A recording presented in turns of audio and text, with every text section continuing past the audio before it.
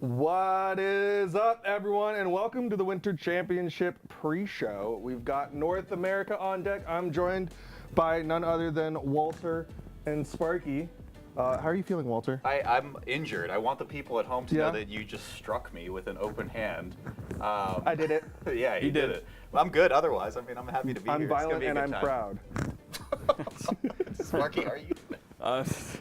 I'm trying not to get myself in trouble.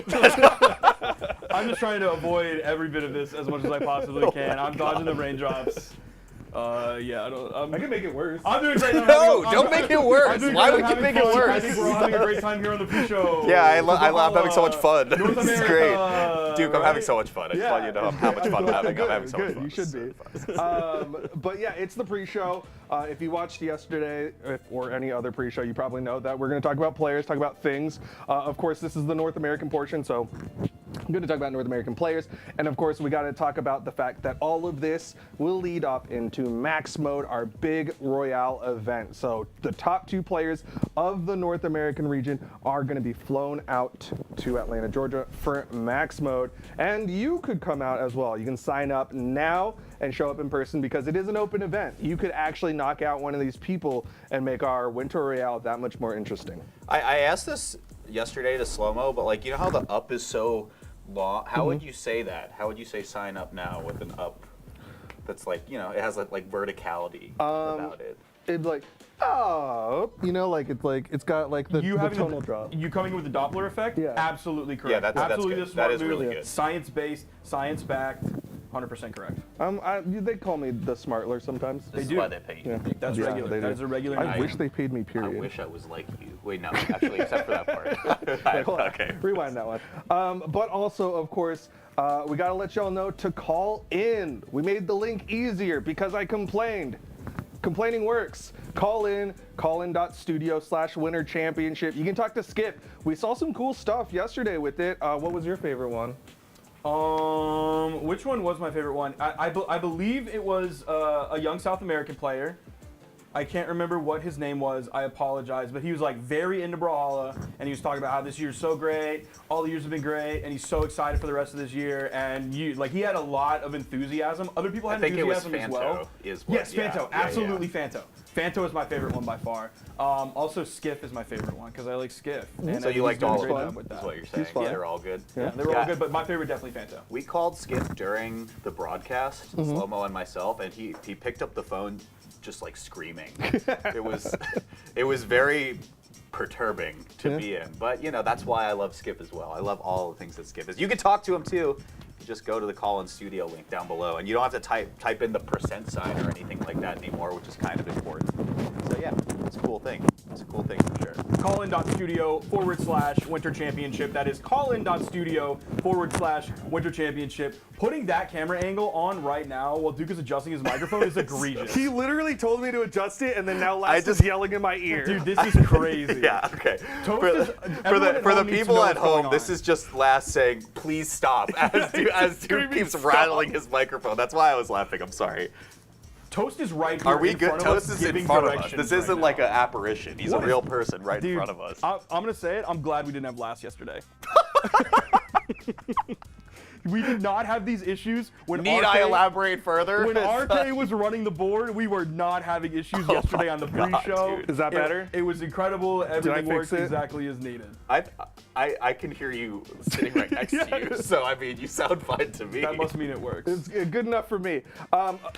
I think it's time to get into it. Is there any other things that we're supposed to say? I know you can't hear anything, but do you remember what we said at the start of yesterday? I don't know, man. Last is driving right now. I don't really know what's going on. I'm just make a job. We're talking about our. don't do that. No. There are people watching at home. There was so much pain. And yeah, it actually just goes straight to the podcast. Like, why would you do that? Okay. I Apparently think we all can of- start with Marky. Yeah, let's The start with hundreds that. of viewers It's at like- home were like worth the collateral damage of Yeah. irritating Last. Yeah, absolutely. I will take it. What's up? Let's talk about our top player, the person who I think all of us have our eyes on. He's probably like the most stable top player in North America right now. And that's none other than Marky Moo. Marky Moo coming in known for his Mordex, but Walt, what else do you know him for? Being the GOAT. Okay, Now, sure. Being so gosh darn good at the game that I truly don't know who can beat him. right now. It is a very interesting stat sheet. I mean, of course, the third place at BCX, first ever showing there, was an unbelievably good showing overall, I say. But first, Moose Wars, first at Plat Fight, one of the lands that we had to close out last year as well. Just on such a upwards trajectory. I think the biggest thing for me is players who have this kind of like meteoric rise into stardom, into the scene, sometimes have this falling back to earth moment. I don't know if or when that will happen for Marky Moo. Yeah, the biggest thing I'm looking at is I'm looking at Plat Fight. And I'm looking at Marky Moo winning Plat Fight, and then the way he won Plat Fight, it was him and Money Holla in both winners finals and grand finals. Right. And no disrespect to Money Holla, we all know how great of a player Money Holla is. Everybody is afraid of his Amugi. Everybody is afraid of his Amugi. And yet Marky Moo, again, no disrespect to Money Holla, Marky Moo dusted him. It was a 3-1 in winners finals and then a 3-0 in grand finals. Absolute destruction. There was, like, the gap between them was so big, and that's already with Money Holla being way up here to begin with, but Marky Moo was just that much further ahead. Kind of feels like Godly in EU. Yeah, it really feels like Marky Moo's kind of running NA right now. Obviously, 2025 has just started, so we'll see if that continues to be the trend. Like you said, sometimes people start to fall off or stumble. I think what helps Marky Moo, at the very least, is he didn't get to, like, the top, right? He didn't get the BCX win, where some people be like, okay, I got all the dubs I can, I'm going to relax now. Instead, he still has something to grind for, so I think there's still potential for Marky Moo to keep pushing at the very least. But he's definitely somebody that I think a lot of people are going to have their eyes on as one of the top players coming into today. Yeah, he's coming in, of course, PR number 3 in the region, a great player. My biggest question is who is going to be able to deal with him?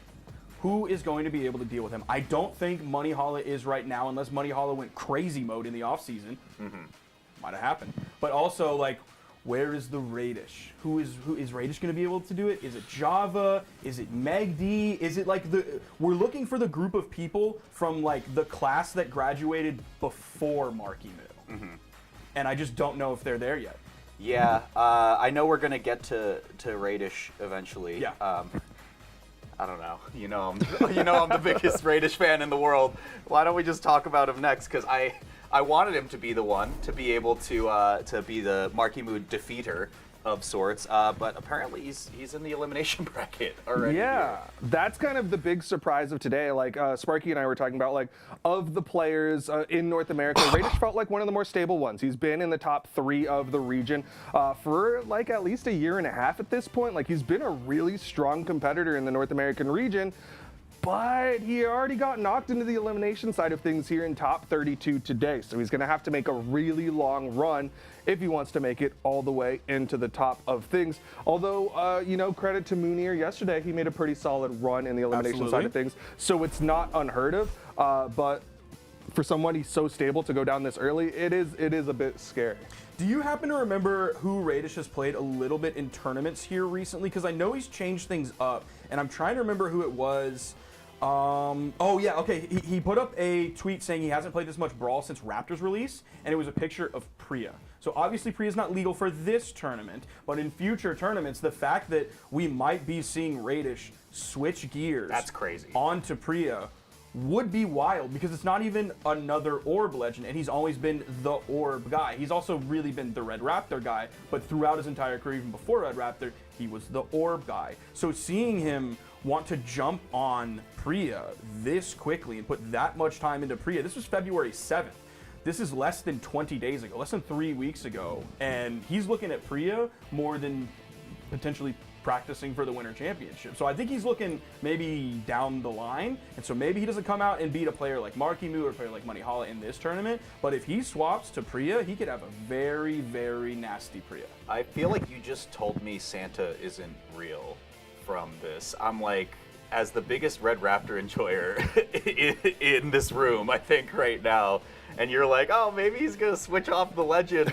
I'm just like heartbroken to hear that statement, but I'm also really excited for the prospects of, you know, what Radish could accomplish with perhaps a legend swap in the future. I think that's really interesting to hear, especially with a new weapon as well, one that isn't like necessarily going to have a lot of reps in the competitive scene until it comes out. Because for me, Radish is a really interesting case study of for the longest time, we had kind of set up this narrative of like Radish is an interesting problem for South America in particular, right? And the reason for that was because of the orb. So if you're telling me he's just going to go ahead and abandon that weapon potentially by the time Priya is tournament legal, it's crazy for me to think about that, right? Like, what is going to be, could maybe he become the North America issue now with this new Chakram legend? I don't know. It's interesting for me to think about now. Yeah, I'm gonna have to ask him if that's actually something he wants to do specifically for competitive, or if it's like, I just love playing Priya, and so when the stakes are maybe a little bit lower, maybe it's a community tournament, it's not a major, it's not a LAN, it's not a Royale, it's not anything like that, I'll chop it up with the Priya and I'll have a great time. It like reinvigorates me to have fun with the game, and then when it's time to go to work, then I swap back over to the Red Raptor. So again, this is all just hearsay, it's guessing. We'll eventually figure out the answer to this, but I'm a little bit excited. I haven't been that excited about Radish in a while until now. And then now we have the idea of him switching to a legend, switching to a new legend. And like you said, I don't know how many people are going to be playing Chakram. It could be 1 million people, like when Greatsword came out and it was really strong. It could be a very small amount of people. We will see. Yeah, and of course won't be legal for this weekend or next weekend. But once it does become legal, we'll see how many people actually make the full commit to Priya. But now it's time to talk about another player, none other than Clem. Clem is, of course, a very cool player, but also a solid Blasters player. What was that? What was?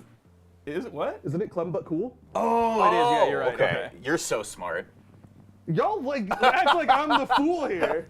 No, I was just confused, and then you gave the little laugh, and I was that really threw me. Because it was a pun. The yeah. little laugh threw me. Man, I don't get enough credit here. But Clem, of course, is our resident Vivi main, right? Clem Nation, right. baby. That's right, baby.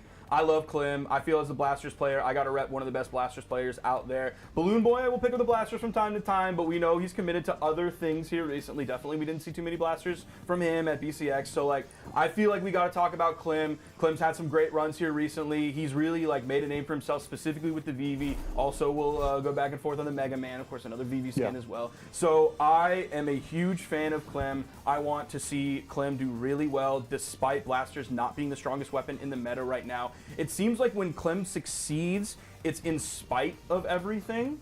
And I love that story, even if he's not like the best player in the world, even if he's not top 6ing, top 4ing, top 3ing every single time. I love Clem. I am a fan of Clem. I am a member of Clem Nation. If Clem has one fan, it's because I'm the last person on Earth. It's because like I'm on Earth. If he has 0 fans, it's because I'm gone. I'm no longer on this Earth. That's right. You got it. Truncated the thing, but yeah, you got the major points. I gave you the spark notes. Yeah, of it. you abridged it. But also, I think Clem's an interesting kind of enigma in the sense that, like, he's 100%, he's pretty much going to be on Vivi, he's going to be on a Blasters character at the very least.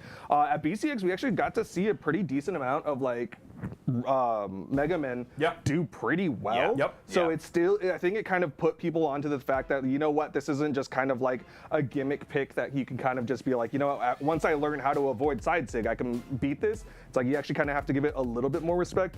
That being said, I think Clem does have some of his things that he like some boxes that he kind of puts himself into. Yeah. He really likes to go for like jump, gravity cancel, side sig like a lot, and it works really well. But I think once people start to kind of pick that apart on him, that's when you'll see him struggle a little bit. Yeah. So I am curious to see how far this gets, especially today in the Winter Championship. Yeah, this tournament to me, I think for Clem in particular, is a really interesting case study of the points that both of you had brought up already. Blasters being a bit off meta, I would say, right now. Probably, honestly, weak if we're being honest, but his words, not mine. His yeah, words. His words. Did you pay him? I didn't. The propaganda? It's not like a widely used weapon right now, I think, and I think there's a reason for that. But it's interesting to me that Clem has still stuck with it despite all of the things that have developed in this off season. So I am interested in seeing where the weapon Blasters goes. I'm interested in seeing where the player Clem goes, because I think of the group that we're talking about, Clem is like around PR 8, on around 20, like 18 to 20. Yeah, so sure. that sounds about right. So one of the lower PR'd players 18, outside of the 18. top, like 15 or so that we talk about,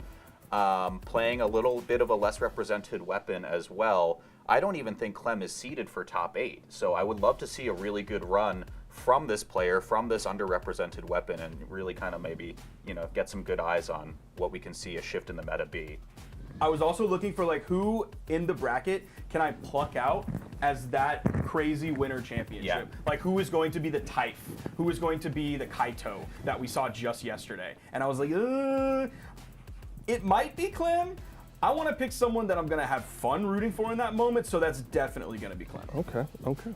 Very fair. We also have one more person that we got to talk about, and of course, almost everybody's like, why haven't they talked about him yet? And that's none other than Sandstorm. Definitely a lot of legacy history behind this guy. If you got to know one name in the Brawlhalla competitive scene, this is probably one of the ones you should know because he is the multi-time world champion, but as of late, he has been struggling. I came in today and Toast was like, hey, did you hear he almost didn't make top 128 because he almost lost? And I was like, oh, okay, our goat's washed. That's what's happening here. But what do you think about him? So he gave me and Sparky the most universal mix-up of all time at Platfight. And Sparky, I want to hear your reaction to this the second time around when we saw King Zuba for the first time ever on a broadcast played by Sandstorm. Yep. Why, I'm not entirely sure, but he was kind of just having some fun with some different legends over at Platfight. He ended up picking up a third place there, so not too shabby overall, but I do think I co-sign what you're saying. Like, some of his results haven't really been all the way there. We're really missing one of those big wins that we have come to know and expect from a player of Sandstorm's legacy, caliber, pedigree, whatever you want to call it. I mean, they call him the GOAT of Brawlhalla, but I feel like he's starting to get caught up to a little bit by the field. I think he definitely is, but it also, I want to give him like that level of respect for he's almost like the tag-along friend in top 4 or top 6, where it's like somehow he's always there. Yes. We don't know who invited him, but he's always there. He always finds his way into that top 8, into that top 6, into that top 4. He did it at Platfight, getting 3rd place, though he did not even make it into top 8 at the Caratada LAN in Rio de Janeiro, Brazil. That was a surprising one, but of course, who knows his like motivations going into that? Was he like, I'm here to compete. Yeah. I'm gonna do the best I can. I'm laser focused in on that. Or was it like, okay, BCX is over. This is going to be a baller trip. I'm going to have so much fun on this. I'm going to get to go over there and meet all these South American players, play against all these people who I maybe haven't played against. And, you know, some people probably got the better of him because he just hadn't played against that region other than the handful of people that have traveled. But yeah, I think Sandstorm, he's just, he's always there. Yeah. How is he always this looming presence? Like we saw in the screen that we had just previously, where it was the Mordex plushie lurking in the shadows. That's what Sandstorm feels like. Does he have the potential to gold medal every single tournament? I don't think he does anymore, given how good Marky Moo is and some other players in the region. But he's always lurking in the shadows, so you have to respect him as a player, and not even just in top 32 or top 16, but in top 8, top 6, top 4. One of the quick things I wanted to comment on before, Duke, I don't know if you have any thoughts about Sandstorm and we move on. You had mentioned, I don't know where his motivation was at the Rio de Janeiro event. I actually had hung out with him for a while after Platfight. And I asked him, I was like, you know, like, what was with the legend picks? Like, what was going on? You know, he says I'm having fun or a little bit. But I think he's pretty serious about like trying to be more motivated coming into this year. And I don't want to speak for him fully. Obviously, I'm just going off of one interaction that I had with him last December. But he said, you know, I think like I'm gonna lock in. Like, let's see what happens this year, and I really want to give it a good shot. Yeah, I have a hard time placing Sandstorm on like any sort of map at this point because he's like such a strong competitor. Obviously, like one of the most well-known names. He's on so many Mount Rushmores. But if you look at community tournaments, didn't really do any in the off season aside from Platfight and Caratada. And then outside of that, like he consistently goes, "I'm gonna play Magyar. I'm gonna play Ulgrim." And you're just like, okay, I guess, and you'll probably do really well. But like, where is his head? I don't know. But like you said, he can go in, roll the dice, and still make it in the top 4. So it's really challenging to really like get a good grasp of how to feel about somebody who's like, he's reached the peak so many times, but lately just kind of like doesn't seem to care that much. I don't know. It's like, it's a weird feeling talking about Sandstorm. I'm looking forward to him this year, though. If he has something new for us, if he just goes back to the old Mordex and will still shock us, seeing him versus Marky Moo, Mordex v Mordex, or whatever legend choices they pick, that'll also be electrifying. So yeah, I mean, I think he is in control of so much of his destiny, more than a lot of other players, given how good he is at the video game. He is very good. But of course, we also got to remind y'all, this is just the start of our 2025. This is our Winter Championship, our first major esports event, but we got a really big one that you can actually already sign up for. We talked about Max Mode, but we also got to talk about the Mid-Season Championship. We got to tell you this early, the information is out there. Sign up now. Sign up early because hotels just get more expensive. Flights just get more expensive. Figuring out how to get a train because you don't want to fly on an airplane just gets more expensive. Sign up now, start.gg/Brawlhalla. And keep in mind, it is in Orlando, Florida this year. The previous times we've gone, it's been in Daytona Beach, Florida. But this time, which camera am I in? Is it this one? Yes. Yeah. This year, it's in Orlando, Florida, so it's in a different spot. Be ready for that. Make sure you look at everything on the Start.gg page so you know what is different from previous CEOs compared to this CEO. What do you mean there's an Orlando, Texas? I went to the wrong one? That's crazy. Don't be that person. Don't do that. Don't We'll be make that fun of person. you. It'd Just be don't really be that funny person. though. Like, We'll do it on the broadcast It'd be and call a you good out. like social media post, and then after that we'll forget. But it'd be funny.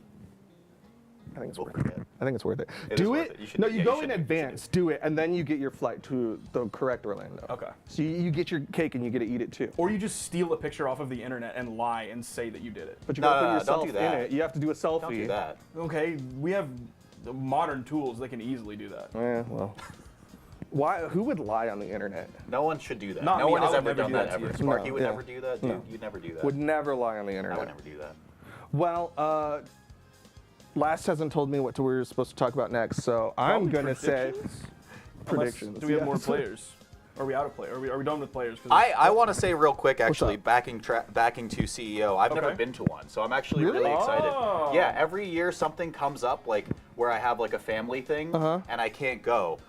So this year I can actually make it, barring Wow. some last Yeah, I minute was like, family don't event that jinx comes it. up. But I'm really excited because I think I had tried to go last year when I had started with Brawlhalla, and just to go for some of the other games and the experience of like the FGC. I couldn't make it, and I was bummed out about that, and it's just been on my list of events that I would want to go to. So, I mean, my word doesn't hopefully, I don't know if it influences you guys at home that much, but I really want to go to a CEO, and I'm excited to be at this one this year. Yeah, for people like us who are like mostly invested in the competitive side of things, it's essentially a mini BCX. Because there are only 2 lands, it's a mid-season championship, it's a big tournament, so most people who go to tournaments will make it out to that. So you get a lot of incredible competition there. Everybody's really focused in on doing the best that they can, and then you kind of have everything after that, and then everyone re-gears up for BCX and then shows up at BCX. So it's a great like mini BCX. Well, that's why it's called our mid-season. It's our midpoint of the season of the year. It's going to be a great time. It has always been one of my favorite events to go to. It's just a great time. Florida always feels great to be in. You get to just hang out, get the great weather, and of course Orlando, you get to go to those theme parks as well. I do think we need to throw out our predictions real quick before we start getting into the gameplay. Okay. So, Sparky, I'm going to let you kick it off. 3rd place, Clem Nation, rise up. He's going to be the surprise podium today here at the North American Winter Championship. In 2nd place, I don't care that he's in the elimination bracket. I bet he doesn't care that he's in the elimination bracket. It's going to be Radish coming through, silver medal, because in 1st place, gold medal, it's going to be Marky Moo. He's going to win yet another tournament, and this is only going to be the start of the gold medal season for Marky Moo. Mine are a little bit boring. Sandstorm at 3rd, I think. I do want to see I think he needs to ramp up a little bit in order to get to what we had talked about, back to gold medal after gold medal after gold medal if we want to see the GOAT status back from him. But I do think he has what it takes, if not today, then sooner or later in this 10th year of esports. Radish at number 2, which, it pains me in my soul, as all of you know, to put Radish at anything but first, but I'm with Sparky. I do think Marky Moo is just too inevitable right now. Yeah, I'm in a relatively similar boat, but different enough. Mine has what? Oh, Oh, no. go ahead. Okay. Go do your thing. Mine has, I have, what was it, Money Holla in 3rd place, and then I have BB Balloon Boy in 2nd place, and then in 1st place is Marky Moo. A lot of that based on, again, I've been looking at the community tournament, seeing how those placements have been going, but it seems like some change-ups have happened since you're holding your hand up. It's not horrible for the Don't- Radish believers, Don't say that. but it is in top 32. Elimination round 2 is Radish versus Java.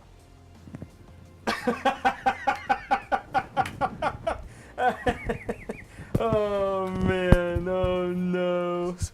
How that noise.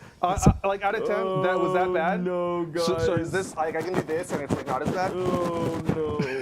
I'm sorry, it felt. I have it It was a strapped to good bit. my body. It was a good bit, and while we get ready to mourn the potential loss of a great player in our elimination bracket, we do got to let y'all know that we have action coming at y'all in just a little bit. We're going to go to a short little break. When we come back, it'll be the top 32 of the North American region here for the Winter Championship. Be right back.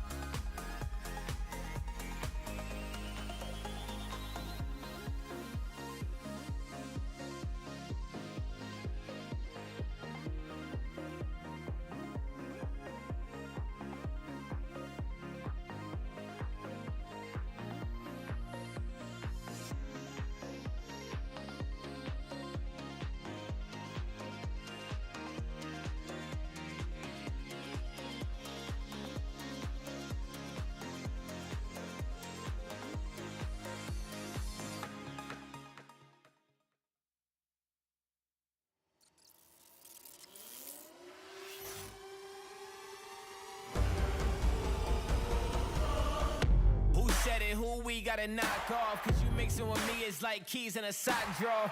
I'm on target like 30 from half court. You're 15 minutes of fame for more than a half short. Going off stage, with down, eating that end light, coming back on, but that's a side stick on the wrong opponent, but it does not matter. Hideaway! Are you kidding me? Hideaway!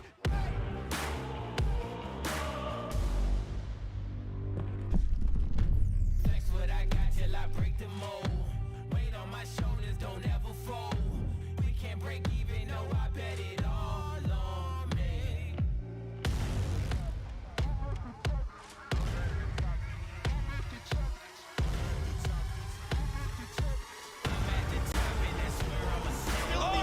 There's the GC side sing. It's instantly punished from Hughes, and he is your two-time Brawlhalla 1v1 world champion. Good morning, good evening, and good night, everybody in the Brawlhalla fandom, as we join y'all live from Atlanta, Georgia, here for the Winter Championship for the North American region. I'm Duke, and joined with me is none other than the giant known as Taza.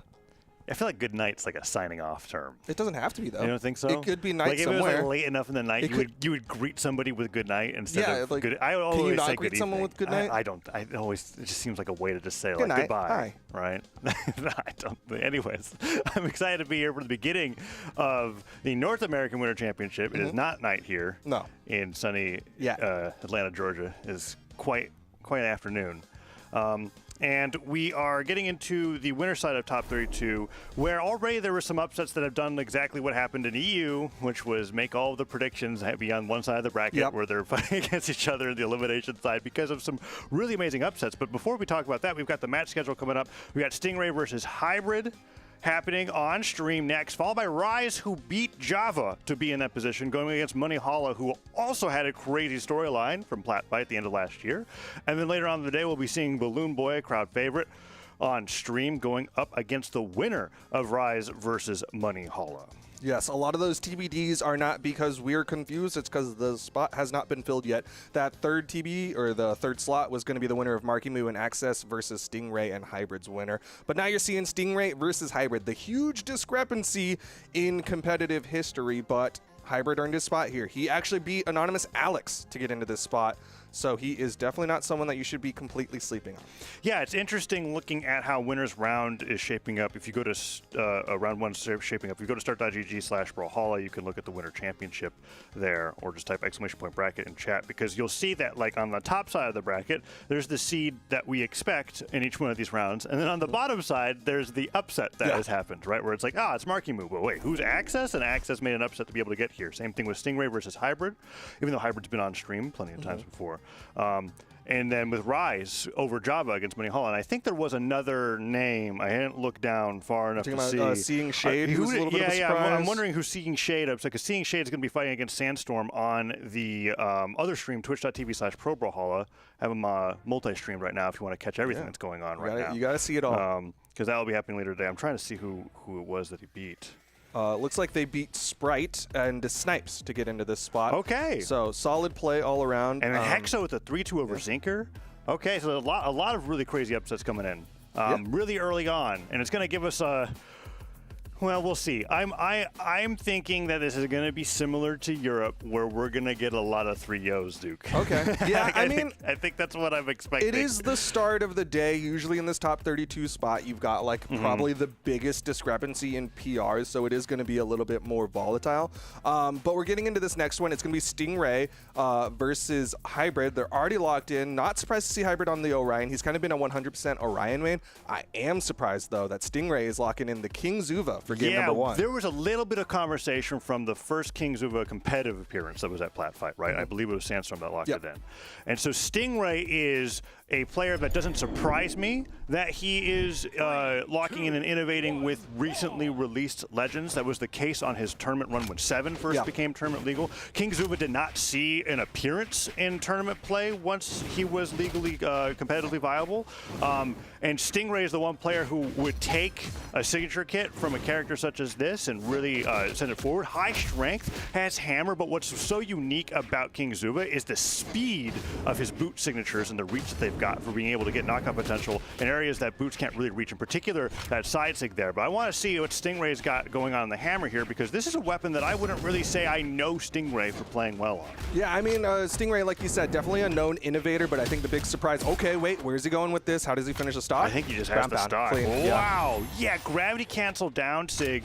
The crater that spawns from him smashing the ground also spawns out of the air when he smashes the gravity cancel cloud. And then it leads to a spike that's actually very similar in fashion to the neutral sig that he just got hit by twice. Stingray going down in the same fashion that he spiked Hybrid in through the classic Orion neutral sig. Classic Orion plays right there.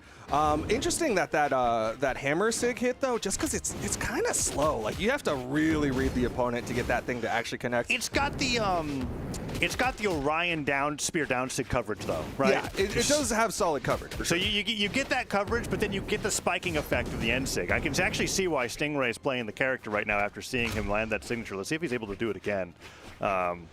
Goes back over the hammer, although he did a lot more damage before the down sig spikes as far as it did last time. Hybrid, in the meantime, doing quite well in the lance and holding his own against Stingray, who I think is very much in favor here. PR 10 versus 45 in terms of just the sheer competitive results stacking up against each other. All right, Stingray goes in, hits that side air, goes again for the down sig. Hybrid staying just below it, not able to punish with that wall touch side air. Yeah, Down didn't line. quite descend as far off the slide charge as he may have liked. He might go for it again here. Stops there, puts him off stage. Down sig comes through. Nice side sig, and the power behind that attack just catches him. And like I said, King Zuba's interesting. He's got a weapon combination that I don't think is super popular, aka hammer on any legend. It's kind of hard to. That spikes again. Wow. Spear and sig. He's so good at landing. You think Stingray would be ready for it, but he wasn't really known for the neutral sig on Orion. He was known for the down sig. But as I was saying, hammer legends are rare to be picked up from people unless it's Taros. And seeing Stingray do that here, the thing that I think that's going to catch a lot of people off guard is that King Zuba's signatures are fast. They hit quickly and they hit hard, and you only get the second part of the animation if it connects. So if you whiff, it's not as bad. Here we got Stingray on the side, gets the down sig. That's going to spike into the weapon throw, force the dodge. Nice. That dive kick will secure the game, and that's 2 down sig knockouts and a side sig. Stingray doing the victory there off of the back of the hammer for the most part. The boots came in for a ground pound after the down sig spike on stock 1, which we're probably going to see right there. There's that ground pound, but the reason why Hybrid was off stage was because of the hammer. It kind of feels like both of them have this very straightforward game plan right now. I'm curious to see how it evolves, but it feels like Stingray's whole game plan: do the down sig, go for the weapon toss, go for a final hit to finish it off, and then on the other side, Hybrid's just like, I'll do spear and sig, and then try to finish it off. I'm very curious how they're going to make that not the only thing in their kits. Yeah, and it's also what I'm curious about, right, is that that it's only really a problem if the opponent starts adapting to it, right? So far, it looks like Stingray very confidently is using down sig, and Hybrid is getting hit by it. In the same time, Hybrid is very confidently saying, oh, my opponent is at red end of the ledge, I'm going to neutral sig, and it's going to get a stock. So I don't know if they have to change anything if they're not really putting in the adaptation. So it's just, we'll see how it plays out. All right, swapping weapons here. Hybrid, unfortunately, not able to pick up. Again, down sig hits. Over the corner. You get down sig again here. Recovery. Yep. Oh, went for the recovery. He did touch with the down sig. The third time that stock will just get the knockout. Stingray putting all of his chips into that down sig bucket. That is a lot of damage and a lot of effectiveness. It's kind of huge. The crater, yeah, it's massive. I'm looking at that, I'm like, that's hard to dodge, especially with how, on average, small the walls are on a lot of these stages. Like Fortress of Lions has got quite long walls compared to Demon Island, and it still covers the majority of that. Now he's back over to the boots. We've seen, I think, a neutral sig connect. No, the down sig's the one where he spikes the mountain on the ground, right? Yeah, so it's that's connected. But other than that, the boots have been mostly just, oh, nice job. Hybrid with the gravity cancel side light. You know, as early as Hybrid loses these stocks, he's been closing them out really quickly. For sure. All right, weapon advantage to Hybrid, though. He's got to push this. Nice. The dare into the neutralite. Nice. Again, the unarmed neutralite with the weapon toss for coverage as well. Trying to starve out weapons. Hybrid's doing a really good job fighting for his life here. Yeah, brought the Good damage start. back, Yeah. goes over to the lance. It's been 3 weapons in a row that Stingray's lost. Oh, he didn't pick it back up after the missed downlight. He really needed to get that, and Stingray finally finds a hammer, stomp, recovery down here. The Russian Mafia does not take him off the top. The Stingray does deny the weapon, however. Down Punish? super out of the way there, but Hybrid's still not really sure how to punish that just yet. As a dash jump forward side air will take him down. Hybrid was really playing that stock perfectly until he missed re-grabbing the lance after he missed the gravity canceled downlight. And then Stingray was able to get tempo back into his favor, and now he's over here on the hammer, keeping Hybrid on the side. Let's see if Hybrid's able to get this hammer out of his hand. Stingray does tend to go for a weapon throw to break neutral sometimes. Oh, but that gravity cancel down sig is just destroying him. It doesn't get the downlight afterwards, so he doesn't pick it back up. Nice. Did pick up the weapon toss there. Stingray's doing this thing where he does a like kind of the half jump gravity cancel down sig, similar to how people do like that for the stomp. Because it covers both jumps and staying grounded, he's doing it really well. Good side air will finish off the stock. But once again, Hybrid is behind. He's going to have to play pretty well here. Yeah, hammer, I think, primed up for Stingray. Nice job on the pivot there. Ooh, gets the downlight and into the weapon store. The bonk into the downlight and like goes for the ground pound on the dodge in read. Would have been so fantastic, but Hybrid doesn't get it. Stingray goes back to the stage, gets the hammer, scoops him in the air, tries to nair him on the way back down. Pivot down here, not going to land, but Stomp Sarah put him off stage. It's a down sig time. Stomp Sarah. And the down sig gets punished. Dare, side air, Hybrid knows he has no jumps, but Stingray's dodge comes up in the last second, and that Stomp Sarah might give him the edge grip that he needs. There's so many ways that he can down sig here. I don't know if he's going to do it, though. He's going to wait for Hybrid to come in. You can see him trying to give some room there. Hybrid whiffing that grounded down air. Stingray really sharking right underneath him. It's No terrifying because if he doesn't down sig, the stomp is just as scary, right? So, like, Stingray's got a few options here on how he can surprise Hybrid, and Hybrid's not putting out a single move. That nair downlight doesn't get punished. It does. Dare off the top. Stingray with the patience, and Hybrid just could not hold out long enough to be able to wait out. I mean, it was clear that Stingray was just like, I'm not going to act first. Yeah. He's like, just do something, but he stays like right on top of him. And that's really, really difficult to do. You can see that Hybrid tried to like, there was like lance nairs were coming out to be like, hey, if you're going to be jumping around in this space not doing anything, let me hit you with the biggest AoE move that I've got, but it just didn't work out. And then Stingray finally punished him on the most laggy move there that he whiffed, which was that downlight. I imagine he didn't even really want that. No, I think he did, because Stingray catches was like dash throughs. Yeah, well, Stingray was staying really stacked on top of him, so he's like, what's my grounded option that stacks? Downlight is usually your option. You don't usually do neutral light, but both of the picks and also both were punishable. But there you see in the head-to-head solid damage put out on both sides. Yeah, Stingray just he's getting the upper hand early.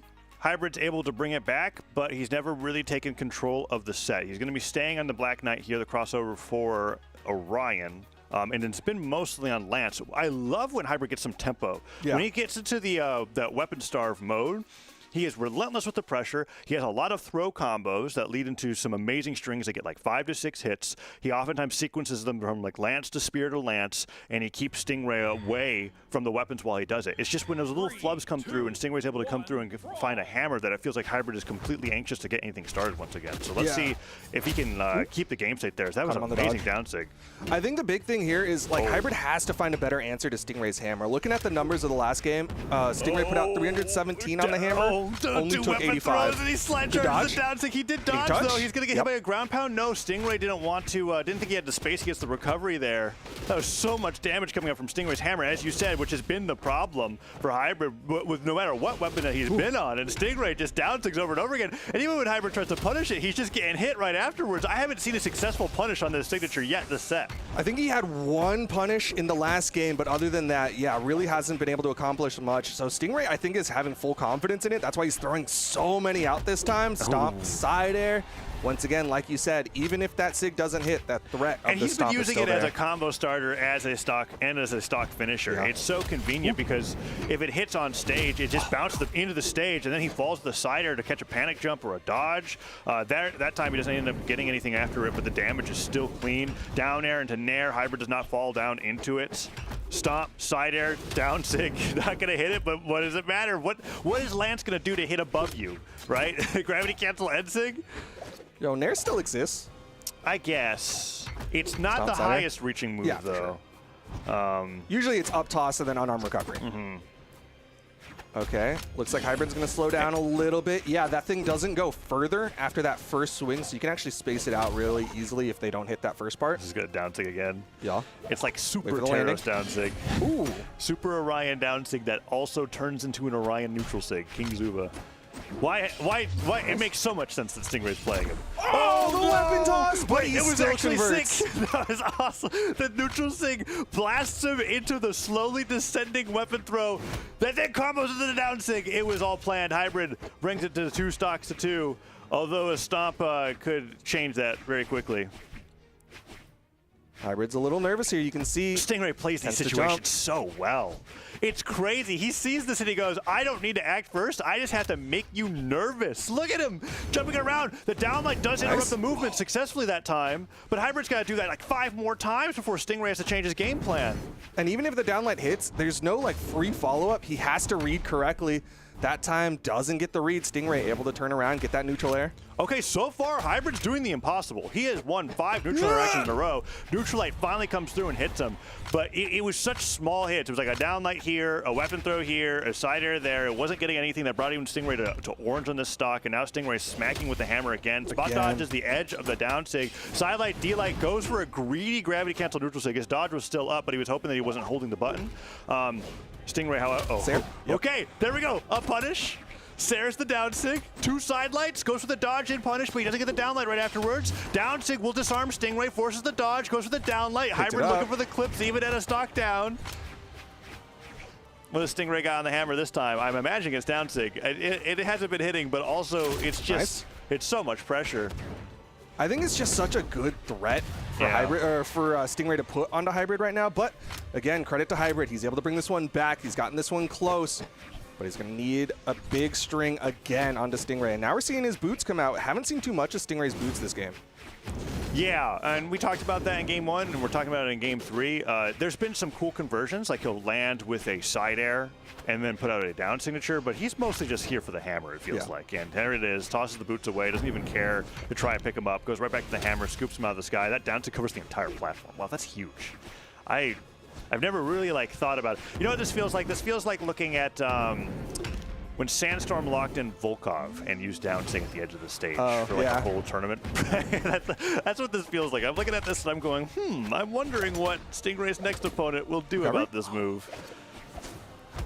Because it looks good. Side sig comes through. That could just knock out from center. For sure. If he hits it right. It's such a powerful move. Oh, Hybrid maybe was baiting for the N-sig. He's going to start hitting those exclamation points. N-sig gets at an angle that would have covered where that Sarah was, but Stingray just responds. Nicely reacted to. Gets him with that side air and sends him off the side of the stage, and that's going to be it. What's He thumbs down. Bro, you got 3 out and you thumbs downing. Like, 619 damage going up in that game. That was the down. We're going to see a lot of down sigs in these highlights, I think. Yeah, there's another one. Oh, this is where he down sigs again, right? Yeah, after the missed recovery. It caught, like, behind his back and over his shoulder. It covers a surprising number of spots. Yeah, that is... Wow, that's brutal. And then, like, the direction that you face when you gravity cancel, it means you always guarantee a spike in the direction that you want, right? It's not like in the case...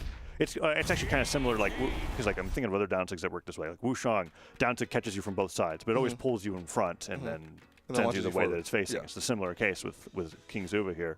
Wow, dominant performance from Stingray. I think Hybrid did a good job in games 1 and 2, but by game 3, even though he wasn't getting hit by down sig anymore, he was not hitting Stingray out of it besides like a side air. And then Stingray's hammer fundies are still amazing. So he just really couldn't keep up. Yeah, really felt kind of like a mental boom for game 3 where Hybrid was just like, this sig again, what do I do? But either way, it's on Marky Moo now to try to find a solution to Stingray's hammer, because it is going to be Stingray going up into Marky Moo to qualify for the top 8. Stingray continuing his run and also continuing to innovate. Yeah, very excited to see Marky Moo versus Stingray. Yeah. I'm excited to see Marky Moo versus anybody. He's my favorite player to watch in North America by far. So that's just going to be awesome. But especially if Stingray sticks with the King Zuba going up against Marky Moo's Mordex, because I think that's still Marky Moo's go-to ever since last year. He's just been phenomenal on it. But before we talk about that, we've got our next matchup coming up, which is the second place finisher to Markimu at Platfight. It is going to be Brawlhalla going up against Rise. So Rise, interesting player here. Really breakout performance to knock Java into the elimination side 3-1.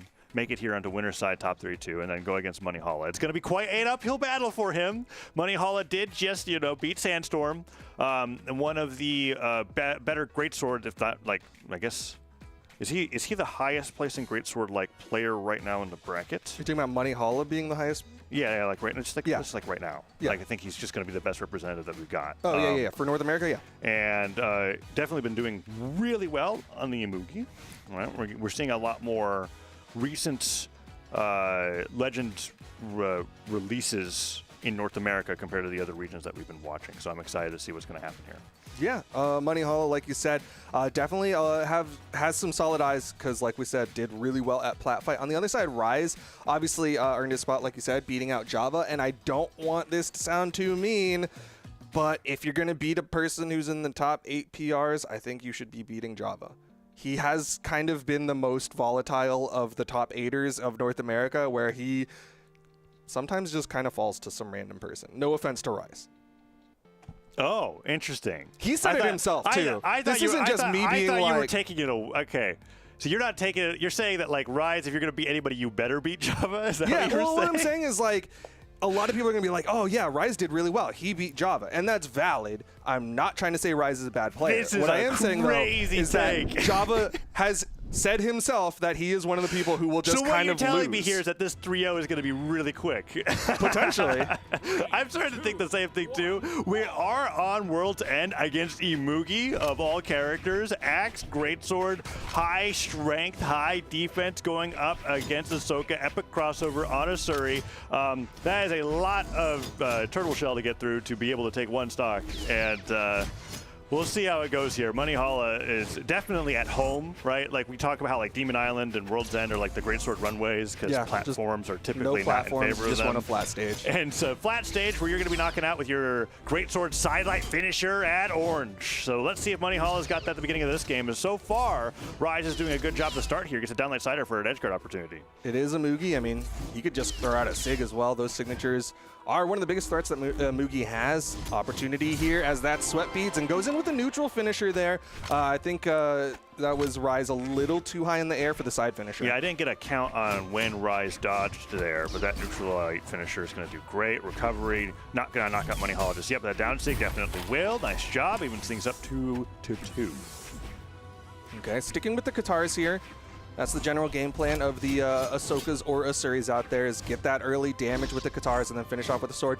Surprised that dash downline actually didn't true convert. Oh, that silent finisher almost gets him with a Sarah all the way out. That kind of edge guard is reminiscent to me of South America, where it's like watching Fiend or anyone with a spear get a combo and then jump all the way out, no hesitation, go for the cider while they're still out in the blast zone.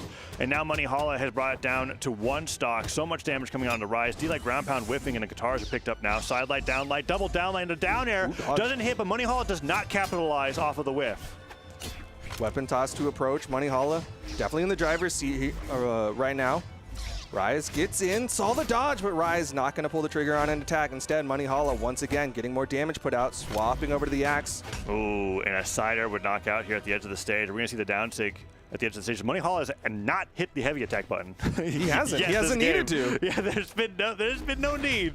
Down air, weapon throw, sweating, has a gravity cancel end does touch the stage. Surprise both of them, I think, are the same finishers from before. Max range on that from center stage. Dash downlight to approach. That reached so far. I don't think Rise was ready for that. And downlight's got a little bit of momentum built into it, right? Yeah. So it's a little deceptive on how that reaches, but that was twice that he caught Rise with that downlight. I think it was like downlight, neutral light bridge, neutral light finisher.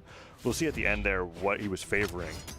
Yeah, that neutral light bridge finisher. That was something that usually greatsword players favor the downlight bridge or neutral light bridge and then side light finisher. Yeah. So it's interesting seeing Brawlhalla have favor towards that going into game number 1. Maybe because of the nature of World's End, where it's like neutral light as a finisher. Well, I'm curious as a whole because Brawlhalla is the first greatsword player that I've seen as of late that does more than just down bridge. Like just there, he did side bridge, which again is just like, I need to ask a greatsword player why you would do these other ones, because down bridge has historically been the best option for covering multiple like jump responses. Just from what I'm seeing on how Moneyhalla has been playing it, my suspicion is that it has something to do with that positioning at the edge of the stage, and where the neutralite bridge puts his opponent, which is like in that area top left of him, right? And then he's able to respond with a sidelight finisher if he thinks he's going down, or a neutralite finisher if he thinks he's going up.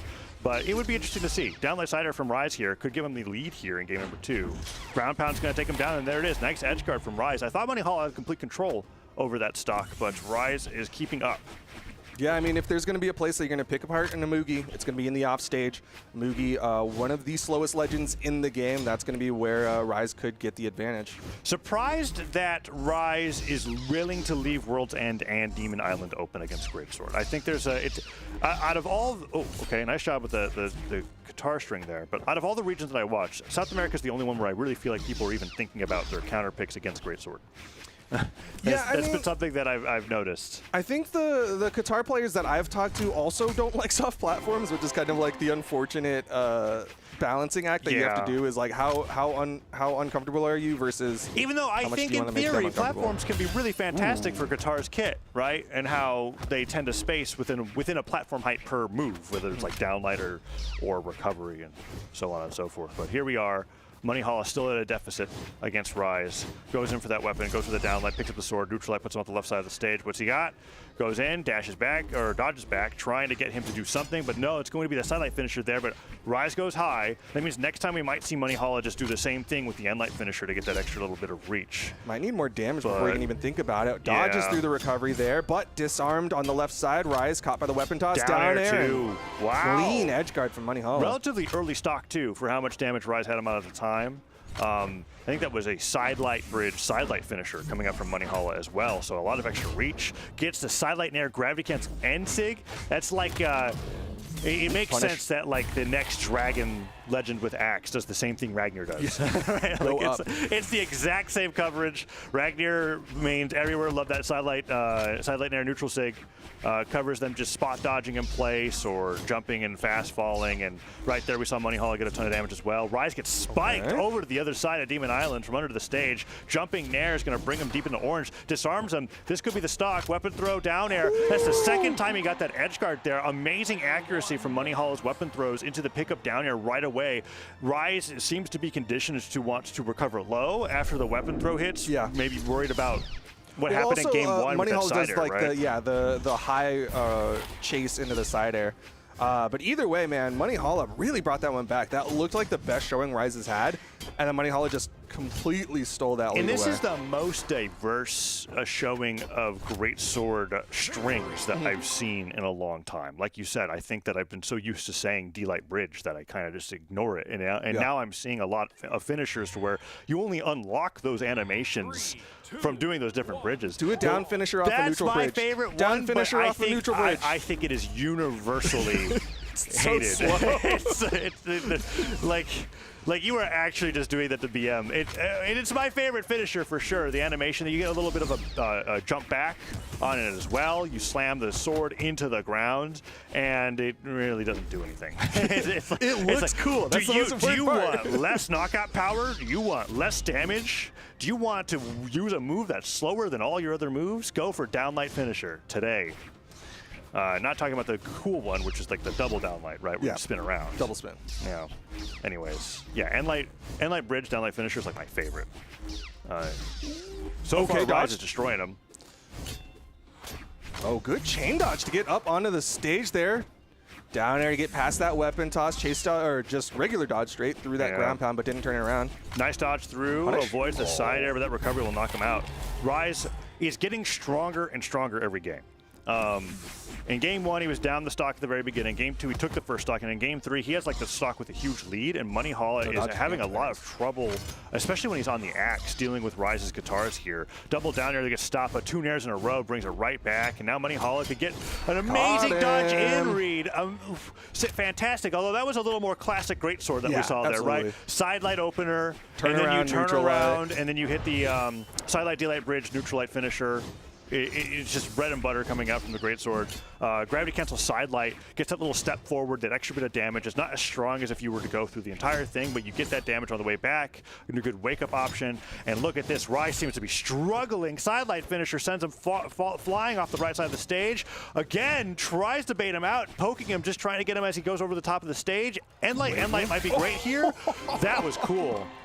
Down Sig to really catch him off guard. I mean, he has been conditioning him to only worry about side light. He's thrown out maybe 4 signatures across the entirety of this set, but they have been pretty consistently hitting, except for that one side sig that Rise was able to dodge backwards to avoid. Oh, the side light into the dare stare catches the dodge. Moneyhalla's out of there at orange. It doesn't matter if you have 20 billion defense. Katars could do that to you at any amount of damage, and Moneyhalla falls at quite low damage. Rise brings it right back for a potential game number 4 if he can take this one. And he's continuing to go with the neutral stick, the dunk into the recovery, tries to get the nair. Moneyhalla switches it around.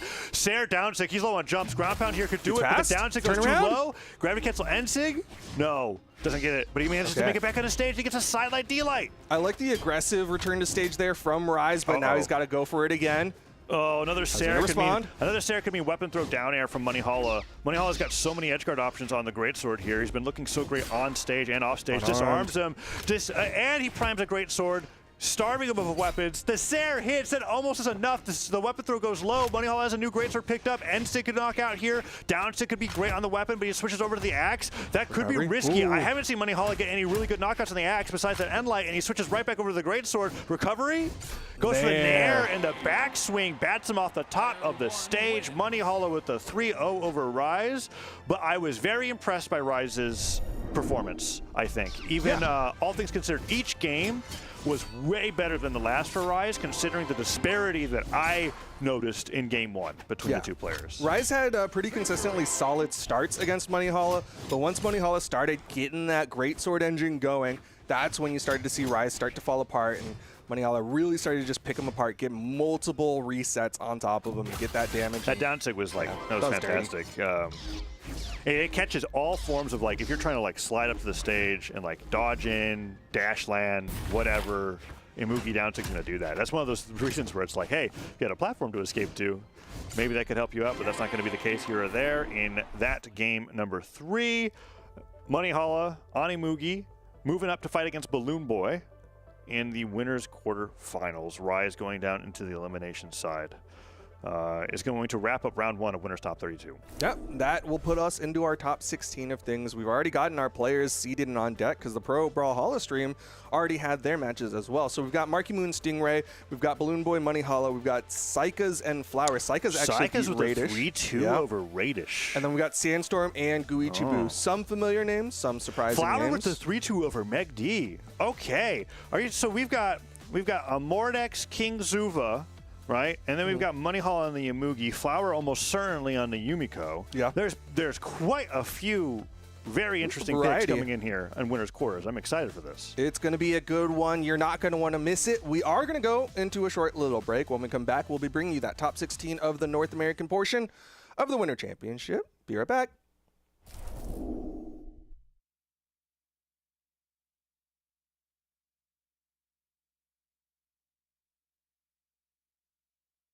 So how you feeling about year 10 esports in Brawlhalla?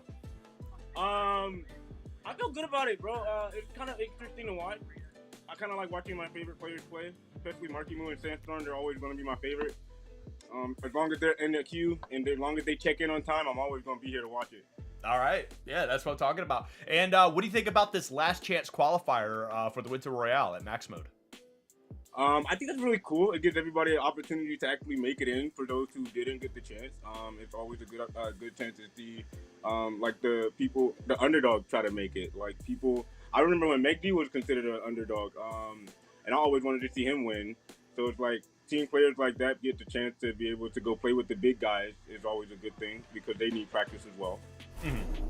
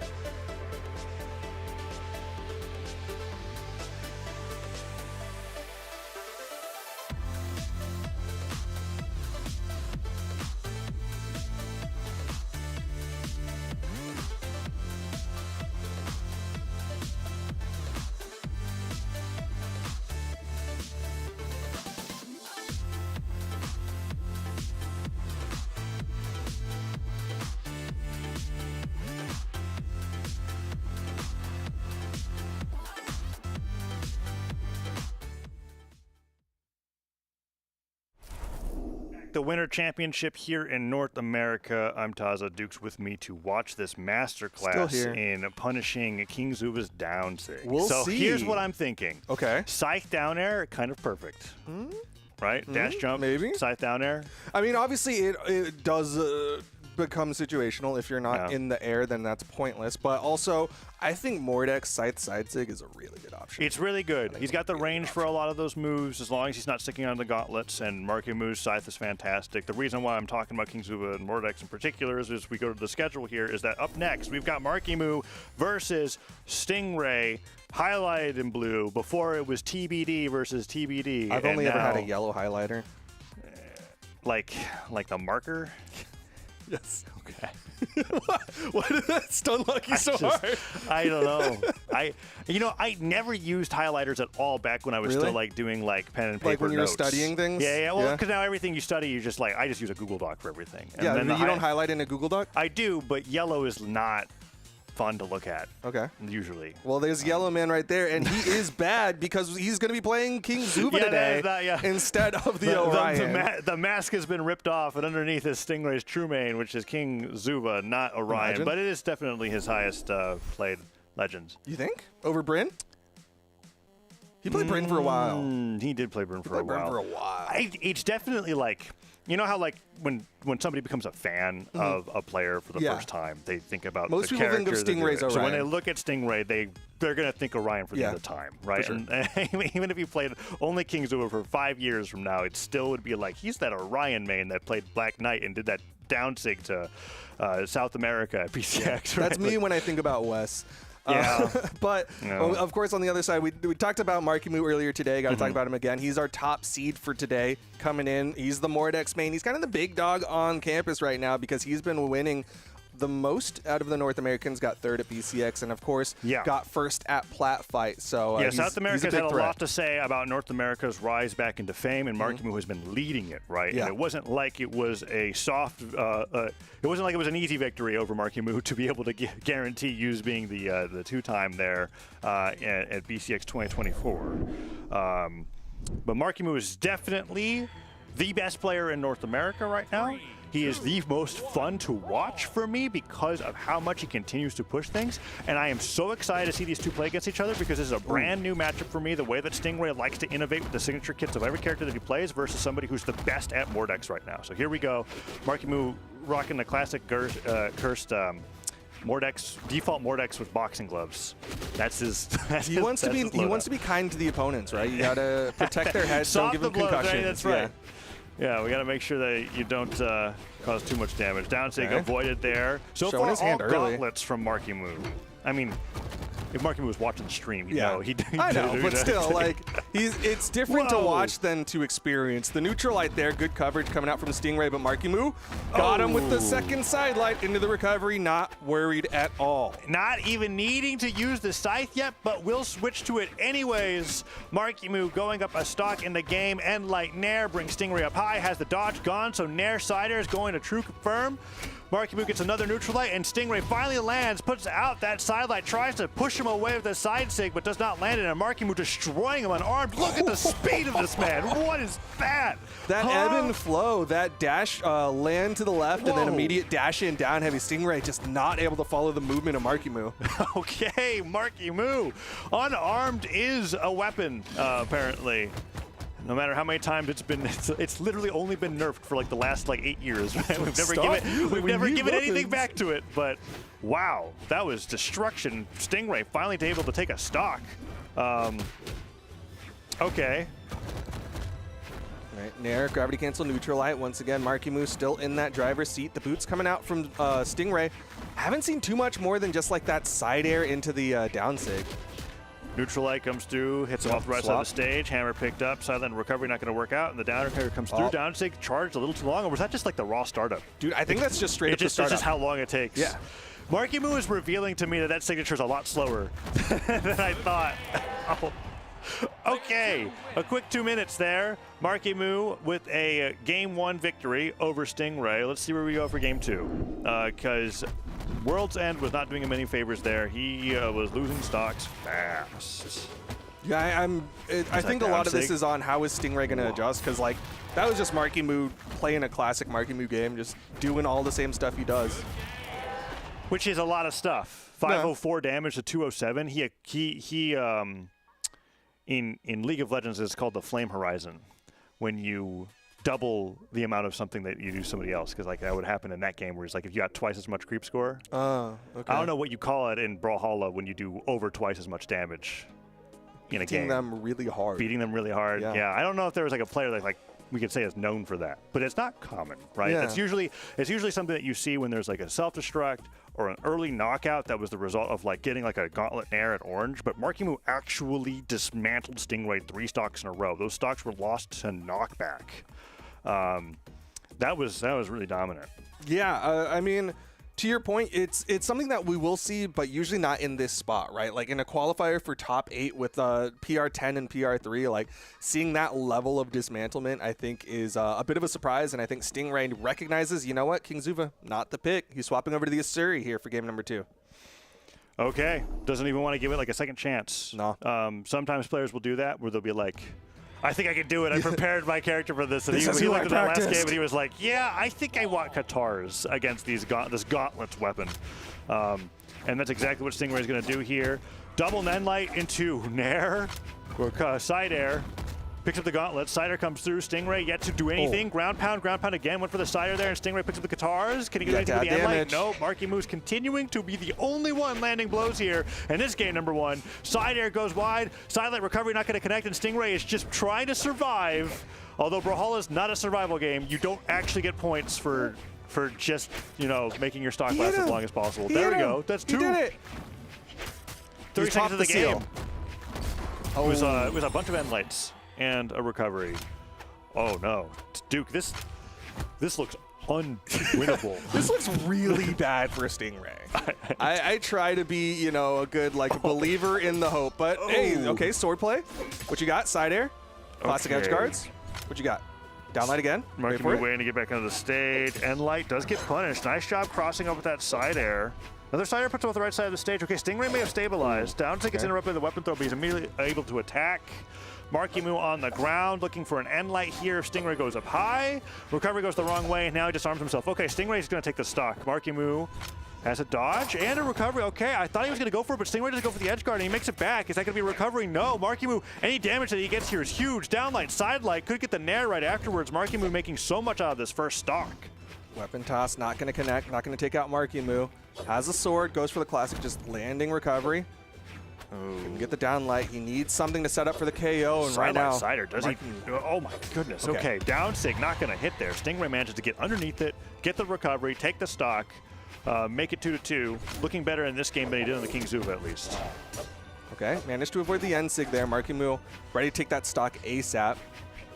Goes off stage, gets the ground pound. Whoa. Final stock here for Stingray. So quick on that ground pound, too. No hesitation, reacting to Stingray falling off into the push-off column, gets the ground pound, gets the knockout, and that's just going to be enough. He went to throw a weapon throw just in case he didn't have enough knockback.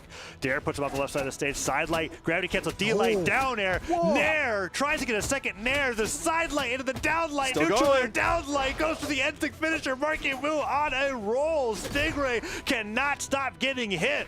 Just showing him a combo video. Gonna see that one on YouTube later. Marky Moo gonna finish it off 2 stocks to 0, and he is showing why he is coming in as the top seed, showing why so many people were like, yeah, this guy's the guy. What do you do, Duke? What do you do? Uninstall. I guess. DQ yourself now. Yeah, I'm sorry. He did over double damage again. Wait, hold on. 278. I think it's just barely not double. Yeah.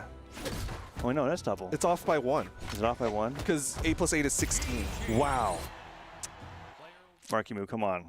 Yeah. The reason why it was called the Flame Horizon is because Flame was just like the top laner that did it all the time. Okay, well, so if Marky Moo's going to continue doing this, we need a new term for this. It could be Marky Mooing. Marky Moo. He's been Marky Mooed. I don't think that works in other contexts. When it's like somebody else that does it. Okay. I've just never seen somebody this consistently double the effort of their opponent. And it's not like Stingray's bad at Brawl. Yeah. I don't. He's not bad. He's really. We just Chat, saw how remember great he did. beat Kinda in BCX 2 years ago? He's not bad. This is so brutal.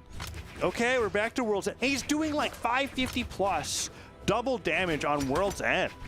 Stingray is now back over to what everybody knows him for, Downsig the Legend. Yeah. Otherwise known as the Black Knight. Single-handedly got that spear Downsig nerfed himself. But It's not asterisk. No, yeah, it's kind of true. That is pretty true. Everyone saw that kind of clip and they went, we're reducing that damage. That knockback is going down. He's looking better. Ooh, that landing dare into the Downsig. Every Downsig that Stingray lands, Downsig loses 1 damage. If only. Chad's like, please, mechanics. All right, Nair. Because he has landed 2 of them so far. This is a huge lead that he's got over Markimu going into game 3. You know, credit to Stingray, he's playing very different weapons game after game, and it's not really taking him a lot of time to get into the flow of it. I still think that Spear, for a while I called Stingray a Lance main, even though he's always called himself a Spear main. Yeah. I do think that Spear is his best weapon, especially after how much effort he put into theory crafting and experimenting with 7. Yeah. And just looking at how well he's doing here in this game 3, No side sig after side sig. Markimu was trying to punish it, but honestly, Stingray's now matching the pace of Markimu. He's almost up 3 stocks to 1. Nice. There he is, recovery on the dive kick. Markimu is lost. That's how you turn things around, but still, Markimu's already won 2 games. All he has to do is make an adjustment for 1 ground pound, not going to hit. Oh, the Markimu weapon dodged throw. through. We were talking about how does Lance get back to the stage against King Zuva with Hybrid, and there was that weapon throw recovery that you were talking about that Hybrid wasn't doing, that Stingray just did here against Markimu. Now bringing him into the orange here, Stingray with a very comfortable lead. Let's see if Markimu is able to bring it 1-1. Okay, back to the spear. Didn't take too long to pick up a new weapon. Downsig again. Downsig again. Do it. Watch the Downsig, though. Oh, it doesn't land on the stage there. Downsig would have been perfect, but he decides to go for some dash land movement. Side light, D-light, Sair. Recovery's going to knock out Stingray with the 2 stock in game 3, and just like that, thank you, Stingray. The other legends just weren't doing it, and he returns the favor, 566 to 245. Whatever the result of the game is, it's somebody doubling the effort of the other. This game has just been very, very back and forth. Let's see what Markimu's got for the next one. Is it going to be a stage change? No, they're just agreeing to World's End every single game. Here we're going to get the side light, D-light recovery.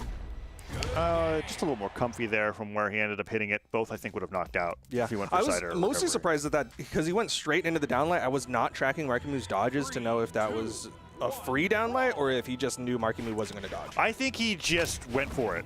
That's what it felt like. That's what it felt like too. And then sometimes it works because even though it's not a true combo, a lot of strings in Brawlhalla are like 1 to 2 frames on a dodge window. If you catch somebody slacking, it could be the difference maker in whether their stock's still on the screen. And we saw just like that in the previous game, whether his dodge was up or not, Stingray was ready to go right away off the side light into the down light. Markimu now was dribbling with the down airs, goes for the side air right afterwards. Stingray not starting off so hot here in game number 4. Double side light recovery. He's going to take him down in 28 seconds. He's out of there. Looks like the adjust has come in. Markimu going to lean more onto these gauntlets, and they are doing so good. Got him with that read, that dodge down punish with the gravity cancel side light, and Markimu already going for the second stock. Nair. Side light. Okay, Markimu destroying with gauntlets. Unstoppable, Nair, man. gravity cancel, end light. The downsig does tack on some damage. No dodge. Gets hit by that dash. Fast fall, pivot side air off the right side of the stage. Ensig could spike here, but I don't even think it would knock out, even at this amount of damage. Another Nair. What is Markimu going to get off of that? No, the side air just sends him to the left. Stingray's got to take the stock now, and instead he goes down 3 stocks to 1. Duke, it is going to be another 550 to like 200 game. Yeah, it is. They are just clobbering each other. But it's in the favor of Markimu right now. It took Stingray a little too long to get onto this Orion pick. Let's see if he gets the stock here. Downsig dodge out of the way, and Markimu gets a side light. Weapon throw does not combo into anything. Stingray's going to get a Sair, anything. Down air's not going to knock out. He's got to get a side air. Downsig will do it. Okay. Just in the same way that he is down 2 stocks to 1 right now, Stingray has 2 stocked Markimu with the same amount of health. So let's see if he can do it. All right, spear in hand, goes for the recovery. Markimu with the dodge down, but still eats a Nair, avoiding the Downsigs this time. Looks like Markimu knows it. Yeah, and punishing it too, not just avoiding it. Oh, neutral light comes through though. Stingray dash forward, dash back. Jumping at him with his back towards the wall. Oh, Downsig sends him out the right. Tries to get the dodge with the end light. Doesn't get it. Pogo, reversal, side light, D-light. Went for the pivot down light, but Markimu does dodge down, and that might be too much to come back from. He is sweating down to the bottom of the stage. Avoids the end sig, comes in with the downlight side air. Can he finish this stock? Okay, he's low on jumps. End sig could be huge. Edge guard? Pogo? He touched though. Pogo forces the jump. The downlight's the wrong way, but avoids getting hit by the Nair. It's now 1-1. Stingray can do this. Basically a half stock to play with. If he does it right, he could put this into game number 5. This is the side air. Pummel comes through and light. Oh, Stingray slowing the game down a little bit. Down light, side air. Not going to go for anything too greedy. Yeah, it doesn't follow Gets up. the double nair recovery. Oh, I thought it was going to be triple nair. No. Okay, Avoids yeah, the went high. double side light. Stingray gaining the damage on the Markimu. There's the neutral light. Another neutral light hits. He's now disarmed, but Stingray just gets punched in the face out of everything that he was expecting to happen. He didn't think Markimu was just going to let a side sig rip after having his weapon disarmed from him, but it was enough damage, and Markimu knew his damage ranges. That's going to be the knockout and the win for Markimu. I was so convinced that Stingray was going to make the 3-stock comeback. He was close to it, but man, Markimu had a good read there. He went for the weapon toss, and it actually forced out the spot dodge from Stingray. Stingray reaction dodge. That's a good call. And then I didn't Markimu see was that. like, all right, gonna swing on him. Yeah, we'll get to that replay in just a second, I think. There was that recovery there. I want to see exactly what you were talking about. There was that pogo. Here's that edge guard. Could Markimu have... I don't even think he would have touched if he drifted. Yeah. Right. So here's This should that be the moment. weapon toss. Okay, there's that weapon throw. You're right, the dodge was gone. And then Markimu was like, wait, what is he going to do? If he's so focused on the weapon, I guess Stingray had to have been 3 steps ahead and just been neutralizing or sidelighting there to catch him out of that. And if he was, a side light could have possibly led to down light side air, down light recovery. It could have led to so much more. Oh, it was so close in that final moment, but Markimu won the 50-50. Right. Yeah. But you know what? It didn't go 200% damage above. It did. That was a close one. It was one. a pretty even one. That was nice. That was a good one to end it out on. Oh, if only we had that Orion the entire time through. Although I completely understand Stingray loves to push the new legend that he's working on in competitive play and see how far he can get to. The Asuri was a little interesting, but...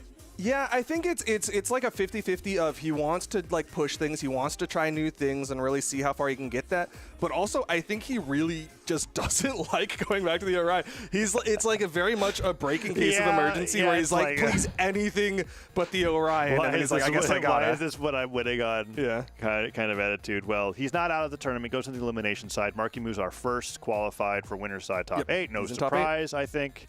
Definitely the dominant force in North America at the moment, and now we're going to be going to the fan favorite, I think. There's the crowds at BCX for when Balloon Boy was on side stream or mainstream, no matter where it was, because he had a pretty tough run at BCX going to the elimination side a little bit early, so he was on side stream quite a bit. And every time that he was there, the crowds were the biggest around side stream. It's Balloon Boy, who's been playing a lot of Zariel, as you can see right there. Sometimes brings out Diana as a pocket pick. It's going to be going up against Brawlhalla, and this one I think is going to be close. It's hard for me to call this. I think Balloon Boy has a lot of close matches around that PR 30-1 area. It's like he's not a player where I'm expecting where it's like with Markimu, unless you're top 10, I don't even think you've really got a chance to make an upset over Markimu's consistency right now. Balloon Boy's got some tough matchups. I don't know how he's going to do against Moneyhalla's unique style of Greatsword. I think Moneyhalla is actually surprising a lot of players in North America right now with how he plays. Yeah, this is definitely going to be a really interesting set. I'm honestly kind of most excited for this one. I got a lot of faith in both of them as players. Interestingly enough, though, Balloon Boy starting off with the Diana. Yeah, he's known for the Zariel, but looks like it's Diana. We talked about it a little bit. This was a pick that did show at BCX. Yeah. This is a pick that Balloon Boy first made his name on and then had the success with the Zariel and stuck with that, usually playing Devil Jin. But it's going to be Diana for game number 1. And this is cool because Blasters as a singles pick is almost unheard of. It's gotten a little bit of propaganda, man. To recovery. But ever since D-Light recovery takes 20 more damage now, nobody wants to touch the weapon. And it was already a pretty unpopular weapon beforehand. And with Boomy and Cody Travis exiting the scene on a mainstay basis. The major Blasters players, there's left a void. It wasn't like there was a field of Blasters players before. Like Luna was playing Lucian, mostly for the Katars, but the Blasters still looked good. But with Luna, Boomy, and Cody out of the picture, it's a rarity. And we see Balloon Boy opening up strong with the Blasters so far here against Moneyhalla in game number 1. Yep, going relatively even. Oh, okay, good in there. Dissuades that slide charge down sig that Moneyhalla was going for. Reaches with that down light, but it's going to be the side sig that connects. Balloon Boy in a little bit of trouble here. I thought he would go for the weapon throw dare, but Moneyhalla tries to catch Balloon Boy in the dodge in, and Balloon Boy just gets a good recovery. The gravity cancel ends it, catches him on the back of the platform. D-Light ground pound could knock out. Oh, good recognition. He looked at him and went, wait, he's not going to actually drift, and he just continued to fall beneath the stage, went all the way around to circle around Moneyhalla so that he would fall down to his doom.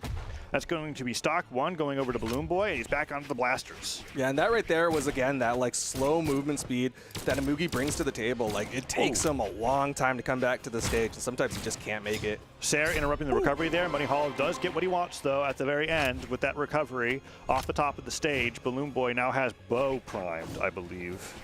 Let's see where that weapon I'm spot glad comes Money in. Hollow did that, though, because I feel like Greatsword players forgot that you can do the jump, chase, dodge, forward recovery. Yeah, I mean, it's one of those things where I think because Greatsword recovery once upon a time also knocked out like yellow. Yeah. so when it eventually got adjusted, I think a lot of players went like, this move's unusable, and they didn't see it very much. But Money Hollow is bringing out all of the options in this kit so far. Dash forward down like gets punished by D-Line recovery, not good enough. Although there, I think that's just Mugi defense. Yeah. Holding him on there to stop him from getting knocked off the top. Oh, didn't punish. Good down punish air, on it's the gonna down spike. sig. I wonder if Money Hollow meant to have that go off the side of the stage.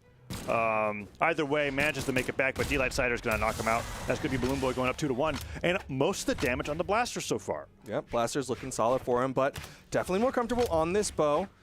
He's already primed his next weapon to be those blasters, but Money Hollow comes in. Whoa. The delay on the bridge, Balloon Boy was not ready for it. It's so powerful. Sidelight finisher, so brutal.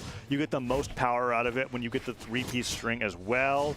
There's that sidelight, D-light bridge that we were talking about a lot that we didn't see at the beginning of the day.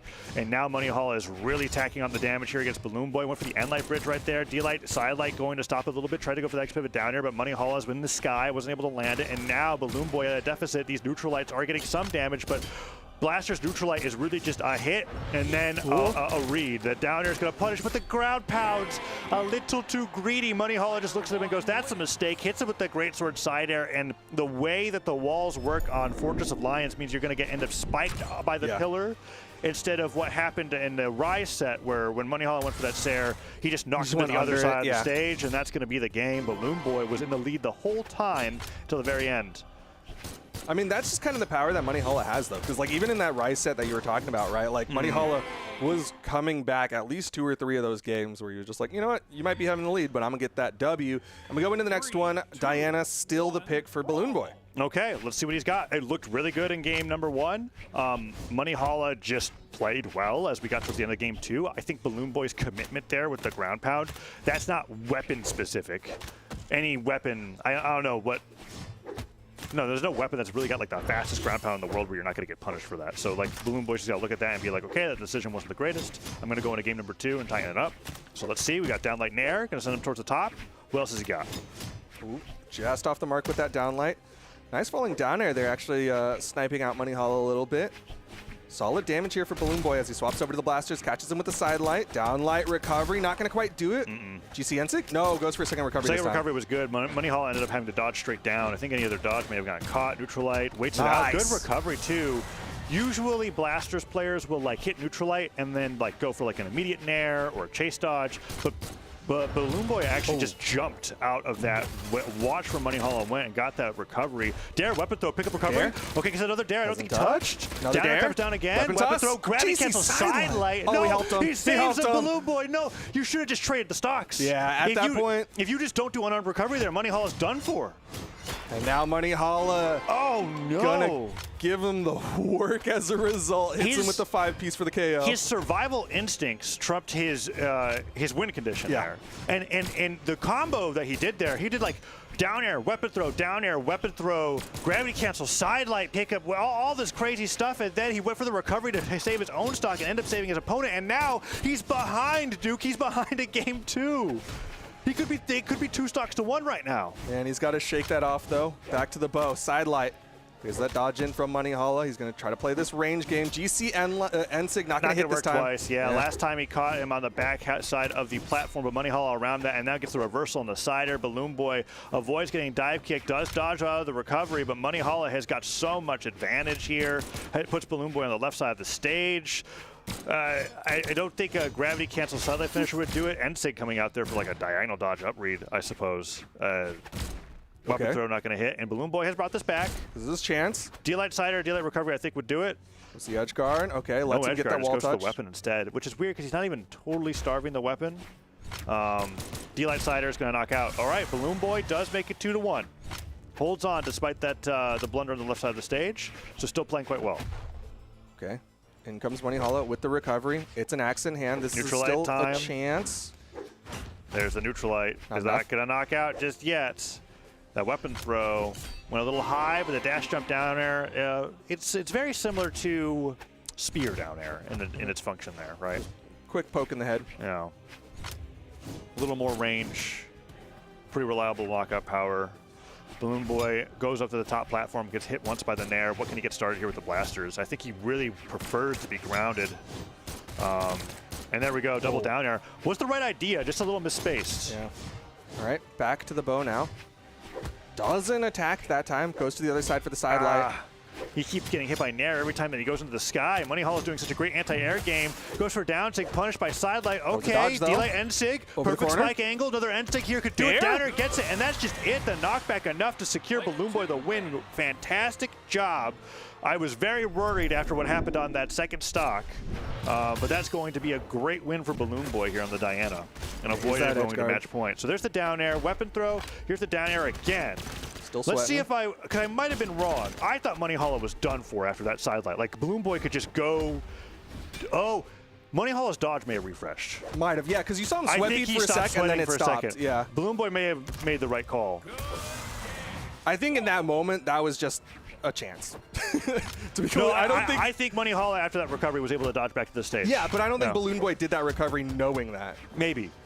Either way, I take back a little bit of how harsh I was on that play. Because I was looking at that, I was thinking, you with that dive kick, you just fast fall to the blast zone and you reset. But man, Greatsword's recovery options are quite potent. Either way, despite what happened there on that stock, Balloon Boy has evened it up 1-1. We're now on Western Air Temple for game number 3 as we try to add some more platforms into the mix to make it difficult on Moneyhalla. Nice end sig to get the edge guard here. Goes far there, but Moneyhalla not going to get hit. He goes back onto the stage. Balloon Boy down air. Finding some good momentum here with the blasters again. Falling Nair gets a landing animation on that, so he has the bridge unlocked. Wow, nicely done with the gravity cancel side sig. Something to remind people of every once in a while is that like Greatsword is some moves have grounded variants like axe down air, blasters down air, right? But Greatsword can land with an aerial as its 3-hit string opener, right? So like sometimes when you see those animations differ, it's because he now has access to a bridge and a finisher if he lands with his Nair, if he lands with his side air. And we saw that happen there with the neutral air. He doesn't do anything else afterwards, but it's something to look out for when you see Greatsword players playing on platforms. And it's a reason why the theory Greatsword players hate platforms exists, because their aerials lock onto them, they get the landing lag, and then they get punished. Nice job from Balloon Boy there, equalizing things. Moneyhalla is still in a decent lead, though. All right. Balloon Boy definitely wanting to play that blasters game. Threw the bow away, immediately goes in with the blasters. Wanting the weapon control, knows the threat that Moneyhalla has with that greatsword, so he's going to try to deny as much as possible, but here comes Moneyhalla with a pickup. Oh, goes for that down air. Doesn't get anything else afterwards. Balloon Boy playing anti-airs with the neutral lights, and Moneyhalla is staying on the platforms, falling down with the side airs, actually. Side light trying to poke over the edge. He could go for the down tick there. He does that. He did that once in the last set that we watched. But he likes to do that down sig sparingly. Side sig with the range. I don't even blame Balloon Boy for getting hit by that, but you were already like. Because I saw him stop, man. Yeah. Like when that side sig's coming out, you just run for the hills. It's kind of like watching somebody get hit by Teros side sig, and the startup starts, and you spot dodge in place, and Teros just keeps running at you and smacks you in the face. The exact same moment happened there. Moneyhalla just calling out Balloon Boy's positioning there, bringing him down to one stock. But that down tick might just be enough. It's so powerful. I swear it like shreds your defense to 0, and then it spikes you. It's definitely so a solid sig, and it's good that Balloon Boy's not doing it too much. Like that was literally the first time he did a down sig. It is like what Diana's known for. Like when Diana first came out, that was all players were doing. They were staying at this edge because you got blasters and bow do the same thing. You down sig, you spike up to the left, it's like an orange, you get the stock. Even the neutral sig there has got such a great spike. And now both players staying on either side of the stage. Okay, Balloon Boy uses the platforms to get right onto Moneyhalla. Good edge guard opportunity, but he makes it back. Okay, catches him with that nair into the recovery. This is a great spot for Balloon Boy because Ensig would be Moneyhalla doesn't huge have a here on the weapon. platform. Down the Ensig! Downsig again, and that's twice catching up on the platforms there. Platforms definitely working out for Balloon Boy going into that game. I think that if we're going to see the stages banned out again, I imagine we get rid of all the runways. Moneyhalla is going to leave it to World's End, Demon Island, Fortress of Lions, so we're going to go back there. But really well played coming out, and you could see that Moneyhalla was like, I don't want to deal with that ever again. Yeah, I mean, yeah, the platforms were definitely a huge tool for Balloon Boy, especially because like there was a moment there where it looked like Balloon Boy was like, okay, I want to do the classic bow approach with the downlight, and Moneyhalla is kind of jumping, and then Balloon Boy's like, okay, I'll go to the soft platform, use that to kind of bait out your movement, then come back down on you. Okay, so we're here on Fortress of Lions once again. Balloon Boy has been at a deficit a lot of times. Good side sig there coming up from Moneyhalla, but he's been clutching the games in the last stock every single time on the way since game number 1. So here he is at a deficit once again, switches over to the blasters. Neutral light, what does he do afterwards? Goes for a down air on a fast fall, and Moneyhalla just gets out to the left side of the stage, but does get the weapon spawn, and a nice dodge down into Nair to punish the gravity cancel D-light from Balloon Boy, but that neutral light catches him in the middle of his dash forward recovery. Yeah, great sort of recovery, very strong, but wow. That's really strong. Okay, neutral light finisher was like, I did not think that was going to knock out. Okay, Moneyhalla just takes the lead. Yeah, got him on that read with that turnaround neutral light and then immediate 3-piece into the neutral finisher for the KO. Balloon Boy. Full stock behind now. Nice recovery. Can he finish the stock? Goes for another recovery. Moneyhalla just daring his way back to the stage, trying to cover his landing. Doesn't want to go for the weapon throw just yet, at least until a weapon spawn comes through. Is Balloon Boy going to switch to the blasters here? Downlight side air, weapon throw, the blasters pickup could be huge. Down to the dodge through. Balloon Boy's been decimating Moneyhalla with that move. That's 3 stocks in a row now, carrying over from the last game that he's caught like a dodge in or like caught him on a platform with that down sig and just deletes the stock. Weapon throw to recovery, doesn't get the nair afterwards, and Moneyhalla does manage to land and get the greatsword. He's done a really good job of not using it in the exact same situation. Instead, he's like kind of forcing Moneyhalla into these spots where he's pretty much gonna get hit by it, but there's that side Covers sig. the dodge in 2. It has so much range. The nair off the top of the stage, Balloon Boy just tried to dodge to the center for safety, and Moneyhalla just not stopping. Now 1 stock left for Balloon Boy here in game 4 as he gets him by that sidelight, D-light bridge, the nair, the end light finisher into nair. Balloon Boy already deep into yellow. Another string like that will put him into orange. Balloon Boy does get the sidelight, the dare, double dare, not hitting just yet, and Moneyhalla bats him away with the nairs over and over again. Okay. That great sword at him. D-light side air. Not even gonna put him too far off the stage. Oh, and that Sarah puts him so deep in the orange. Down air gonna hit. Can he get it? Weapon throw, rides the side of the stage, continues to ride the stage with nairs, completely covered. Balloon Boy wasn't able to get his weapon back, and this is looking like it's gonna be it for game number 4. We're almost certainly going to a game 5. Can he get this side air? This neutral light goes for the side sig on the dodge through. It was interesting because like he didn't hit the move, right? Yeah, he didn't hit the axe though. He's just like, I'm gonna breathe in this direction, and Balloon Boy was too busy in his movement, right? He was dash landing around him, ends up just landing right. It's a fun move too because he had the option to do like because it's a 2-parter, and the second part happens. That's when you can start charging it, right? So you can charge after the axe. He did just let it go. He just let it rip right away. Very interesting option there coming out from Mugi. We're in game 5. It's been a while since I've been able to say that, at least on the blocks that we've been casting this weekend. So here we go. Back to Western Air Temple. Huge advantage to Balloon Boy here. There was a lot of uncomfortability on these side plats from Moneyhalla in the previous game. We saw down sigs working out galore as these platforms, when they're low enough, gives Balloon Boy a great height to like do like a short jump, gravity cancel down sig. And cover that entire area. But Moneyhalla almost takes the stock off that sidelight finisher at orange. Weapon toss up, giving him some coverage, dodge away. Okay, battles his way through, but landing Sair. Sair might just do it. Ooh, is it time for a downlight finisher? Is this the time? Cider kind of looks like a downlight finisher. Sure. If you really squint hard enough. Yeah. Slams the ground. What's he got with the blasters? Oh, the N-sig. Yeah. Really quick. Deceptively quick. And once again, it covered, because Balloon Boy dodged through him. Like, it covers both in front and behind. That's, again, like people talk about the Mugi signature kit, it's because it covers a lot. Oh, and here we go. Falling down there, Balloon Boy on the bow. Ooh, sidelight hits. He's still yet to bring Moneyhalla into orange. He's just been chipping away at it with neutral lights, poking at the armor. Neutral light ends up getting the very end of that first swing. Side light goes for the dash up Sarah. Oh no, I thought his stock was gone. Goes for the backswing of the recovery. Down light anti-airs him away. Dash forward, end light. Money Hollow, relentless. Goes for the recovery again. Lands and pivots with the neutral light down stick, not going to punish. And that Sarah is going to seal the deal on that side stick. He's not even in red yet, Duke. That was a big commit from Balloon Boy. Wanted to catch him with that side signature.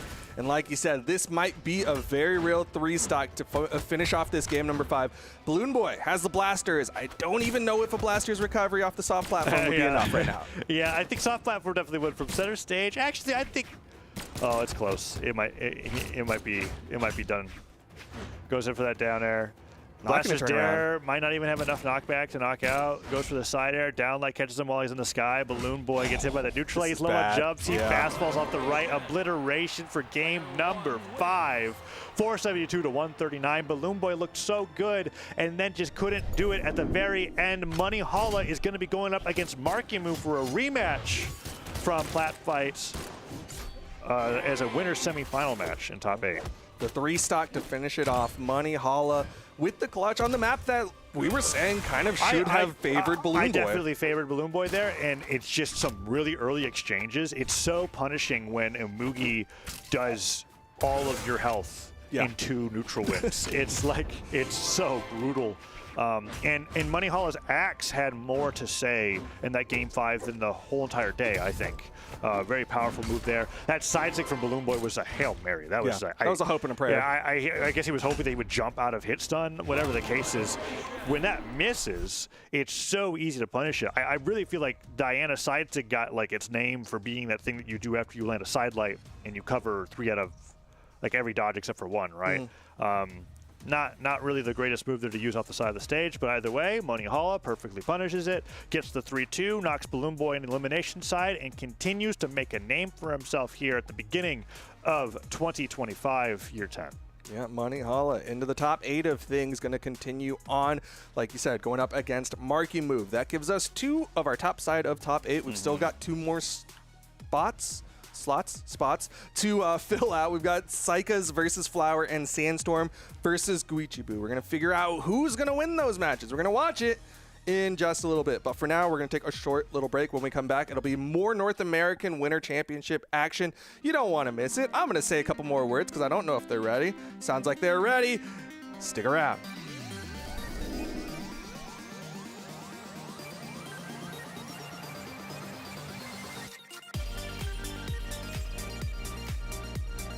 How are you feeling about year 10 esports for Brawlhalla? I'm looking to at least top 64 and get better in ranked, so I can like finally get my name in there. But for as a fan, I really wanna see Gadly again, and I wanna see Gadly win this DX. Team Sweet or Team Sour? Sweet, all the way. Sweet. Okay. And how do you like feel about the max mode last chance qualifiers for the Winter Royale? Yeah, so I was actually at work, so I don't know who even qualified for EU or SA. I haven't watched the streams yet. I'm gonna watch it after the NA things.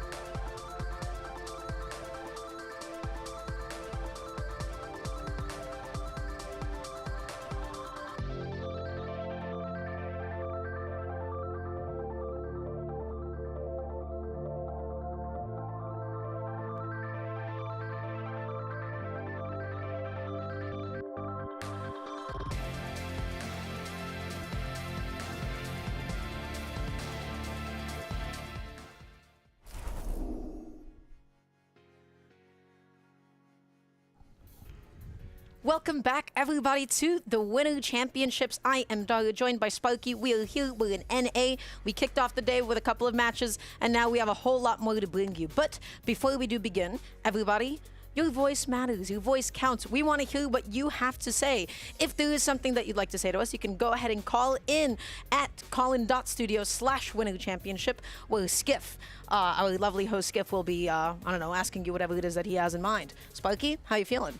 I'm feeling great, man. I do want more people to call in because we love hearing that. We love hearing like what y'all are excited for specifically, who y'all are rooting for specifically, all of that.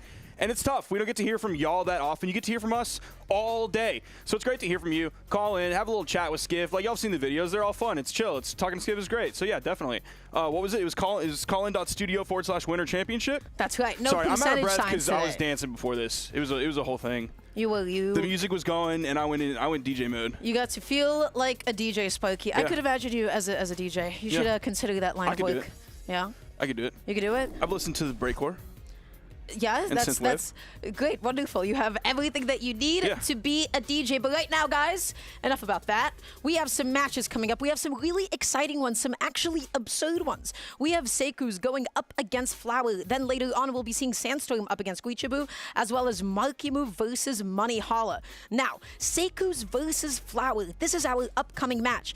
This one is kind of crazy because Flower got the win over Meg D, and Seku's got the win over Radish. So these are, I think, two upsets, question mark. I don't know. Absolutely. Yeah, it seems like Flower was supposed to beat Meg D by seed, but maybe Flower took over somebody else's seed. Seku's is PR 67, by the way. Seku's is purely 67. So, big upset. A lot of people are sad, but there's definitely some people out there who are very happy from that upset. One of them is being Seku's, of course. This is going to be really interesting because, yeah, I know next to nothing about this player. Dara's pulling up Seku's right now on the stats. Hopefully there's stuff there. Like, we saw the Magyar on the screen, so reported a little bit of Magyar. You and I, Dara, can both see that we have the Magyar on the screen as well. Of course, Flower's going to be coming in with the Yumiko. Saw it at BCX. Flower had great gameplay this BCX. Flower's done a great job of, like, always showing up to BCX and giving us something to remember. That's right. Flower is a player that keeps on improving over and over, and I'm excited to see Seku's go at it. So, two character picks that we don't actually get to see all that often. We're going to be seeing the Magyar, the Great Sword representation, and then Flower playing Yumiko with some of the most unique signature kit in all of Brawlhalla. So, game number one, we're starting off. Flower already unarmed, picking up the bow. D-Light and Light true combo, just getting some good damage, and Seku's just looking for this opening. Yeah, I like Yumiko as a legend a lot. I think Yumiko is definitely slept on, especially with, like, we're seeing like a lot of Bodvars this weekend. Several of those Bodvar players were kind of focusing on the hammer. I love fast hammer. I really want hammer players to give this legend a chance because of how quick this hammer can be, how nimble you are with it, how, like, solid the signatures can be when you want to use them in the way that they're kind of deemed to be used. But also the bow is really strong as well. Bow is solid in the meta right now. You're seeing Flower just completely zone out this great sword. Simple D-Light into the side air. Doesn't have to worry about anything difficult whatsoever. You don't have to play around with the wisps. It's just right there. That's right, and honestly, I have to say, I quite like both of these weapons. If I am Flower, being bow up against hammer, being bow up against greatsword, you have a lot of reach, and you can really contest with both of those weapons disjoints. Already, Flower controlling the ground, denying Seku's from picking up the weapon. This is what we love to see. Someone who focuses so hard on weapon starving. I love that in their game plan. That can really make their game plan airtight. He did lose that stock there after that finisher gravity canceled by Seku's. He's not really too far behind, so we'll see what Flower's able to do here. Weapon spawn comes in right after that side light. Perfect timing. There's the downlight into the side air. Okay, Flower just trying to catch this landing any way possible. Dashing and dashing out, fishing for that D-Light. Seku's not able to connect that side light. Gets the opener, not able to find the bridge. Okay, GC D-Light, really, really good choice. It covers so much space. That's the D-Light, that's the side air as well. Flower setting up with the D-Sig, and amazing spacing on that D-Light. Getting in there in time, because let me tell you, Great Sword Sailor, that is not a quick button. Flower with almost a full stock lead here. The juggle game coming out from Flower is fantastic. Seku's is able to grab the greatsword. Flower kind of moving back to the middle of the stage, giving plenty of room before he decides to go in. That's typically like what you want to do if you're trying to control the ground against a greatsword player, is overspace everything and then all of a sudden nimbly make your way in. Oh, Flower right now, anti juggling, dealing so much damage. Seiku's able to get in there, only fighting a 2-piece, but we're not seeing a lot of openings. Flower once again has Seiku's off stage, dashes off with that D-Light, and still in a perfect position to connect that side. I want to see a replay on Yes, basically. okay. Slow-mo me that downlight, because it's very important. A lot of times we'll see downlight pick up on the corner when the downlighting player is stuck on the corner and the person is a little bit below them, so you can't go for the jump Sayer. That time he was able to get it. But when we do the dash off the stage, that lowers the hammer player closer to the level of where the opponent is so that you can get the D-Light into the side air. Boom, he was right at the level so he could grab it. Out comes the side air. That's why he went for that as opposed to something else if you would have been like perched right on that corner, getting the downlight on Seiku's who's on the wall. So immaculately played. We're not going to be seeing a change in the stage, but I have to say that game one, that was so in favor of Flower, continuing to weapon stove, continuing to keep Seiku's out. Seiku's misinputting the D-Light into the neutral, only getting a D-Light and light, which of course did not actually end up connecting. So we are here on this very tiny stage, which is going to kind of take away a lot of the benefit that Seiku's gets from being such a high defense legend. Like, he's getting KO'd in the beginning stages of red, maybe a little bit into the red, which if we were on a Demon Island, if we were on a Lord forbid, Mos Eisley spaceport, like Seiku's is going to be living forever. But no, going here is really smart for Flower. Yeah, Flower, I don't know about that side sig. That was a good whip punish from Seiku's. Comes back on with the neutral though. Okay, Seiku's needs to pick up this weapon, picks up the hammer, ends up sidelighting and not finding a connection. Jumping over the D-Sig, backing off, but the neutral is going to be able to KO Flower. Once again, keeping up all of this lead, keeping up all of this momentum and looking indomitable. That was a beautiful D-Sig from Flower, jumping up just a little bit off the ground to gravity canceling it. So Seiku's couldn't run in on a grounded approach. He had to like make the decision, and you really saw him pause. Like, do I just want to wait this out? I don't have enough time to jump and get over it. We're seeing some bow momentum here coming out from Flower. D-Light ground pound. What was that? You usually see D-Light neutral. You usually see D-Light and light. D-Light recover if you space it out. D-Light ground pound. He's taking a page out of Lorez's book. The Lorez usually does it more on the edge when he sends his opponent off stage. Yes. Like right there, he would have gone for it. Beautiful conversion. Getting That's the down a burn air. dodge. Beautiful. Keeping it going, disarm Seiku's. I think we're going to see the D-Light side air. Oh, he goes for the D-Light in-sig. I think Flower's trying to get a little saucy with it here. There's the down air off the top, getting the KO. Now 2 stocks up on Seiku's here. He's just running into a brick wall against Flower. That's right. That is what it is like fighting against a Yumiko, especially one as proficient as this, where at some point it feels like they could keep on throwing out signatures, be it a D-Sig, be it a side sig. It does not matter because everything is connecting, and if it's not connecting, it's not going punished. No punish on that D-Light. Seiku's not able to find that side light. Flower just out spacing, catching the jump, getting the side light, D-Light, side air, down air. So much damage. Dude, I'm seeing Lorez bow. If you take FLO from above his head and you put an LOR, I'm like, yeah, that's Lorez right there. The way Flower is playing here, he has so much momentum on his side. Okay. Seiku's knowing exactly what to do in that moment to get the max distance, riding that wall up. Let's see if he can at least get a stock here. I think this game is essentially all but lost. Who knows? Seiku's does at least get this stock, of course, going back over to the Greatsword. Yeah, but Flower is playing so fast, just constantly in Seiku's face, backing off a little bit, able to get a side light, but of course, no 3-piece as Flower dodges away into safety. Side light into the N-Sig. That's right. That was a beautiful lead. That's what happens when somebody keeps jumping up or keeps dodging up. Everybody wants to jump after side light, but they're not ready for you to cover what comes next. So good use of the N-Sig from Flower. And I have to say that game two, that was just about as aggressive as game one, if not more so. He's using the D-Sig on the bow so well. Like we talked about the one on stage, but even when he was doing the edge guard there, he forced with that recovery Seiku's to essentially go straight up. He couldn't fade forward with it closer to the wall. So that kind of halted his forward trajectory back to the stage, which gave Flower not only time to then figure out what he wanted to do, but it meant that Seiku's couldn't really get back too safely without getting punished. There was that beautiful gravity cancel neutral sig from Seiku's. Great option there.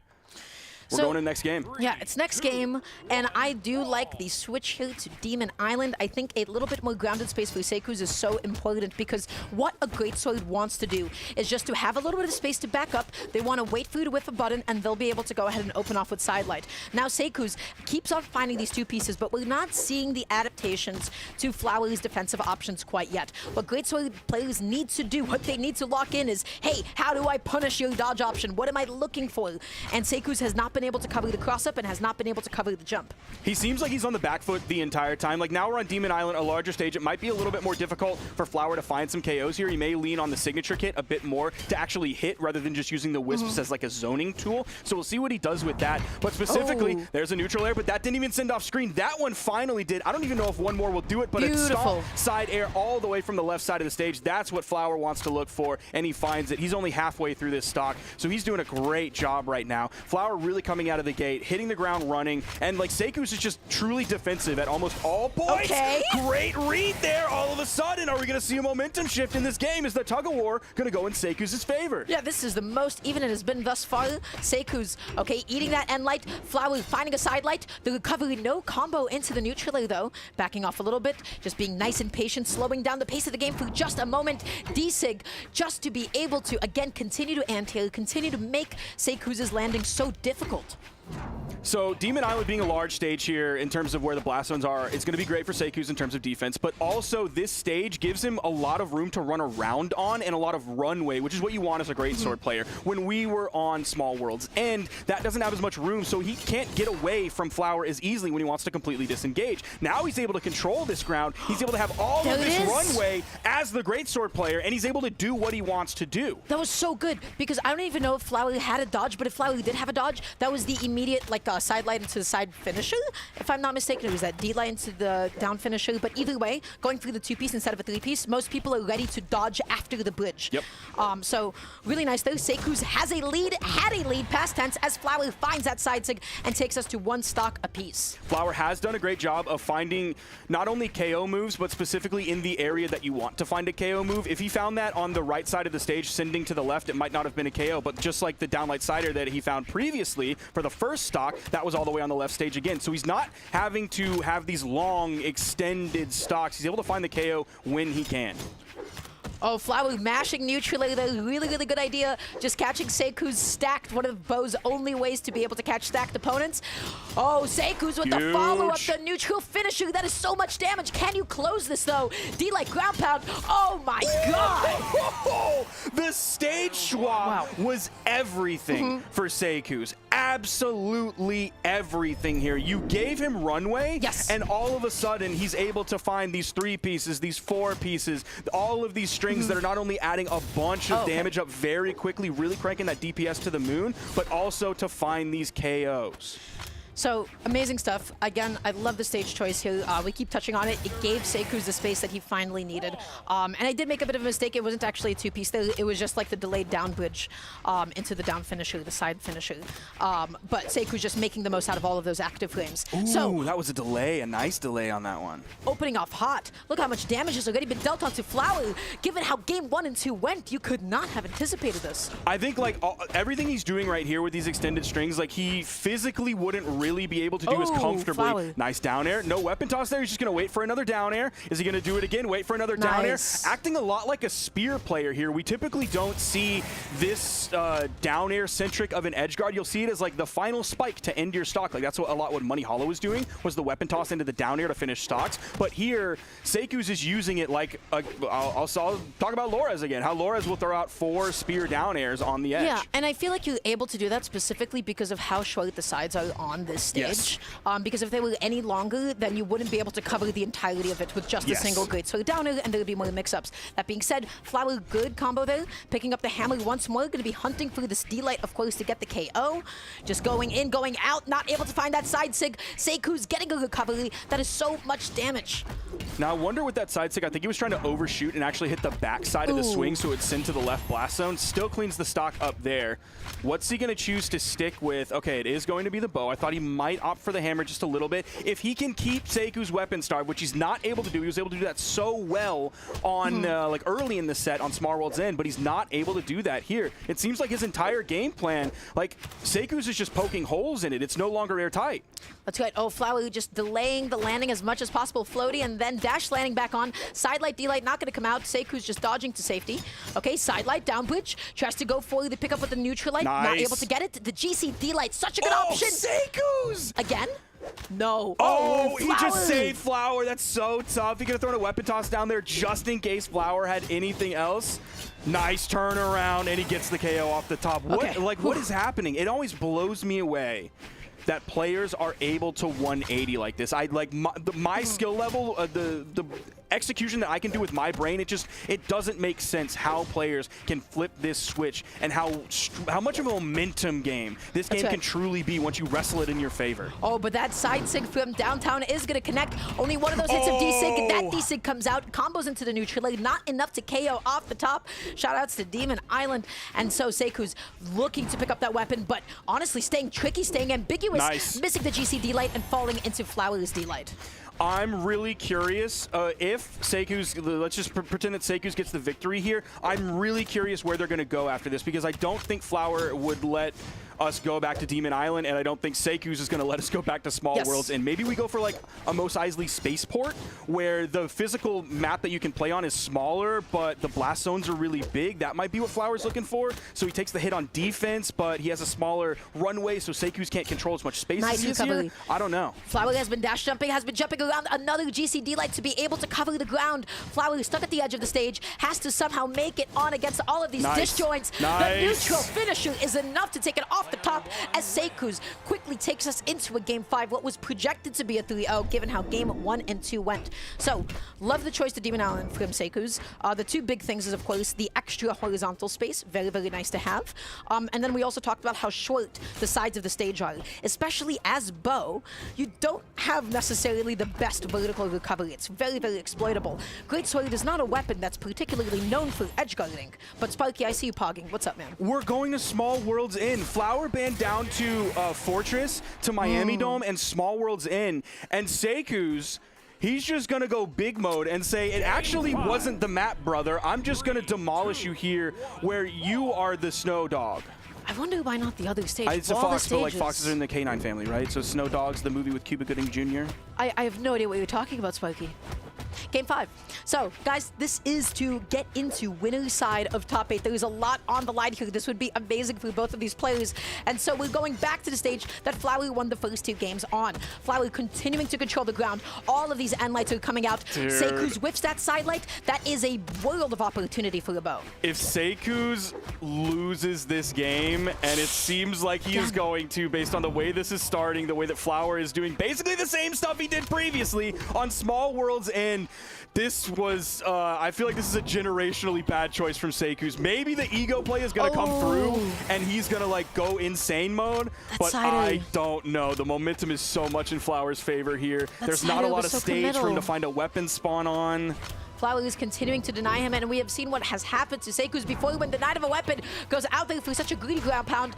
Still no weapon on hand. Flower opting to pick up the bow once again. Finally, the Greatsword comes out. Goes for the pivot end light. Not going to be able to find it this time around, though. Just a straight side light. There's no way that you can follow that up as a bow player if you knock them off stage. Oh, he goes for the turnaround there, but Flower still is staying to his right, so he's behind and actually got the punish. He's finding no momentum here. He's finding no strings here. There's a 2-piece, but he doesn't get the downlight finisher. Is able to dodge down because the sides of the stage are so short, immediately putting him off stage. Seiku's looks for the finisher. Can he find it? Turnaround there. I guess he was expecting like a dodge through from Flower.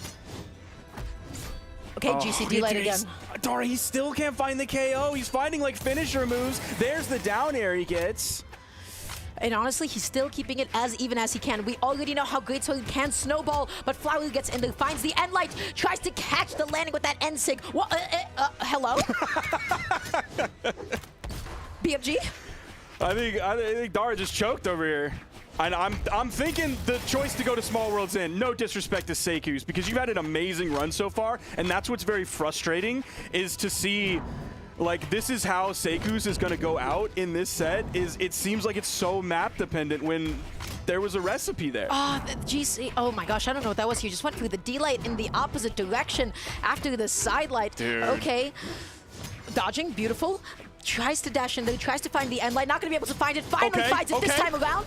What? Is that going to be a KO? It is! Oh my gosh, Seiku's. He knows the potential that Magyar has with such high strength. He knows the potential of the DPS of Greatsword. If he does this, he's a legend. Oh, but he can't with sidelight and Flower's face like that. Flower covering the ground. Once again with that side sig, amazing use of it. You see how Seikuz is backing up, afraid of the D-Light, afraid of the side sig. Okay. Oh, Flower just able to fast fall down and to safety. This is going down to the wire. This is so tense. It's just single hit for single hit right now. Single hits are going to favor Flower so much more here than Seikuz. There's the stomp into the side air, recovering back to the stage, playing high. Flower's being very careful. No wisp coming out, but it's the side signature from Flower, who was still in orange. Seikuz, why? Why did you do this? We didn't have to go there. Why'd you do this? I would love to see a slowdown replay of Yumiko's side sig on Small World's End, just so that we could take a look at how much of this stage that move covers. Look at what he was doing on the Demon Island. We see the demon in the background, and Seikuz was the demon in the foreground. He had all of the space that he could have possibly wanted, because so many times he would start a combo, he would start a string onto Flower, and then Flower would be put off stage. And so what was the adaptation? Well, we didn't actually get to see one in time. So really good stuff to Flower, being able to close out this game, being able to close out the set, opened off with a 2-0 lead, and that came just in handy towards the end. I think he basically covered like half the stage with the side sig. When did that combo begin? Yeah, it was huge. That was nuts. It was so big. Oh, please. Here it comes. Yeah, he basically covers like half the stage with that. And you also get like the swing behind you, so there's a little bit extra that you cover. That sig is so good as like a chasing signature, especially on a small stage like that. You cover so much of it. You launch yourself across. You have something that covers both sides, maybe not at the exact same time, like a Cassidy down signature, or like we were seeing Stingray do with Zuva earlier, but you still have, I'm gonna get in front of you, oh, and now I'm gonna get behind me as well. What I found so interesting about the set is that I feel like usually when I'm watching Flower play, the thing I always want to talk about most is his D-Sig usage on both weapons. But I feel like this time around, that wasn't as much of a factor as simply how good he was at catching landings. Yes. Right?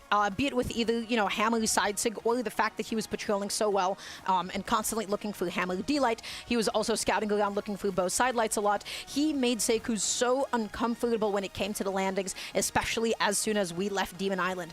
This set felt so doable for Seikuz, even on Small World's End by Game 5. But I feel like the important thing to look at would be, okay, if I am Greatsword and I started a string on somebody and I hit my opponent off stage, how do I continue that and how do I follow that up? And looking to players like Yuz and seeing what they do. So really good stuff to Flower. Flower is going to be moving on throughout the tournament and into top 8 winners side. Seikuz gets knocked down into elimination side, where he's still going to have to fight a little bit for himself. But yeah, that was just phenomenal gameplay from both players, especially towards the end. Yeah, that was great. Everyone was looking at the bracket and seeing like Radish getting 3-2'd by Seikuz, and it's still surprising, even given what we just saw. Even if Seikuz just beat Flower, it would still be surprising that Seikuz beat Radish 3-2 here at the Winter Championship. But we're seeing like more and more of like, oh, here's the recipe that led to the success. It's just not on Small World's End. If you go on Small World's End, you've already like made a critical error. You need that runway. You're a plane that needs a long runway to be able to take off. You got to give yourself all of that room, otherwise you're not going to get up to speed, you're not going to generate enough lift under those wings, you're not going to be in the air, you're just going to crash. Thank you, Sparky. You have so many talents. DJing, and then you know something about flying airplanes, I suppose. So we're going to be going on into the next set, my friends. Next up, we're going to be seeing Sandstorm going up against Guichibu. It is crazy to see those earnings because, like, Guichibu is a player who has placed very well in tournaments, who has made Royales, who's shown us incredible performances at Royales as well. It is a little surprising to me that, and again, this is all relatively speaking because Sandstorm's made almost $256,000 playing this video game. It is a little bit surprising that Guichibu's quote-unquote only made $8,900. It feels like overall he should have made more, but that just means he's got some room. He's got plenty of room ahead of him to build up that number. He has 1 gold, 1 silver, 1 bronze, hoping to add to that another podium slot here at the Winter Championship in year 10. That's right. And so this is going to be a set that is, I think, very heavily Sandstorm favored. They have played against each other. I think you're being a little bit of a hater. 10 times in the past. The set record is 8-2 in Sandstorm's favor. And then he won, what, at Trial of Scotty. He won at the Spring Royale. He won at the Trial of Heimdall as well. So honestly, almost every single set in recent history has gone to the favor of Sandstorm. We're going to be seeing Guichibu on the Asuri, Sandstorm on the one and only Moirex, and we're going to be getting into game number 1 on Demon's Island. They also said the Kansas City Chiefs were supposed to win the Super Bowl. I don't know anything about football, man. And I'm pretty sure that was my boy Jalen Hurts holding up that trophy at the end of the day. Oh yeah, love that guy. He and I go way back. Okay. It's the quarterback for the Philadelphia Eagles. Thanks for letting me know. I really appreciate it. So, Sandstorm, Guichibu, already Guichibu opening off super, super hot here, looking for the downer, able to get the end light, looking for the D-light pickup, but not going to be able to find it quite yet. Sandstorm picking up the scythe now. Let's see if he can get Guichibu off stage, get something going. Side light, end light, no neutral. So one thing that's really interesting to me about Guichibu as a Qatar player is he's playing Asuri right now, which is very traditional for Qatar players. We've already seen several Asuri players this weekend from like the Qatar side of things, but Guichibu has mostly been the Lin Fei. That's really what we know him for. He's able to use that character and push her to the absolute limit, but here recently in the past few months, he's like, yeah, I don't really feel like Lin Fei is very good. I think Asuri is a much better Qatar legend. I would personally disagree, and a lot of times we see Guichibu leading with the Asuri and then potentially swapping back over to the Lin Fei if he's down. Okay, but I have to say, Guichibu already looking pretty good. He's entirely stocked up at this point. Yep. Sandstorm able to get the end light into the recovery, goes off stage with the side A. He gets a side light, no recovery though, as Guichibu just simply air dodges to safety. Picking up the sword now, hopefully some consistent damage coming in, but a fully spaced GC D-light from Sandstorm. Every time I see Gauntlet D-light, it goes a little bit further than last time. It does certainly feel like that. It feels like if you're trying to overspace it, it always feels like, oh, how far do you need to be away from it? A little bit further than you are right now. Okay, and Light, no recovery follow-up, and Light once again, and catching Sandstorm's dodge that time around, preemptively jumping and reacting. Guichibu is looking so good right now. Yeah, even though Guichibu is usually the Lin Fei player with extremely, extremely high dexterity, you're not really losing too much with the Asuri pick, given her stats, which is why a lot of people will still gravitate over to this legend. And then you also, of course, have the sword to fall back on, which we've seen a lot of people talking about sword and having opinions on sword this weekend. That's right, but Guichibu has just been solely opting for the Katars at the moment. Gets the neutral. Sandstorm looking for a way to be able to make it back on. The weapon toss down, looking for the end light recovery. A little bit too far back. Side light still going to be able to come out successfully, but the back hit of the neutral comes out. Yeah, catching the bottom side of that to send down. That gave Guichibu some room. He still had to go ultimately back over to the wall. He's going to run all the way to the left side of the stage before choosing to go back in. Wanted to go for the three-piece, the D-light ground pound into the recovery. Wasn't able to find the third, but still did damage. Still has a lead. Still grabbed his weapon. Now, unfortunately, if he falls here, he's going to have to be careful because his next weapon pickup is going to be sword, and we haven't seen him really play sword yet this set. And you can never be relaxed against Sandstorm. Even if he has this much damage on him, he needs that one dodge read. He needs to put you off stage. Once the downer was in the wrong direction, he didn't turn around. Nice. Is that going to be it? Not quite. That was going to be it. Okay, this one, surely. Yes, it will be the D-light recovery coming out and getting game one for Guichibu. He was able to hold it down. He kept up his lead, and the sword, when he needed it most, it gave him a consistent KO option. Yep. With Katars, it's a little inconsistent. You're looking for end-light recovery. You have to be able to catch a dodge. With sword, best combo starter in the game. You know, it's on a silver platter. And that's one of the reasons why I think Lin Fei as a legend is really strong, especially with the way Guichibu plays, is when he's looking for those KOs, which a lot of Qatar players will struggle with, you can lean on that signature kit, whether it's on the Qatars or especially if we're looking at like side sig on the cannon. That's a regular thing that he goes for to KO, and sometimes you can lean on that heavy button real easily because a lot of those signatures are very safe. Oh my gosh. Complete destruction, even the on-stage ground pound. The extension with the ground pound, yeah, that one was nuts. Guichibu, dude, what is going on, man? Picking up the sword, goes off stage, leads into the ground pound. That is not going to be the stock. He almost had the clip, but now he has all of the momentum that he could possibly ask for. He gets in the recovery, not going to be enough to be able to KO this time around, but he's looking phenomenal.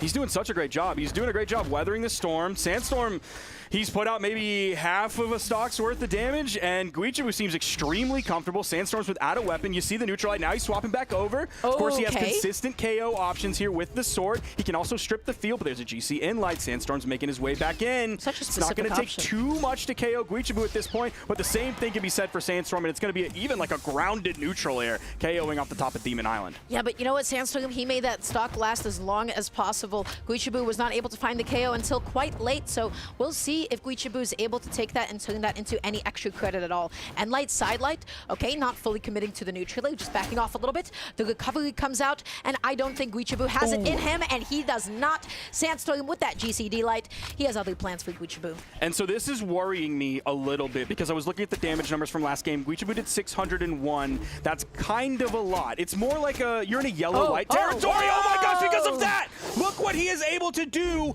with almost nothing, and Guichibu will surely be done here. Absolutely like that. If you're having to do a lot of damage over a long period of time to KO your opponent, if your pace is better than them, okay, it's not the biggest problem in the world. You still will get the W, but it's like you said earlier, against Sandstorm, you have to worry about all of the damage he can put out. So if you're having to put out 200 plus damage per stock, that's so many opportunities for Sandstorm to then do what he just did on Guichibu's second. Look what Sandstorm is doing. He is hitting and he is waiting. Every single time that he hits Guichibu, he goes above, he tries to jump over, and then punish the next option. He is playing with so much confidence. He's playing with so much momentum now. GC sidelight into the side. Oh my gosh. Guichibu in such a nasty position, but the weapon toss saving him down in neutral. Can Sandstorm make it back? The answer is he can for just a moment. Misses the side air. This is nuts. I'm not sure what that side air was. That could have been him going under the stage so he can avoid something, because I would be originally looking for like the neutral air there, but he may have just been focused on avoidance rather than punishment so that he could get back safe and maintain this lead and then grab the 2-stock yet again, almost in an identical spot with the GC D-Light into the recovery. This is the Sandstorm effect. This is the Morgadex effect, and this is the Scythe effect coming into full play, which is regardless of the lead that you have built up, Scythe at any point in time in the right position off stage with just the right dodge read, that is all that it takes to just eliminate your stock, regardless of how much damage it is that you have. You always have to be so careful fighting against Sandstorm. But I also really like the way that he approached his advantage state this time around. Every single time that he connected, let's say, a neutral, every single time he connected a downer, every time he got back onto stage with a sider, Sandstorm was the one that was just playing a little bit more patient. He jumped over Guichibu, and then he waited to see what Guichibu would do next. And then he would land with a downer, and he kept up his advantage state, and he got so many more hits because of it. Instead of just going for an immediate follow-up option, he waited and he reset so well. I feel like the scary thing when I'm watching anybody play against Sandstorm and like have momentum on their side and like getting strings with Katars or whatever weapon it is, I feel like I'm watching Oberyn versus the Mountain in Game of Thrones, where like Oberyn, you know, he's nimble, he's quick, he has the spear, he's taunting, he's aha, it seems like he's the one on top against the big hulking giant, and then all of a sudden it takes one misstep and the Mountain caves his head in.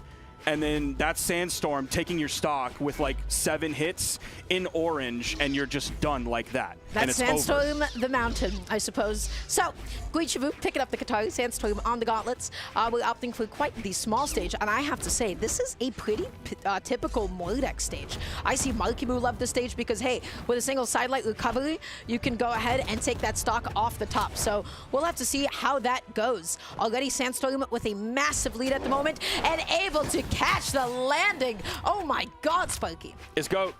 It's GOAT. I denied the GOAT, and look, I got egg on my face. And trust me, eggs are expensive now, so you do not want egg on your face. Yeah, I feel like I wasted $40,000 on that one. Well, I got a left stick laugh with that. 10. Hearing left sticks giggle in the background, that gives me life, man. That's what you do it for the fans at home.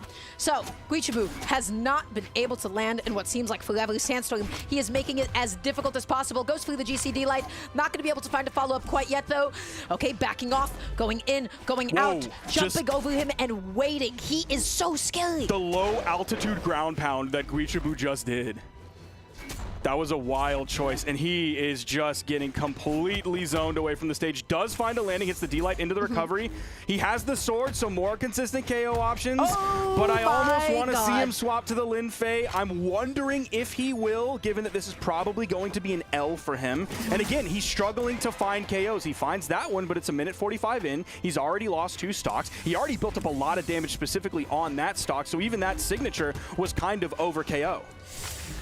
Oh gosh, Guichibu needs to get anything going here. The GC sidelight, but no Endlight follow-up. Endlight off the stage. Recovery not going to be able to come through quite yet. Sidelight, D-Light tries to go for the double, but Sandstorm finds his way back to the stage and to safety. Sidelight tries to go for it again, but Guichibu not landing quite yet. Oh, this is so much damage. Okay. Guichibu's still kind of stuck on the wall, does find his way over, landing with a side air. Ooh, gets perfectly dodged on that falling neutral air. Sandstorm with the neutral air as well, now sending up. The D-Sig again. Is he going to get like all 3 stocks with that signature? Oh, he just might. Sandstorm, he is catching landings all day, over and over. He has really pushed that D-Sig to its limit, and Guichibu was looking a little bit lost this game, I have to say. Even though like the last game, one of those stocks completely disappeared against Scythe, this is now Sandstorm in full effect. He is catching every single landing. He is juggling to infinity with neutral airs and GC and lights and recoveries over and over again. He's looking unstoppable. Yeah. And it seems like he's only getting better as the day goes on, which is something like that's not stranger to Sandstorm. That's not alien. No one's like, what? He's still good. He's still getting better. It's literally, they set it up in the pre-show. It's all in the script. You saw the Mordex plushie lurking in the shadows. We said it in the pre-show. It's all there. You always have to worry about Sandstorm because he's so good. That's right. He just keeps on coming back again and again, and he keeps on causing problems. But that is 2-1, if I'm not mistaken, right? Or was that the entirety of the set?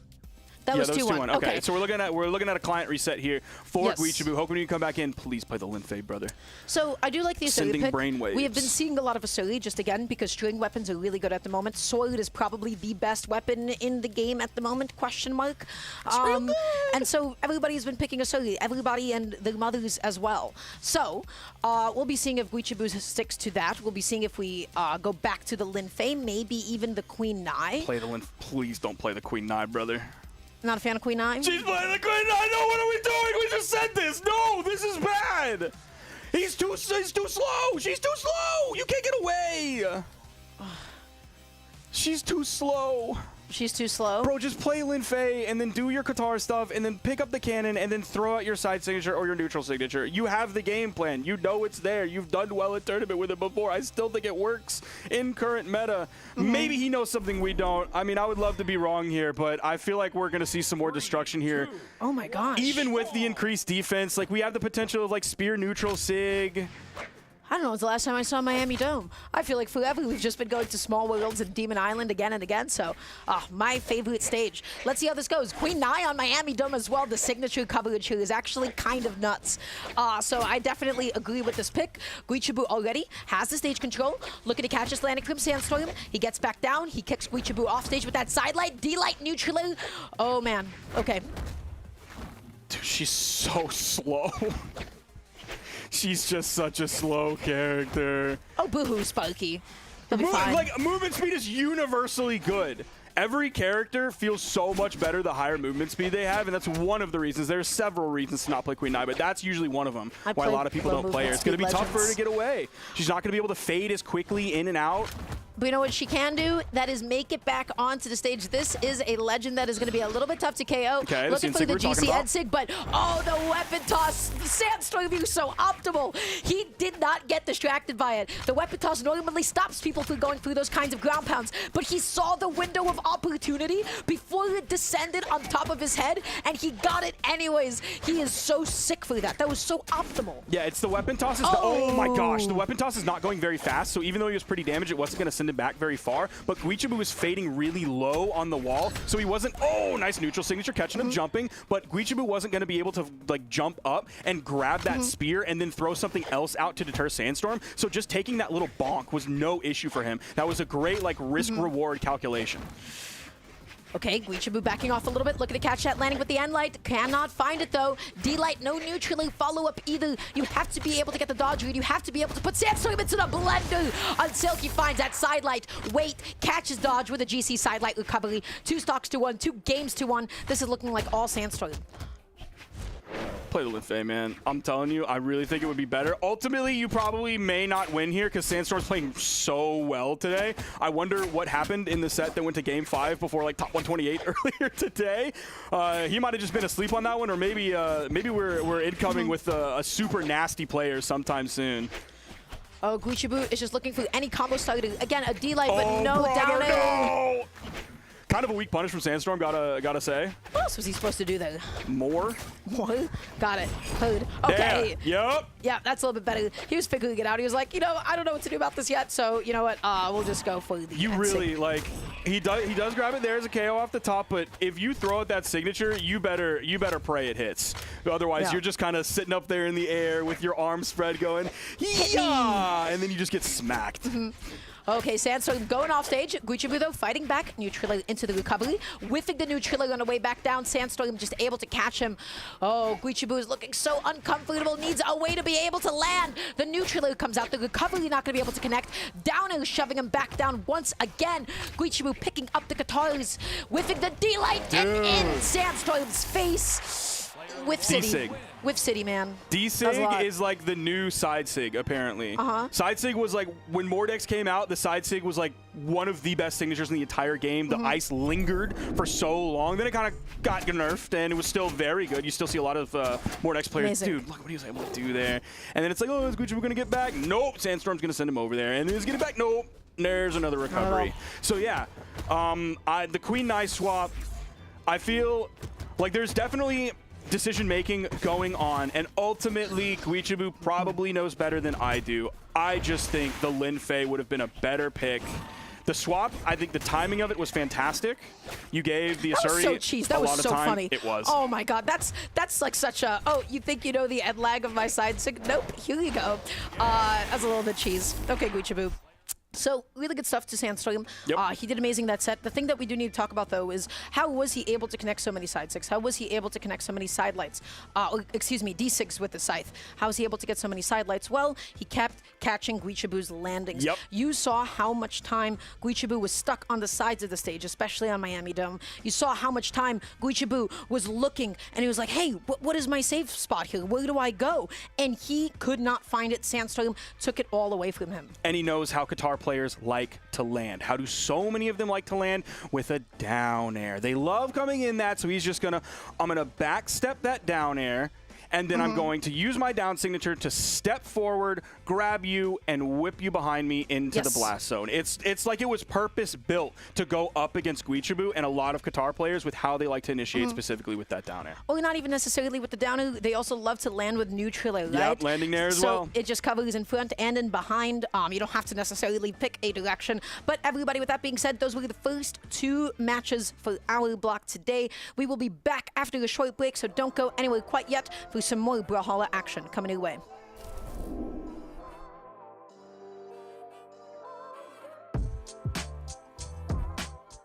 Dang it! All right, how you guys feeling for year 10 of Brawlhalla Esports? All right. You can't tell. Well, I'm glad you guys are excited. You guys are paid to be excited. Hey, we're just naturally excited too. I know. I'm just giving you guys a hard time. All right. Well, hey, were you guys Team Sweet or Team Sour? Team Sweet, no. No.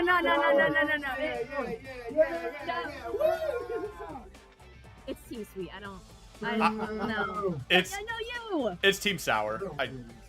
It's No, Team Sour. Sweet. It's No, Team you're Sour. that's just the wrong answer. I'm sorry. No, It's Team Sour. I'm actually sorry. It's Team Sweet. It's okay. You made the wrong choice. It's fine. Well, what are you guys excited for Brawlhalla in the rest of the year? You guys? I'm so excited for our next crossover. I'm excited that we just got rolling. We started with Winter Champs, and we're gonna keep on moving with Max Mode, and then I can't wait for mid-season. Of course, BCX. It's year 10, so I know it's gonna be bigger and better than ever. I know folks are waiting to see what we're gonna do, but in due time, we will reveal. Yeah. Okay, I know what the next crossover is, and if you pay me enough money, I'll tell you what the next crossover is. You should tell me. Don't go to do it.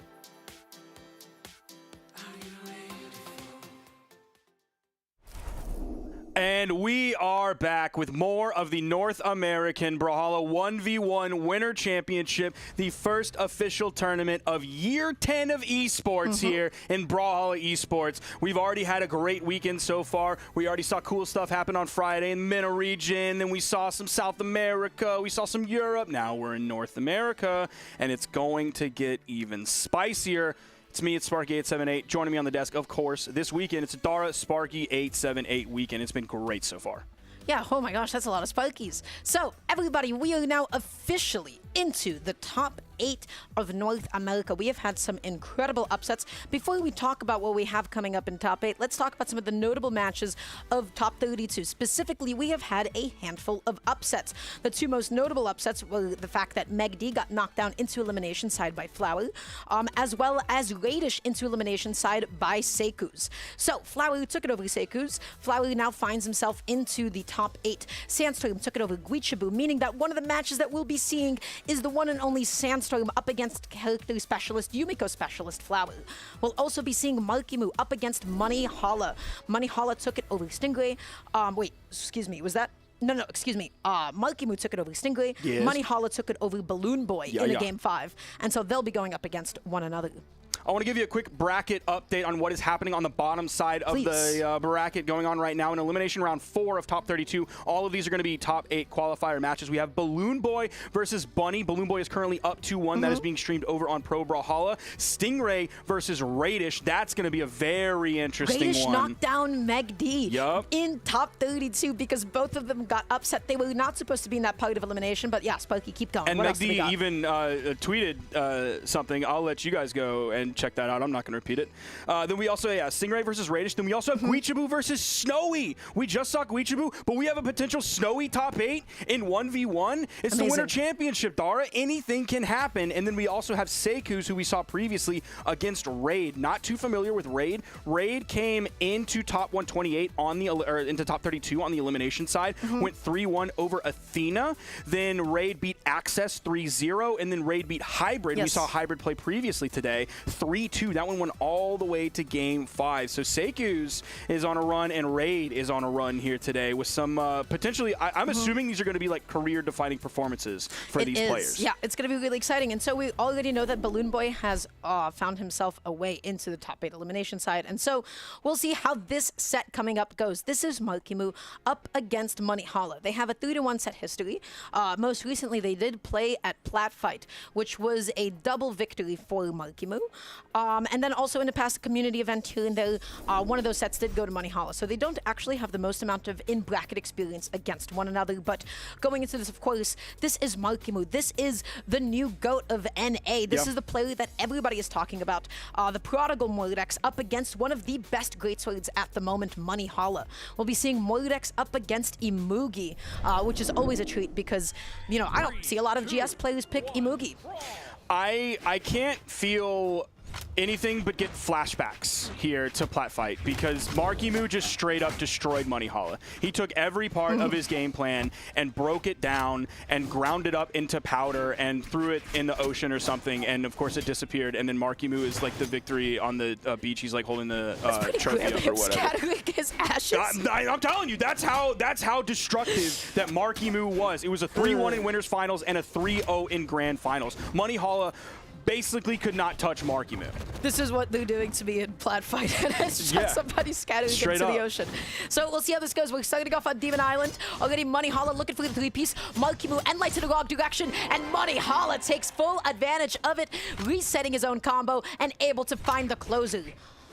Now, Dara, we're going to do a little bit of callback here. What did we learn earlier about great sword players and certain maps? They like really, really long maps. They love Demon Island. This is such a good stage for them, but we'll see if Markimu eventually is able to take Brawlhalla to Small World's End. So one of my favorite things about Markimu is it feels like we know Sandstorm's Mordex is very good with the Scythe. Like, he mostly made his name with the Scythe. Gauntlet's fantastic, but he mostly made his name with the Scythe, right? That's what everyone knows him for. But it feels like we haven't had, like, a really young, cracked Gauntlet player in a very long time. And it's like, it feels like the last one we had was maybe Experience. I would love to see if I'm forgetting someone and anybody else has any ideas on that, but it feels like the last really young, cracked Gauntlet player was Experience. Oh, but listen, Markimu's still on the site. He is so scary. As soon as he puts you off stage, there has never been a Mordex with an advantage state like him, but none of that matters. Moneyhalla finding the stock off the top, still keeping up an amazing lead for himself. Okay, nice landing. Ooh, there's a D-Light ground pound. Markimu was high enough in the air to be able to grab that one. There's the weapon toss, Moneyhalla. He actually picks up the more damaged weapon toss there. Or weapon pickup, I should say. Nice little side light. That's going to give Markimu the room he needs to grab the gauntlets. Does hit the recovery, but that turtle defense and that high ceiling on Demon Island. Yeah, both of them coming into play, finding the end light, backing off a little bit. The best punish that he could possibly have gotten from that position. Saito coming in time. Moneyhalla looking for that end light. He's able to finally find it as Markimu whiffs an end light of his own, and he cannot make it back onto the stage quite yet. Is this going to be the stock? Oh, he just spot dodged and stayed off stage, like in the first layer of the push-off column above the stage, and Moneyhalla expected the dodge through onto the stage. You can never be comfortable against Mordex. You can never be comfortable against Markimu. Looking for the downer neutral, not able to find it. The Saito by itself is not actually enough to KO quite yet. Side light, end light, dodging through. Really good just holding onto the dodge, just eating two of the combos. Not able to go for the dare nair there. He wasn't high enough up in the air when he started the dare to then pick up the neutral air on the greatsword after like the bounce pass to himself. It's going to be game one going to Moneyhalla, or sorry, yeah, going to Moneyhalla. I still think Markimu is going to take this one. Demon Island instantly banned out, Dome banned out. We're going to Small Fortress, Mos Eisley, or Small Worlds, and there's no shot. What happened? What do we got? What's the stage? We're going to see. We're going to see. We're going to see, and the people at home will see. We're going to find out. What's happening? Why are we doing this? What's going on here, guys? So, what's happening? This is a stage I have seen Markimu take so many players to. And again, I have seen what he is able to do with them. He gets one dodge read, and then he carries you all the way up. He gets one dodge read, and he gets you all the way off to the side. We'll see how this ends up going. It's not a lot of space for Greatsword. Moneyhalla whiffing a side light on the ground. Markimu finding a side light. Oh my gosh, that would have been crazy if he picked up that GC side light. And Moneyhalla's heavy too, man. He needs a longer runway. There's a lot of fuel in this blade, man. He's doing it. He's making it work so far. Oh, that would have been so sweet. Markimu uncharacteristically going to be missing that neutral that could have turned into the stock. Both of them made it back from that nasty position off stage. Moneyhalla with an axe on hand finds a downer. Looking for a D-Sig, but it's not going to be able to connect. But the baseball bat swing of the Saito is enough to close out that first stock. He still has this lead. So it seemed like the D6 he was using in the previous game on Demon Island were basically like bait sigs. Catching the spot dodge out there with the side signature. Yeah, the infamous Imugi signatures. This could be really bad for Marky. This is going to be very, very bad for Markimu. All right, Moneyhalla, I'll sit down. Well, maybe when the set's over, I'll sit down. I'm listening for sure. Okay, the GC breakdance is going to be able to go ahead and close out that stock. And you know what? Still, just being a stock behind, Moneyhalla is not out of the woods quite yet, but he is doing so well for himself. Finds that neutral, picking up the greatsword, picking up the popsicle. Side sig not going to be able to come out. Yeah, we're seeing him use that side signature a little bit more here as the game goes on. Even if he's like intending to use it for a hit as much as he possibly can, this is going to wind down here. But he is always going to put the fear of the side sig into Markimu's mind when all of these strings are coming out. There it is. Gets behind it.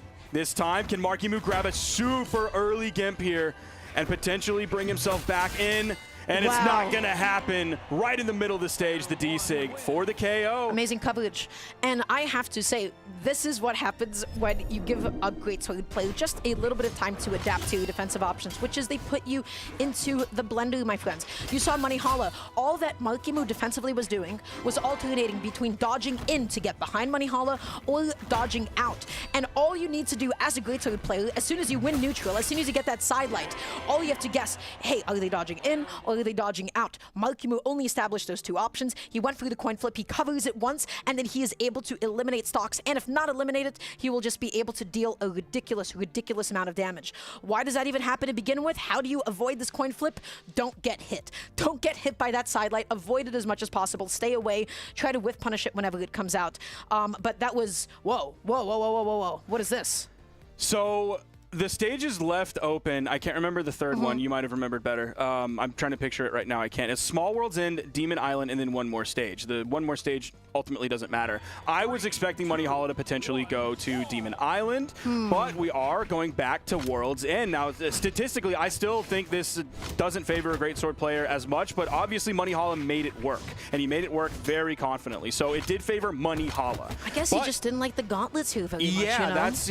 Give me some analysis on this legend swap from Marky Moo. You know, all I can talk about is the perspective of an Axe player is like, hey, you know what? I actually quite like fighting against gauntlets as Axe. You can make it very difficult for somebody to land, but that is difficult to talk about at the moment because Brawlhalla, he is controlling the ground. He is catching every single dodge Marky Moo held on to it that time around. It's just like Marky Moo's attack choices just feel weird. Like his landing nair that he did in the middle of the stage that Brawlhalla is just like not anywhere near. Like, do you think he's gonna dodge in on that? No, because you're gonna be basically stacked. Why would he do that? You know, in the same vein though, Marky Moo does not have a lot of landing options on the stage. Brawlhalla keeps catching him again and again, and eventually one of those sidelights is going to turn into a ridiculous stock or just a ridiculous amount of damage being dealt again and again and again. He goes out there and he gets the sider. Is he going to 3-0 Marky Moo? I can't remember who I said this about yesterday. Duke would probably remember.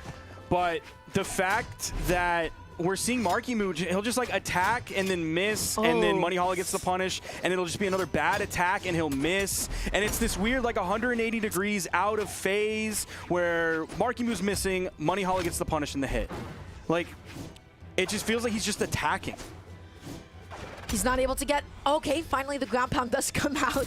The gravity cancel taunt at the end. Brawlhalla knows that this is probably going to be his game unless Marky Moo pulls a fast one. He needs to set up this edge guard. He needs to do something crazy here.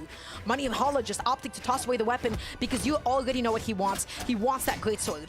It's crazy how fast the turtle is despite being a turtle. I just want to say that. Okay. Oh my god! Okay, all right, we're back into this one. Whoa. With a GC side sync to finish it off like that? Who does he think he is? Mordex? That was nuts. I'm gonna manifest the Marky Moo victory here. He has to play a perfect game, and it'll basically be what like West did yesterday. And then Sandwick will tweet like, Marky Moo's the perfect player. Okay, whiffing that sidelight, getting 2 of those kicks in. Marky Moo is going crazy off stage, but he goes for the recovery and not the ground pound. Okay, dodging in place. Is he going to be able to pick up the weapon? He finally gets the scythe. This could be what he wants here. He got the end of that. He goes back to retouch and reset his jumps. Could this be it? No way! No way! It happened!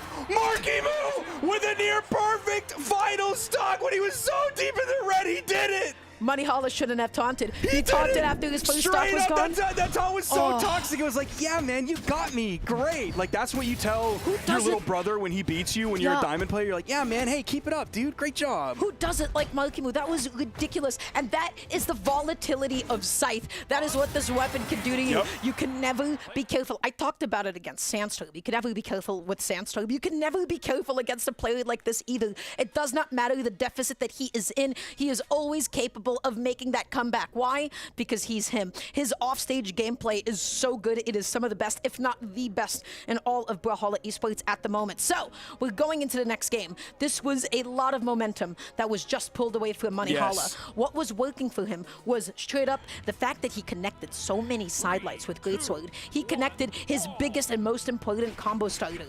We're going into the next game. Marky Moo needs to find more ways to land safely, to avoid it, to not mash in Brawlhalla's face. So we'll see how this goes. If you could potentially keep him weapon starved, that could be part of the game plan for Marky Moo. Okay, Brawlhalla just kind of controlling that center of the stage. All right, Marky Moo's finding some options back. He goes for the GC inlight that he did previously at the end of the game. Goes for the recovery after missing the sider. Wow. He's back. We've already seen the dodge burn, but it's definitely off cooldown. Yeah, you see it burned again. Bit of an overcommitment there. Brawlhalla with a good whip punish. D-Light into the ground pound and tried to pick it up into a scythe recovery. That would have been such a fire pickup. What is wrong with him? What is he doing? He's nuts, man. Wow. I thought he was going to go in with like a falling neutral air, but he's like, no, I have time. I'm literally going to land right on top of him, and he won't be able to respond in time before I find the D-Sig, even though it's going to be a little bit delayed and won't come out as quickly as a falling nair. Brawlhalla just continuing to opt for his preferred weapon here, holding on to the Great Sword, priming another one. Okay, picking up the spear, sidelight he into went down. neutral, not going to come out. Are we going to see the double sidelight attempt next time from Markimu? Because Money Hollow went straight back down to the ground. Well, that's if he can even connect that one sidelight to begin with. Okay, he gets a sidelight, just immediately D-light. Wow.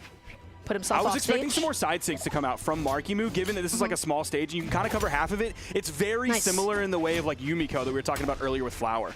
It's not often you see a Mugi D-Sig be punished off the stage like that, but Markimu, he was ready for it and he was ready to swat him away. Left weaponless, Moneyhala now opting to pick up the Great Sword once again. Okay, recovery comes out. Oh my gosh! Right into the weapon toss. So one thing, like we've seen the D-Sig on Spear quite a few times. We haven't really seen it on the Scythe. And typically I think of that as a pretty strong signature. Oh man, the Spear gameplay from Markimu, the weapon tosses, the extensions, the neutral light there. Oh, he expected Money Hall to go off stage. He would have nailed him. Optimal punish though, beautiful. Is he gonna be able to get the stop? Oh, that was awesome. The stage spike with the recovery to be able to close it out. Moneyhala is still in this game. He evened up the stocks. He's got Great Sword. He needs that one side light. Hey, he gets it, but he's not gonna be able to find the immediate three-piece as Markimu dodges in.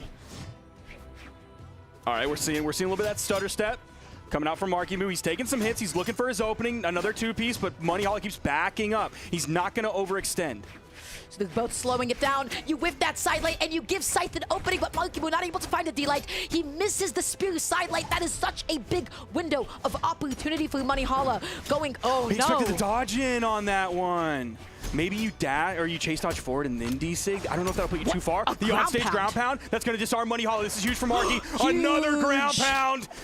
Oh, he goes for the down air. There's a recovery on the top, and it's enough. We're going to game 5. Markimu versus Moneyhala. Spear recovery KO'd from that low. That's small worlds. That's small world, man. Small world. So, we're going to a game 5. Moneyhala was demolishing Markimu in games 1 and especially in game 2. And Markimu, it's so interesting. He wasn't really preferring the spear until the second half of this game.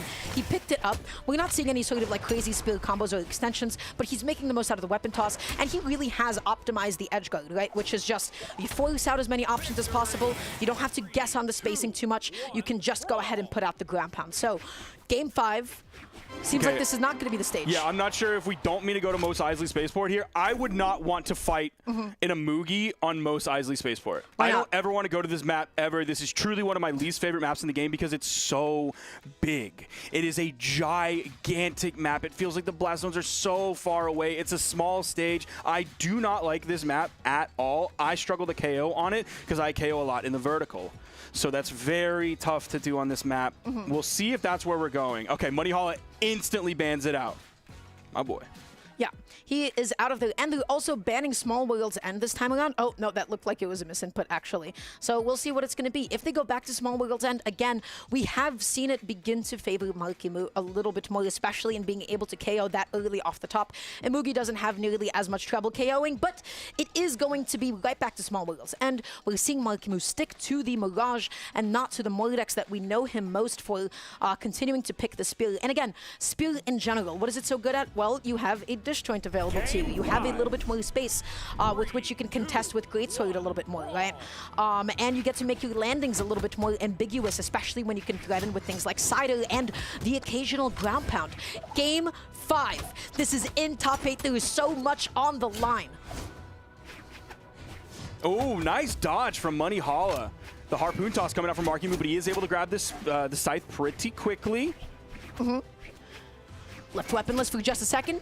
Markimu finding that sidelight and now denying him of a weapon, but so smart. That's the classic. You whip that spear sidelight and you get that opening for Moneyhala. Axe on hand. Oh my gosh. This is scary. The top hit of Axe sidelight was able to connect. Again, those ground pound landings. He's going all the way out there. Dude.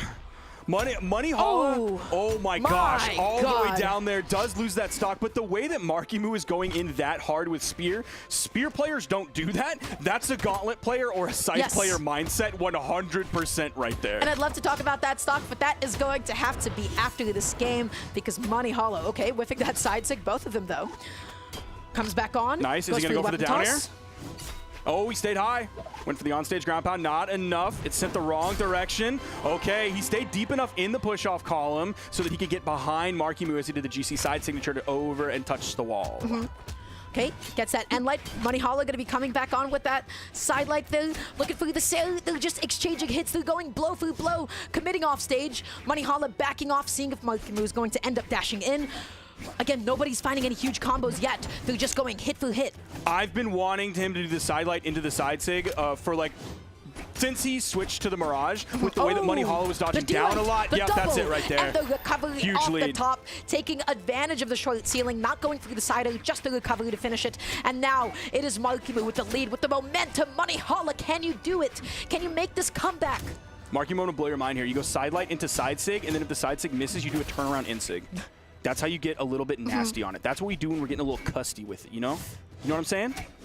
We'll have to find out. Maybe I will know what you're saying in just a moment's time, because Brawlhalla, he's not been able to find any of these huge side light openings like he was in the beginning. He whiffs that one. Nice. Yup. Oh, dodging through the harpoon. Oh, he keeps going. He gets the D-Light. He gets the GC D-Light into the ground pound, and Markimu is going to be taking the set over Brawlhalla. He keeps up the set history. He keeps it up in his own favor. That was really, really well played. And what an amazing, amazing comeback. He really adapted as the set went on. He didn't feel the gauntlets very much. He wanted to go for the spear. And ultimately, I just have to say his scythe gameplay off stage in neutral. That was the start of it right That was the start of it all, wasn't it? That was the start of it right there. And Dara, what have we learned so many times? Time after time. Being Sparky 878 is being right just a little bit too early. Remember, I called it the first time they went to World's End, and Brawlhalla just absolutely demolished Markimu. Yeah, here it is. So what's so interesting about this stock specifically is because typically the reason why holding on to spear ground pound is not so good is because it has quite the vulnerability directly below it. However, the thing that makes it so good is its sheer horizontal reach. If you're holding it down all the way, you saw Brawlhalla try to punish it with a side A. You can't really comfortably punish it with a side A just because of how big and how wide the spear ground pound is. So it's not really his own fault that he misspaced it. I don't think that he was in a perfectly good position to do so, but I like the commitment anyways. He was still able to convert it into a stock, and I don't get to see Markimu play spear a lot. Yeah, but that was a treat. It was a treat. It was nice. So we're gonna get the replay again just to see where the dodge was from Brawlhalla there at the end when we saw the double D-Light. So this is a little bit before. We're gonna get the full suite of content here. There's the side light. There was the dodge down, so he felt comfortable with this double D-Light. Into the side air. Now the dodge is off of cooldown, so you see it coming out from Brawlhalla. Markimu was so good at, he didn't throw it out every single time with the double D-Light. He made sure he did it sparingly, but he made sure he had the dodge so he could get the true option. And even though we think of him as a Mordex player, as a Gauntlet player, as a Scythe player, I mean, he showed it to us with Mirage as well. That's very like spear player core. Yes, but you know what he is above all else? He is an off-stage player, and the thing that I think Markimu does so well compared to a lot of players, in that same exact position, I have seen so many players over and over opt to go back and pick up the weapon. They'll let them touch the side of the stage. They'll let them come back on for just a little bit.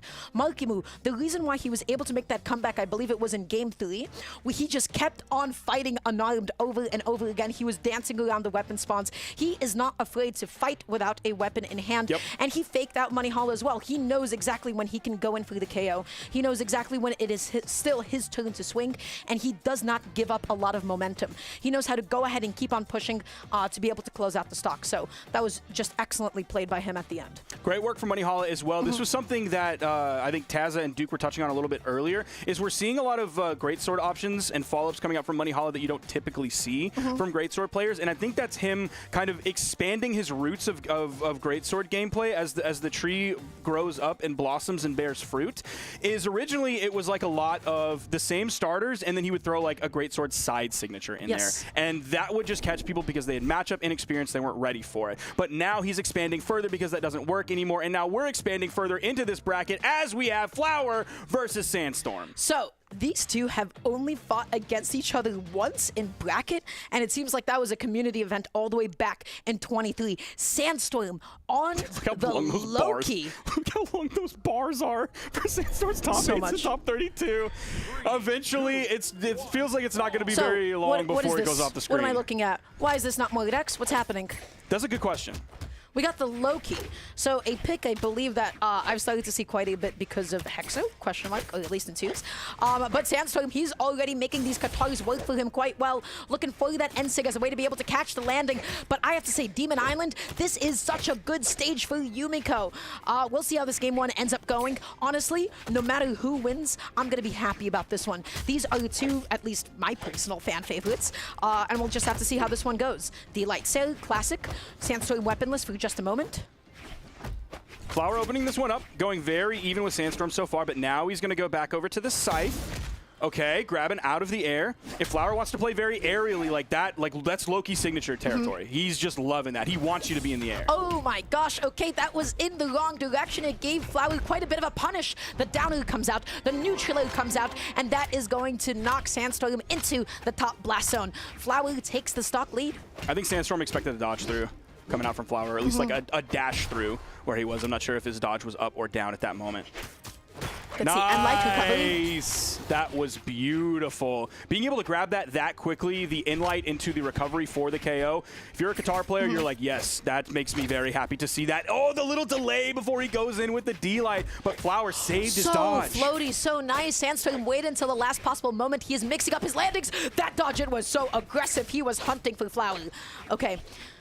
Flower backing off, able to get the D-Light Sail, going through the Ensig, unsuccessful, nice whip punish. Sandstorm, none of those are coming out. Yeah, I don't know if he's using them as like a zoning tool, if he's using it like a, oh, you want to get above me? Oh, you better rethink that plan. That's a bad idea. So it could be zoning, like using them almost like a Wisp, even though it doesn't have the property of a Wisp. Okay, let's see. Flower dashing in, dashing out. Able to get the downer. Still not enough to take the stock. The ceiling is quite high. The second one definitely will, though. And he keeps up this really, really gentle lead. Opting to hold onto the hammer. It has been working out so well for him thus far. Neutral recovery as well. D-Sig not able to combo it into the neutral. He was up a little too high. He went for the D-Light the other direction. I'm not sure why he didn't go for a neutral light. Maybe. Okay. Whoa. Okay. Keeping the grapple hammer moving over on the edge, the Ensig. Unfortunately for Flower, Sandstorm made it all the way back to the right side of the stage. Oh, Flower missing the whiff punish, but it does not matter because he's still able to get the D-Light Sail. He goes out there for the D-Sig, but it does not matter because the downer is more than enough to be able to do it. In this game one, Flower, he takes it. He goes up in a 1-0 lead against Sandstorm. We have seen what happens before to people. I feel like Sandstorm's one of those players. Again, he doesn't always open off the hottest. He is a player that is so good because of his ability to adapt as a set goes on. So him, just like Godly, they both tend to lose quite a few game ones, but then they just keep it going throughout the set. Now, one thing that, since we don't see a lot of Loki, like I was really surprised by, is Sandstorm throwing out the neutral signature with the Scythe and then turning around the other direction and throwing out a neutral light. You can, it seems like it has no recovery lag if you whiff it whatsoever, and you're able to instantly throw out that neutral light the other direction. Kind of like sword players will throw out neutral light on their sword as their defensive option after they whiff a move. But it does leave you quite vulnerable. Just, oh wait, hold on, I'm gonna stop for a second because Sandstorm has him off stage. He's looking for it again. He's not gonna be able to find it. Flower off stage, eating that D-Light. Sandstorm, he's looking. He wants to slide off with that side light. Flower fights his way back on. There's the neutral light, giving Flower plenty of room to grab the hammer. Throws out the dare. Nice stomp side air. That's going to be the KO. Flower opening this one up strong as well. Has some room to go. Well, like Sandstorm hasn't been that adept at finding signature KOs just yet.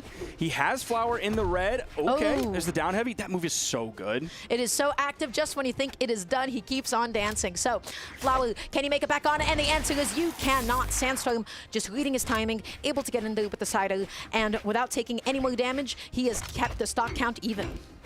Ooh, inlight into the side light, trying to get another inlight after that. He does find the two-piece, which is some decent damage on a Sandstorm. Already pushed him into the yellow. Flower keeps dodging down. Sandstorm is adapting. Just opting to go low. There's the weapon toss. Swapping over back to the Katars. Whiffing that sidelight, giving Flower ample opportunity. That's exactly what you have to do. Yes, the dash in spot dodge. It is such an amazing approach option, especially with Katars. You're able to get in the under the D-Sig, and now look at the opportunity that he has in front of him. Missing the downer. Flower not spacing out that sidelight though. Ooh, that signature's so big. It could be really scary. Finally grabbing that. Does get the hit, doesn't lead to the KO, does disarm. Nice bonk on the head.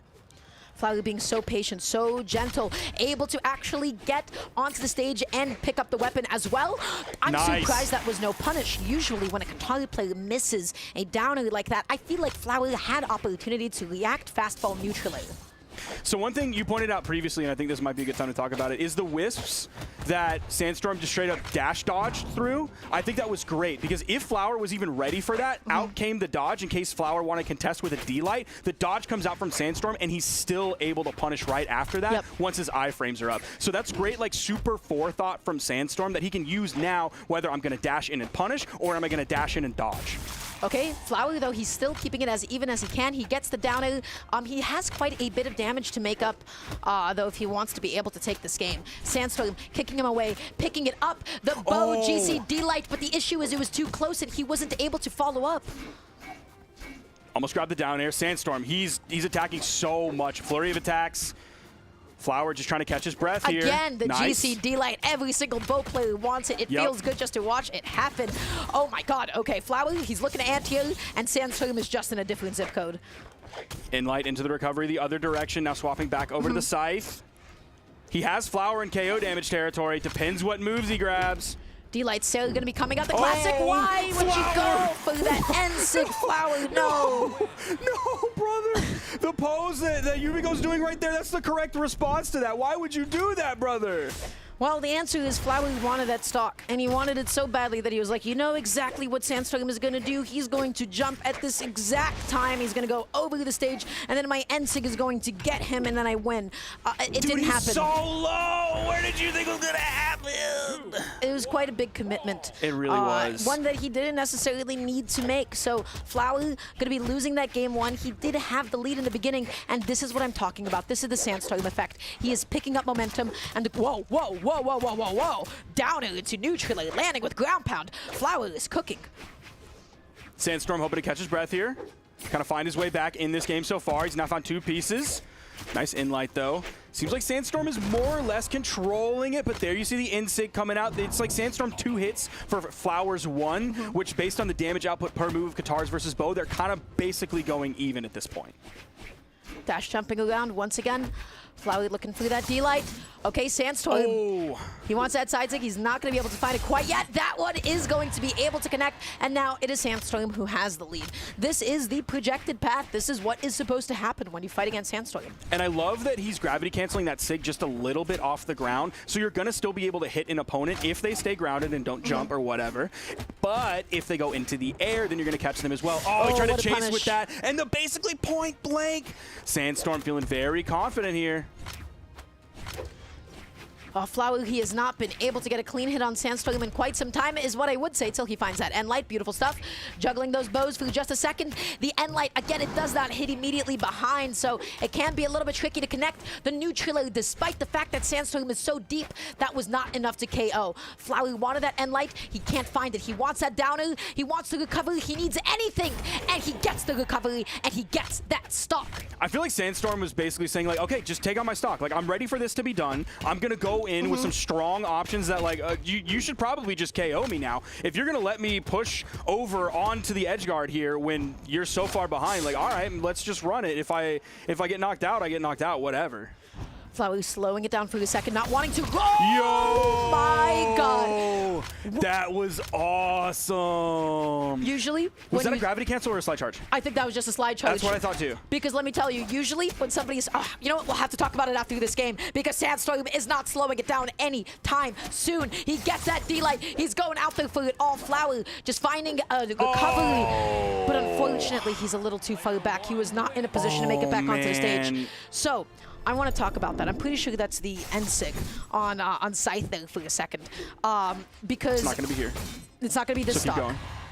But the reason why this is so interesting is because typically, whenever somebody is dashing off the stage like that and you're hugging against the wall, what are you afraid of? You're afraid of downers, you're afraid of ground pounds, you're afraid of them trying to hit you outwards. And so, as a result, most often people like to jump over the stage. They like to be able to dash land onto the stage with something else. So, Flower was just not ready for that as an option. That was so big brain for him, Sandstorm. He baited Flower going up and above over the stage instead of going for like the traditional downer were ground pound. And that was the first time we saw like that specific variant of the neutral signature. We saw him use it similarly with a gravity cancel on the edge, trying to cover the exact same spot. But that was the first time we saw him dash to get the momentum going so you can slide charge reverse off the edge. Nice neutral signature, catching Sandstorm really high in the air. He's going to recover low on that wall once he saw those whips coming out. Okay, Flower able to land with the neutral successfully. Sandstorm perfectly air-dodging past another one. Flower dodging down, able to find an end light, and a downer is still somehow not enough to KO, but the D-Light Sailor is going to be able to do it. He is still in this game. He is still in this set. Great cleanup there from Flower. He started off with the neutral air, but Sandstorm ended up dodging through that, so he caught the landing with the turnaround D-Light into the side air for the KO, and Sandstorm didn't have a dodge to get away from the D-Light. Okay, Sandstorm, so important. Even if you don't have a dodge, you can jump over the follow-up after sideline. He's finding these so often now, Dara. It's very scary. He's finding them in KO damage. He was finding them in orange last game against Flower. He's finding them at range. He's finding them point blank. D-Light, neutral. Good combos, good follow-up. Sandstorm has just about evened up this game. He finds another sidelight. Flower knocking him away with that neutral, but Sandstorm so good at catching landings again and again. His signature usage, he's using it more often and he's hitting it more often as well. So it's only going to rapidly accelerate the pace of this game and the potential path to victory. So good. Flower waited. That sidelight was so smart. Okay, dashing in, finding the end light, but Sandstorm an end light of his own and a recovery to follow it up. 2 stocks to 1. He's deep into the red. Flower can even this up, but Sandstorm has so much momentum behind him. Oh, there's a 2-piece, and that was the dodge too. He's going to go to town. Flower being so gentle, just going to the lowest part of the stage. Okay, thank you. Thank you, Flower, for recognizing everything in that moment, because that is textbook right there. The fact that that Sandstorm felt confident enough to do that against a hammer means he didn't respect Flower in that moment as much as he should have. Sidelight, D-Light, N-Light, good damage coming out. Flower has now evened this up. Sandstorm looking for the D-Light follow-up. Okay, that's the ground pound. That's the mix-up this time around. Instead of slide charging a signature. Flower, can you make it back on? The weapon toss is so clutch.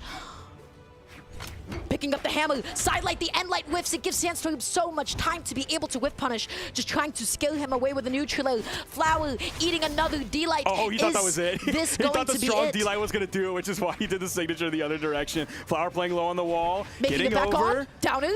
Oh, this is huge. Backing away, just fully respecting it, not wanting to contest it at all. Come on, the Flower. D-Sig comes out, but Give us a game Sandstorm 5. gets behind it. Come on, Flower, give us a game 5. Clutch up, brother. Slowing it down, popping out another D-Sig. Sandstorm jumps into it. That's the stomp. That's the sail. Come on, Flower. Clutch up, brother. Oh, he picks up the goofy spot on the corner. Come on, Flower. You can clutch up, brother. Sandstorm. Yes! What was that? Yes, Flower. It's a game 5. Flower versus Sandstorm, Dara. Oh, man. What was that from Sandstorm? What was that? That was, guys, I don't know who that was supposed to hit. But because of it, guess what? Flower got the game-winning whiff punish. Amazing. So, tough choice from Sandstorm. I don't know if that's exactly what he wanted, but I have to say, Flower was playing a little bit afraid at the end, but that recovery, that was so good, that was so optimal, that was exactly what he needed to be able to close out that stock as well. You mentioned it, Sandstorm wasn't really respecting Flower down there. That was super greedy to do that, especially against Hammer. Against the Hammer, that's such a bold move to make. That's literally saying, like, yeah, you're not good enough to counter this, that your like weapon is literally built to do. Your weapon is purpose built to counter this move, and I don't think you're going to be able to do it. There's 3 weapons in this game that can cheat off stage, which is Hammer, Scythe, and Gauntlets. And Hammer is like the one with the biggest hitbox that you have to really respect there. So Flower, he was a little bit afraid when he was like fast falling. I don't think he was fully comfortable with the space that he needed to be in. Yes. But because of that fear, he put himself still below Sandstorm in a way that he was able to punish. So I don't know if that was truly intentional for him to go that low, for him to be that afraid. But I want to say that it worked out in his favor. Game 5, Sparky, not your favorite stage. Definitely not. I can't believe that this is going to a game 5. Yeah, this is huge. And it like that recovery that Flower got was everything. And no, I think you're exactly right. I think Flower was truly fearful in that moment because it was a very late recovery that came out. But he was able to like control the fear and control that situation long enough without falling into the blast zone and losing his stock. So that was like, that's a very like human but also competitive player moment, because you go from fear mode, I'm about to lose my stock here, potentially the entire set, all of a sudden compartmentalizing that and realizing it's time to go to work. Oh This is my what I gosh. got to do. It's about picking yourself up after you get hit. Flower, he's controlling the ground. He finds that neutral Sandstorm with the weapon toss, but he is still not going to be able to land too safely quite yet. Flower, he's putting a lot of distance between him and Sandstorm. And Light comes out, no immediate recovery. Sandstorm just taking notes on Flower's dodge habits because that is why he needed it. He saw the dodge out, he got the note of it, and then he was able to find his D-Light recovery. Nice. Sandstorm actually throws his weapon there. That's going to disarm him. He's going to be looking for the next spawn. He's playing elusive, reasonably defensive there before he picks up the scythe. Flower staying so grounded here. Like, yeah, he'll jump up twice quickly, but then he instantly goes back to the ground. He's not really looking for that soft platform, that low soft platform here. Nice back dash, getting the stomp side air from the middle of the stage. Tossing out another D6 Sandstorm, this time just jumping into it, calling his bluff that he was not ready to follow up off of it. The recovery and even the bounce on the stage was not enough. Sandstorm losing his stock. Flower, even with this up, this is amazing. And it seems like, and this could be, I could be purely wrong, and it's the flaws of the human memory, but it seems like Flower will give us amazing, unforgettable performances, but then in the end, he'll just end up losing to like the quote-unquote legacy top player. In this case, it would be Sandstorm. And that's always really tough to watch because it's like, oh, Flower, yes, you're next up. You're going to be the one. And then they run into, like, the player that they're statistically supposed to lose against, and then they end up losing. And it's sort of a tough end to the Flower But that's story. what makes the top players the top players. They're able to, even in game 5s, they're able to close it out. They're able to clutch it up, and they're able to keep themselves consistent.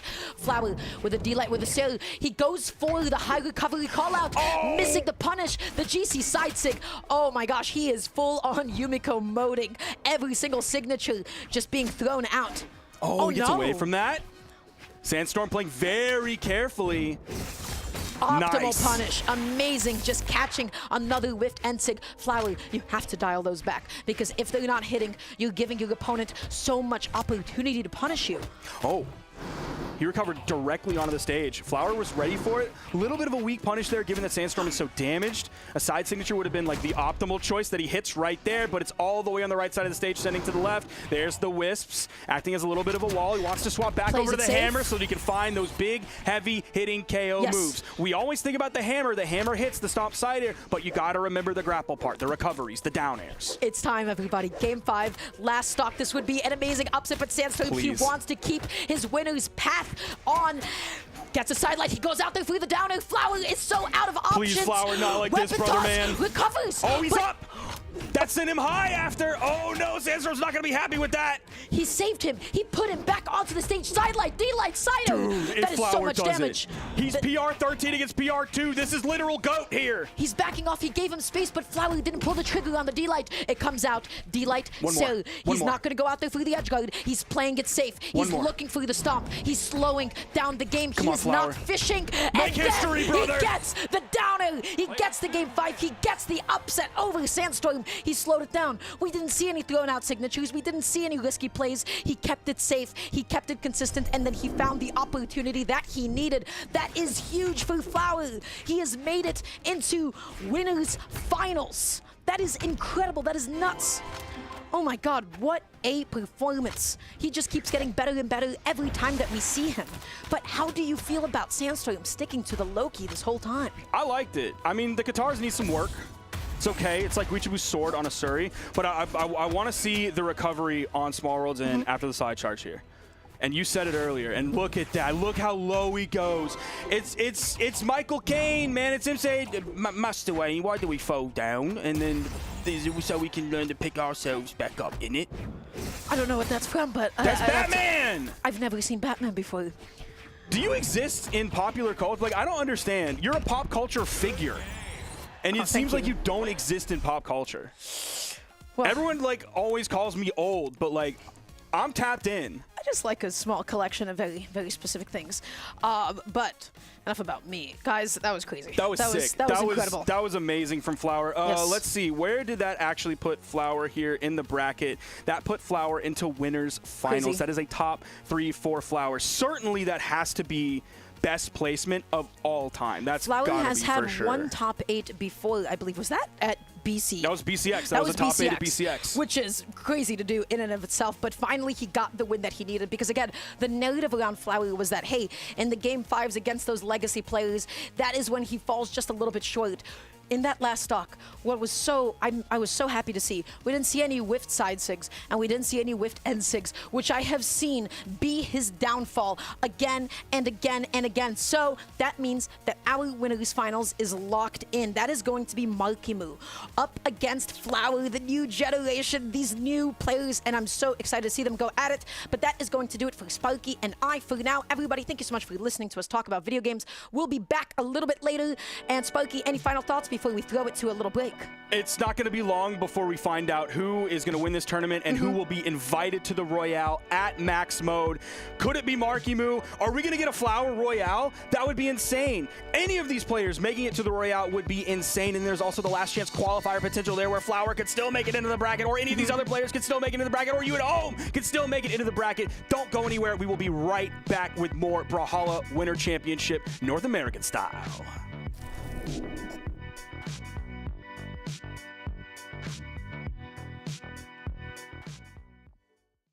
How are you feeling about year 10 esports for Brawlhalla? I'm actually feeling pretty good. I love the vibe, how the community and the players like just get a lot of connection together, you know. And were you Team Sweet or Team Sour? Team Sour. Team Sour. Sorry for all this. How are you feeling about year 10 esports for Brawlhalla? I think so far year 10's looking like pretty interesting. Like there's a bunch of definitely new people, at least in NA, that I haven't seen before. But I think it's looking really good for Brawl as of right now. Like I'm honestly just flabbergasted with how tournaments have been going recently. Like everything is just not what I expected. All right, was that a good? Is that a good unexpected or? Yeah, actually. Okay. Like I thought Kaina was gonna win in SA, and I thought like obviously like the circumstance thing with Godly. Like I know you probably saw that. Like yeah, but it's definitely like really interesting right now.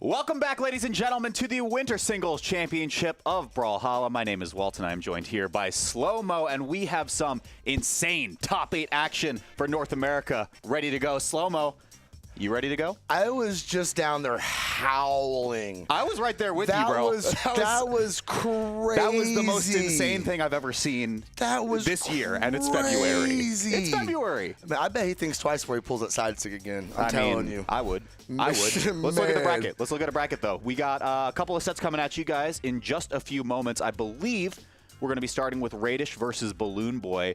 But sitting on the other side of that elimination, look at that. Seiku's on the run. This is crazy. No, it is kind of crazy because, you know, this is my home region, and I'm trying to think of how often I've heard that name, and it's not been many times. I'm going to keep it a buck. It's not often. Okay. Yeah, it's not. And that's what makes it so cool. I'm so excited for it. But first things first, at the top of the screen right here, he's power rank Radish 67, versus bro. Balloon Boy. This is going to be a really crazy one. I know. You know, you were talking about Howlin' That's my boy, the other day. That's my boy. Let's talk. Why don't you remind the people what happened at BCX when you were out there howling? You were out there. That's classified information. I can't tell that story. But no, it's just no production. I can't. Oh no, because your bosses still don't know what happened. Anyway, for the people at home, all I'll say is Slow-Mo was.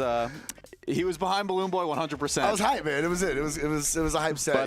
But yeah, man, dude, Balloon Boy, that BCX run is insane, and I feel like you know, we set so much of the narrative on Marky Moo, you know, being this guy who kind of came up in this extreme way into the top limelight of Brawlhalla. But Balloon Boy has been right there with him in my mind too. Of course, taking the win over Impala at BCX, which got the crowd going insane at the end of last year. Taking Marky Moo to Game 5 at that very same BCX as well. I mean, this kid is absolutely next up. If we're not even, I think he's there. I just think he's there, you know? And it's kind of cool because he's been around a long time. Yeah. And it's just been the last couple of years, he's kind of like found his stride. And something actually, I don't know what clicked, what is going on, but something did a couple years ago, and he just keeps improving and improving and improving.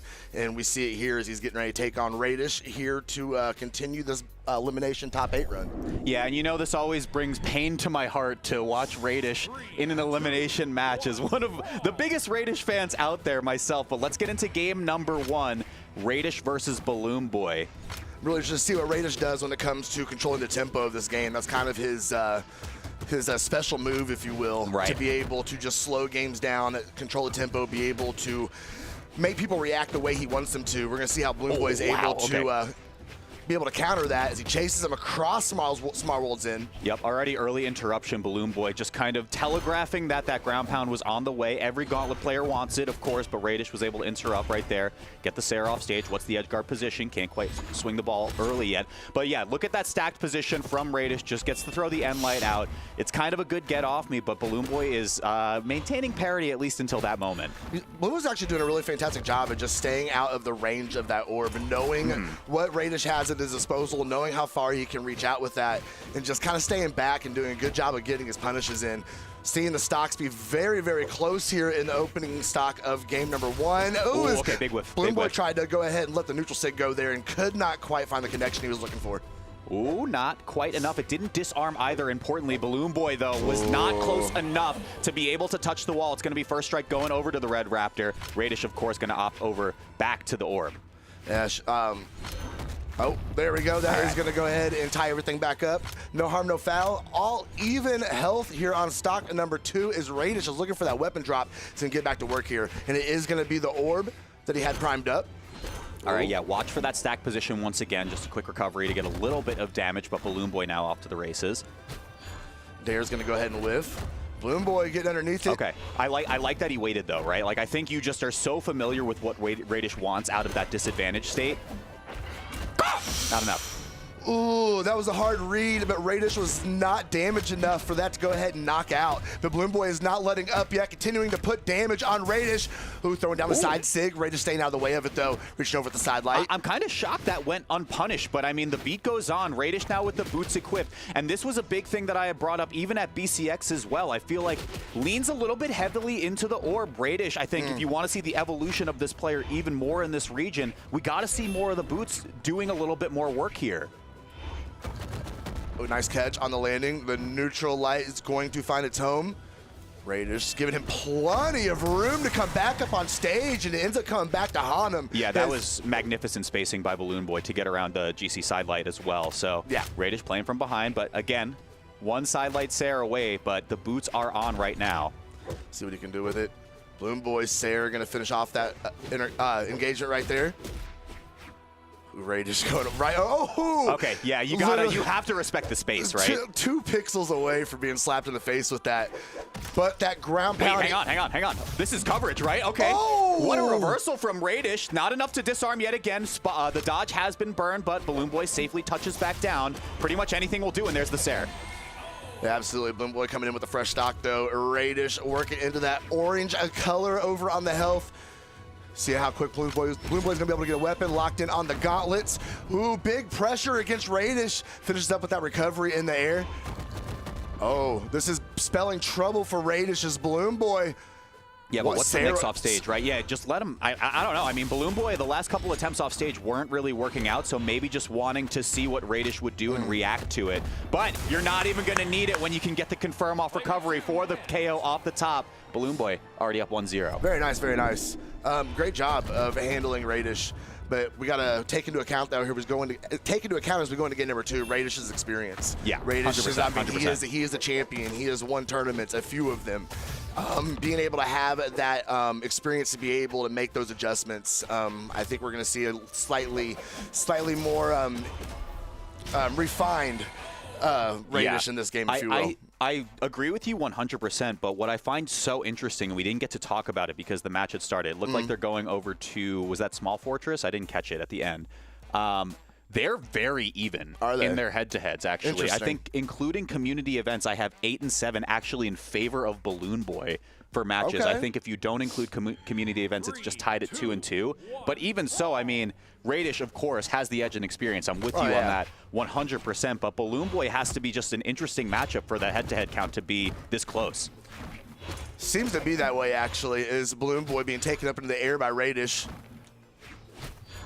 So let's see what happens here. And again, I mean, Radish, I think, you know, I've talked about maybe perhaps over-index is a little hard on the orb, right? And there's a reason for that. It's easy to confirm. You get good KO options with it. It simplifies your game plan down to a few things. We did see the boots equipped for a good amount of that last game. It was actually 36% of game number 1, and it did close to equivalent damage in terms of how much the orb was picking up. I think a lot of that might be comfort. I mean, he is coming from Petra before Red Raptor came out.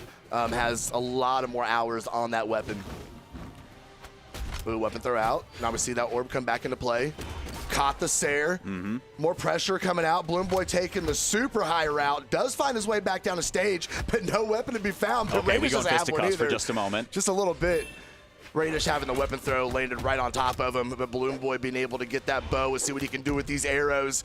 Radish way up in the sky, catching a neutral light on his way back down. Yeah, watch the edge guard position too. Yeah, Balloon Boy just jockeying, trying to force Radish to flinch. Of course, good patience from Radish once again. Just dodges through.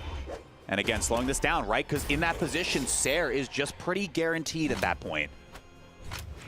So Radish claims the lead, but we saw this in game 1 as well, Slow-Mo. I mean, it was just basically recovery off the top KO to even it right back up. So let's see what happens. The gauntlets are online too. Okay. He's going way out there on that orb, putting big pressure against Radish.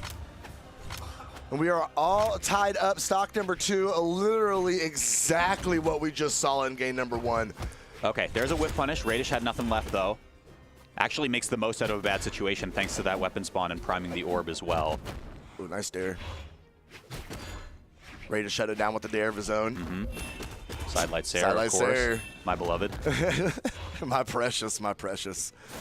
Oh, what a call out from Balloon Boy. I mean, higher damage, that's just the KO. Finish it up. If he could have found one more down there, that could have been a very early stock against Radish. Oh, yeah. A little bit awkward spacing here as well, yeah. Both these guys trying to find it. Just trying to find that sweet spot in between the movement of their opponent. Yeah, and I think when we talk about the match history being as close as it is, right, that is just the level of comfort knowing, like, both of them are not necessarily keen on being the first to press buttons here. That will be stock off the left side in favor of Radish. This one definitely a bit healthier than how he ended off on stock 1. But yeah, I think like the fact that they are so comfortable and knowledgeable of each other's play styles means that they are trying to be like the one to go second in all of these situations. Okay, that's going to disarm, though. That is going to disarm. Okay. But no, he couldn't catch the follow-up, and Radish allowed to come over and get that weapon drop. Now he's back on the orb. Sayer is going to go ahead and swat him away over on the left side.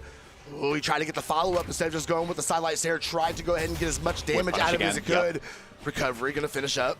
Come back over the left side. Yeah, and every hit in a matchup like this has so much meaning, right? Knowing that Radish has been able to hang on to the stock for as long as he has. So let's see. Okay, interrupts the signature as well. That's big.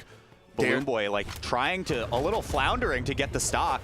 Trading gravity cancels, but not able to get stock off of it is Balloon Boy. He needs it right now. That Sayer isn't going to help it out. Weapon throw. Coming back over. He did have the orb. Ooh, okay. I mean, the bow primed. Ooh, can he finish it up? Oh. He's cooking too hard. I know, he did not go for the ground pound, opted for the weapon throw instead. Realized it, I think he realized that Radish had the dodge and didn't want to put himself in that position. Just went ahead and baited it out with the weapon throw and see what came after that. But stocks equal. Balloon Boy, bit of a deficit, doesn't get punished for. Sweat beads coming through. Radish, yeah, throws the boots away. Yeah. One side orb. Oh. Balloon Boy was in the perfect position. Battle for the spawn, I get it. We've all been there. Okay, Balloon Boy has to kind of work pretty hard to be able to make this one back now. And you see he's putting on as much pressure as he can with the full-blown weapon starve at this point, trying to keep Radish off of it. Nice fight back, unarmed though. Oh, Balloon Boy could not get the punish. Radish able to turn around and neutralite. Oh, okay, yeah, and threaded the needle as well. Balloon Boy playing this carefully. Stacked position is always there. Balloon Boy off stage. Now this could be the opportunity, but Radish all the way high up towards the soft platform as well. Just wants to get out and dodge. Does not want to get put in a reversal situation, but then just recovery out of nowhere. Balloon Boy almost on the top. Are you kidding me? Juggle him! Hang on now. Sayer's not going to do it, especially going cross stage. He's brought back so much of this damage, Walt. This is actually doable for him. Wait. Radish can't hit him, brother. Radish looking for one Sayer against the world, one Sayer against the world. But Balloon Boy, I mean, is just taking this so carefully. Okay, recovery, waiting for the dodge as well. Didn't come through. Balloon Boy this time. I mean, again, like I said, he who acts second, I mean, is going to be the one that probably wins out of this situation. Waiting for the dodge as well, but Balloon Boy gets there. You got to be kidding me, bro. What a comeback. Mordex, come back. Poor Mordex. I'm so sorry, but I mean, that was too hype. It was too hype. What a clutch, bro. That was an insane comeback, right? Because you already know the resources that the Red Raptor has at that point is like Sayer or bust, right? You can go for a sidelight Sayer. It's going to be a confirm. You can just get Sayer outright at that damage threshold, and it will get the KO. Balloon Boy perfectly navigating around that situation. Not to mention the fact that that was the second time he set up that position as well, knowing Radish was going to panic dodge, going for the weight, and then finding the recovery off the top. Chef's kiss. Yes. That was insane. That was a heck of a clutch. That probably rocked Radish's head a little bit. It would rock mine, I'm sure, yeah. Yeah, that was rough. I mean, that was all but one for Radish, and he just could not find the knockout. No matter what he did, he would swing, and then just Balloon Boy would be absolutely gone. Oh, man. Okay. Now we look at the scoreboard as we load into game number 3. Radish, his work cut out for him. I say this every time. My heart is in shambles, but Balloon Boy is playing phenomenally right now. He is. I mean, we can't forget, this is elimination side. Radish, he has to win here. There is no second chances after this game right here. See if he's going to be able to get the reverse 3. But so far, Balloon Boy all over him, but got slipped down. Radish should be able to punish this, but no, couldn't find anything at all. Yeah, that was a real dicey first stock situation. Balloon Boy could have been off to an incredibly early stock. And look at this. He has already clocked that Radish. As soon as he goes for the gonna get that one hit, Balloon Boy knows he can just go wait recovery, and he's confirming every single time. Radish is the one that needs to change up the pattern now. Right. Okay, going way over the side, staying out of the way of the dare. Okay.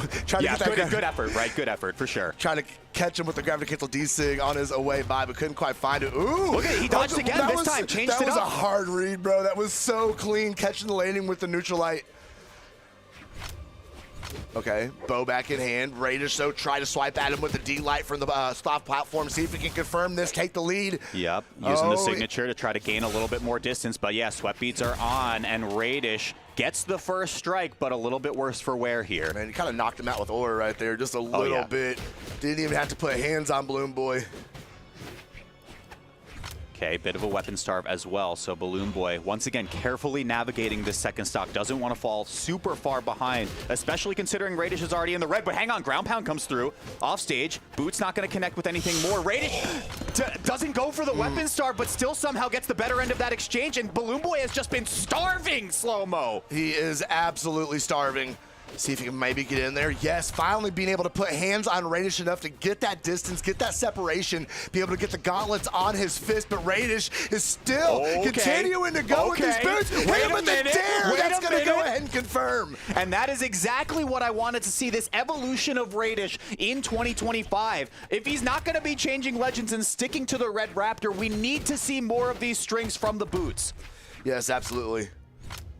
Okay, Balloon Boy's got a lot of work to do here. He definitely cut clutch last game, but this is a bit of a deficit. Gonna go ahead and get it there. So now it does actually look a little better for him. Yeah. We have a full stock differential here. But we saw how Balloon Boy was able to take control and get number 2, but Radish now finding some steam of his own, whipping off the dare. We absolutely did slow-mo, but stack position once again, and light doesn't connect to anything from Radish. Balloon Boy trying to find the singular opening. Every hit matters now. Oh, whiffing on the neutral sig. Radish coming back down the stage. Whiffing on the Sair. Balloon Boy there to go ahead and clean it up a little bit. Okay, did have the bow primed up as well. Oh, tries to call out the jump. Yeah, I don't blame you for going for that at all, but now Radish could start to run away with it. Recovery, Sair comes through as well. This is off stage. Ground pound, maybe a dare as well. Oh no, but just a big crow foot is enough to do it, and Radish gets on the board with 1. Great adjustment. That was such a dominating performance from Radish in that game.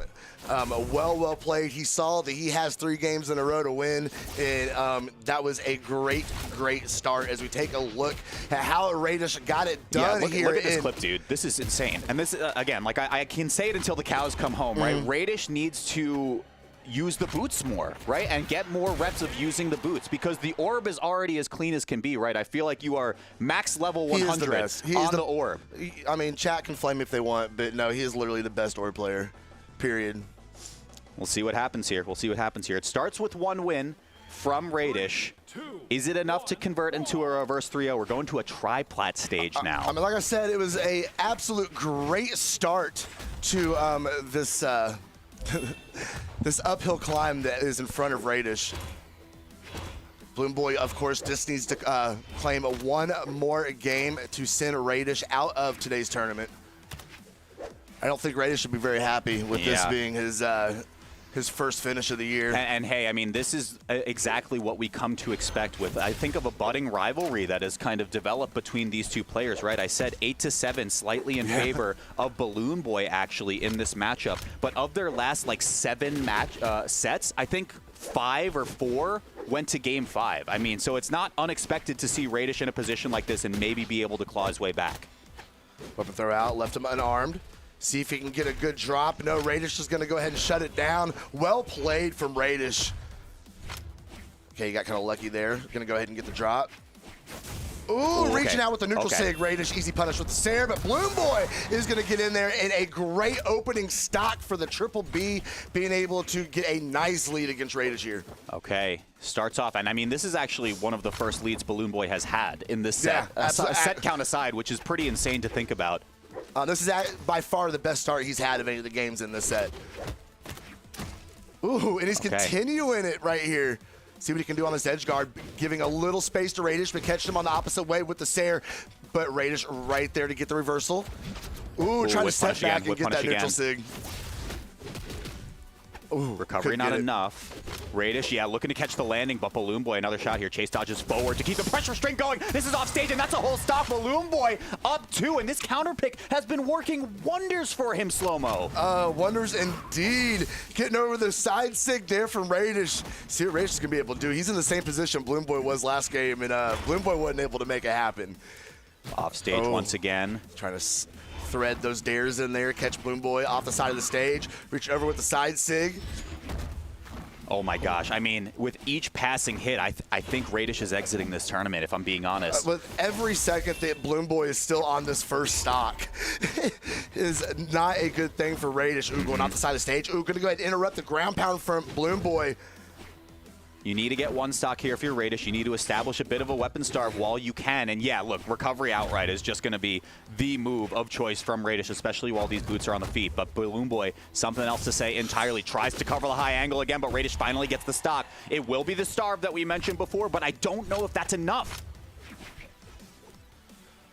Yeah, he's down a full stock here, trying to make miracles happen in game number 4. Okay, Ooh, wait a minute. That was a good string. Quick little three-piece, side rides the sig. bike as well. Okay, ground pound doesn't connect, but it could have been huge. Radish, you got to start making some risky plays if you want to make your way back into this game. Balloon Boy now trying to patrol the ground. That top platform has been just an absolute war zone for Radish to try to get back down towards center stage. The bike could be a huge misplay. Off stage now, let's see. He's trying so hard to do something with that side sig. Okay, Balloon Boy being able to use those soft platforms to just stay out of the way of Radish. Oh man, he caught him. He caught him off the bike. He threw him off the bike. Got underneath him with that. And it's just over. Balloon Boy closes this one out. Oh, I want to see that again. Getting underneath him with the nair. It just pulled him right off that chopper, brother. He said, "That's my bike Exactly, now. exactly. Get off my bike." That was so clean from Balloon Boy. Gonna go ahead and send a Radish pack in 3-1. Wow, that, and we will probably be seeing this on the replays as well that you guys are watching. That last counter pick from Balloon Boy was so good. And I don't think we even have enough time to talk about how good I think that was, but it looked like Radish was really struggling with landings and then disadvantage state in particular on the triplats, right? Like would land on the top platform, it became this awkward position of like, well, what do I do? What is Balloon Boy covering in this exact moment in time? And sometimes it's just like Radish wants to get back down to the ground. The dodge reads as well off of the sidelight into the recovery from Balloon Boy. Really, really clean throughout the entire set. Really clocked that one in super, super early. And then, of course, just brings it home with the ground pound. Balloon Boy, really, really clean 3-1 right there. Yeah, I was going to say, it wasn't just a win, but it was a really clean win. He looked fantastic against Radish in that exchange, and congratulations to him. He's going to be moving forward to go against Sandstorm in your elimination quarterfinals here in just a little bit. But before then, we have a set coming up that I'm a little excited about. Why don't you go and tell us about it, Walt? Dude, look at that! What? Look at the difference! I'm just like pointing and pogging at the screen because it's a big fat goose egg for Seikuz, who is on the absolute run of their life right now, up against Snowy here for our next match. Of course, they've never played before because this is Seikuz's by far best run ever, I'm pretty sure. I'm looking through some of the official events. 33rd at Trial of Freya, 49th at Leve, 49th at Skuld. Top 8? My man is cooking today. A top 8? No. Are you kidding me? My man is cooking today. Congratulations to him. I mean, no matter what happens in this next set, that is a heck of a performance today. And maybe he can make a really cool elimination run here. Yeah, and hey, look, at the end of the day, I think you already saw it on the screen. The viewers at home can kind of make their own narratives of whatever they want here. Snowy has pedigree, of course, has reputation. He's a world champion. I'm gonna keep it a stack with you guys. I'm 100% biased for Seikuz. This is just crazy that he's been able to make it this far. Well, look, I'm always a sucker for an underdog story. always. 100%. And if you're sitting in the first, the first season of the year in North America, and you're sitting here with 63 PR, and you're sitting in my top 8, that is impressive. Yeah, unreal performance from Sekus. I'm looking through some of the bracket to see. I know, of course, the crazy upset over Radish as well was the one that caused Radish to get eliminated from this tournament. Now, a 3-2 over Radish got very close versus Flower to make it to top 8 on the winner's side, which is already insane, and then only had to win 1 set versus Raid. All that being said, Sekus has been through the ringer so far. I was gonna say, he's actually had a really rough run. Every single set in top 60 or top 16, excuse me, has been game 5, and it has been against hitters. Right, too, you say that list of names, and there's none of those games that he didn't have to earn. 3, 2. But we're going to go in and we're going to drop into Demon Island and see how he does against this Rayman from Snowy. So let's see what happens. Is the dream still alive, chat? I don't know, but Sekus, of course, on the run of their live Snowy, wants to be the one to put an end to it. Absolutely, Snowy. He is definitely a heavy hitter, been around a long time. Nice pickup on the D-Light there, reaching up with the Nair. Sekus coming back. Ooh, catching him on the greatsword. Come on now. It's just greatsword things, baby. All day, every day. Okay, catches the landing as well. And we had talked a lot about this yesterday, Slow-Mo, in the Europe and SA brackets as well. Greatsword, just such a potent weapon at catching landings, dominating the ground space. Gets the gravity cancel right there to force the offstage situation. Just a little bit of a whiff. Snowy trying to build their way back into this game. Certainly is. Damage pretty even right now. Oh, wow, okay. Primed up the signature as well. I don't know if that actually would have connected, but Snowy still interrupted it regardless. Magyar holding in here with that very, very heavy defense that this legend carries. But there we go. First to strike is going to be Snowy, taking him off the top of Demon Island. Yeah, and I think a bit of a right idea from Sekus, right, to get the 2 following hits. But at that point, your greatsword landing, you saw the weapon throw come down to just try to cover your tracks if you're Sekus, but it was already over. Good first stock from Snowy. Sekus answers it right back. Keeping it very, very close indeed. Going to see a juggle on these weapons. Ooh, Snowy able to sneak underneath him, be able to get those gauntlets. Hang on a minute. But just a pow, pow, pow coming off that greatsword. He's still just poking at Snowy over on that right side. Coming up with a recovery, very nice into Sayer. Hit him again, and he does. Wait, this has just been a clinic. Okay, hang on one second. But he's showing patience. Yeah. Even though he gets a starter, he's recognizing when he should be able to go into that bridge and when to back up and look for an opportunity. Hang on. Okay, Snowy. This is a freebie, right? No, wait, Snowy's gone. Snowy's gonna die. He is. Snowy's gonna get KO. That's insane. What? Why? Because he's trying to get a little flashy. He was trying to get a little Snowy on him. Trying to get a little flashy on him. It happens. All right. I mean, after the dust settles here, somehow Sekus has a stock lead, and it's just gone just like that. Barely any damage on Snowy after a bit of an error on that offstage play. Is it enough for Sekus to get one on the board? I don't know. We're definitely going to find out. Okay. Greatsword back in hand, but Snowy is just getting hit after hit after hit unanswered from this greatsword. Yeah, okay. Yeah. And this is where the axe really thrives, right? Like, look at how hard it was for Sekus to finally find the ground again. The axe just so oppressive in these states. Now we get the juggle state once again, patrolling that weapon spawn. Sekus tries to come down with the down air on the greatsword, gets the bridge going, finally goes for the 3rd hit connector, but it does not come through. Now Sekus in the red, ground pound doesn't connect. Second one will come through. Snowy now in perfect pole position to get this first game. Kind of figure we see the D-Sig fly over off the side of the stage. Disarmed as well. Seiku's got to play this so carefully, but it's not even going to be another chance right here. Snowy with the first game on the board. Yeah, gravity cancel, D-Light into recovery is going to go ahead and get it done. That was a really close game, though. It was. Yeah, so this is where Snowy got a little bit too fancy here, right? Like, played the offstage really well. Oh, dude, the off the backboard weapon toss was so sick. I mean, you had so much sauce on it. Why dress the salad even more at that point? Man. It was already a tasty meal, but Snowy just wanted a little bit too much. And then Sekus got a freebie from it. Wasn't enough to get that first game. Let's see what happens here in game number 2. Oh, man. You see all the heavy defense on that Magyar. You see how many times Snowy connected with him right there. Yes. And it barely even made a dent into that thick armor of Magyar. I like what you pointed out in the first game, Slow-Mo, about Seiku's being willing to pull back in certain situations where the punish just isn't there, He's right? very aware. You have to have that level of awareness when you're playing Greatsword Legends, right? Like, you just need to know when it's not there, when you have to go back, hang on off stage, though. Snowy with the reversal hit, weapon toss comes through, and that's first strike. And I was getting ready to point out, and Snowy just went ahead and just gave everybody a visual example there, especially when you're playing against somebody like Snowy. Yeah. If you make a mistake against this kid, he is going to do that.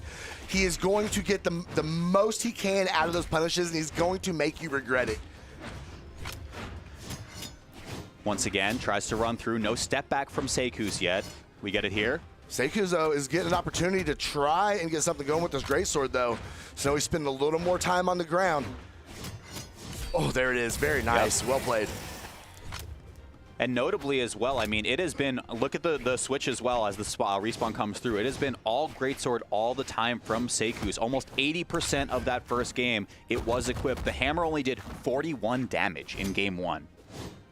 That tracks. Definitely trying to exploit Magyar for that heavy defense, and obviously he is a great sword player. For sure, for sure. So let's get underway here, Snowy. We've talked about the juggle state when the axe is online from Snowy. Made Seiku's look really confused in the disadvantaged state, so here we go. Ooh, missing on that recovery.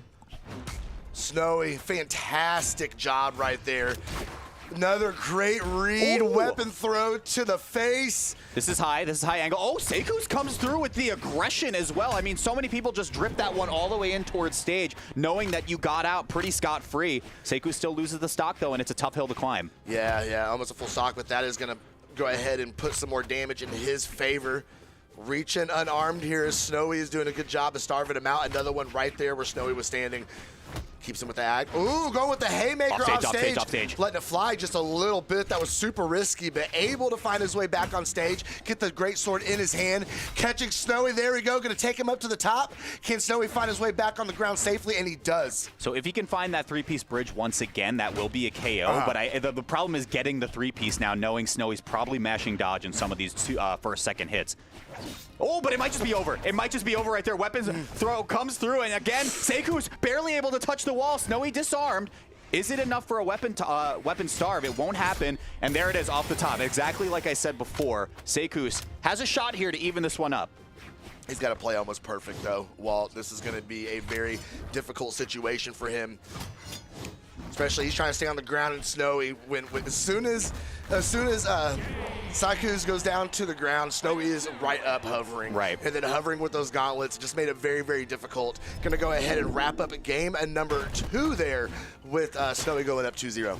Okay, the run might come to an end here unless Seiku's can pull 3 games in a row over Snowy. Let's not focus on that yet.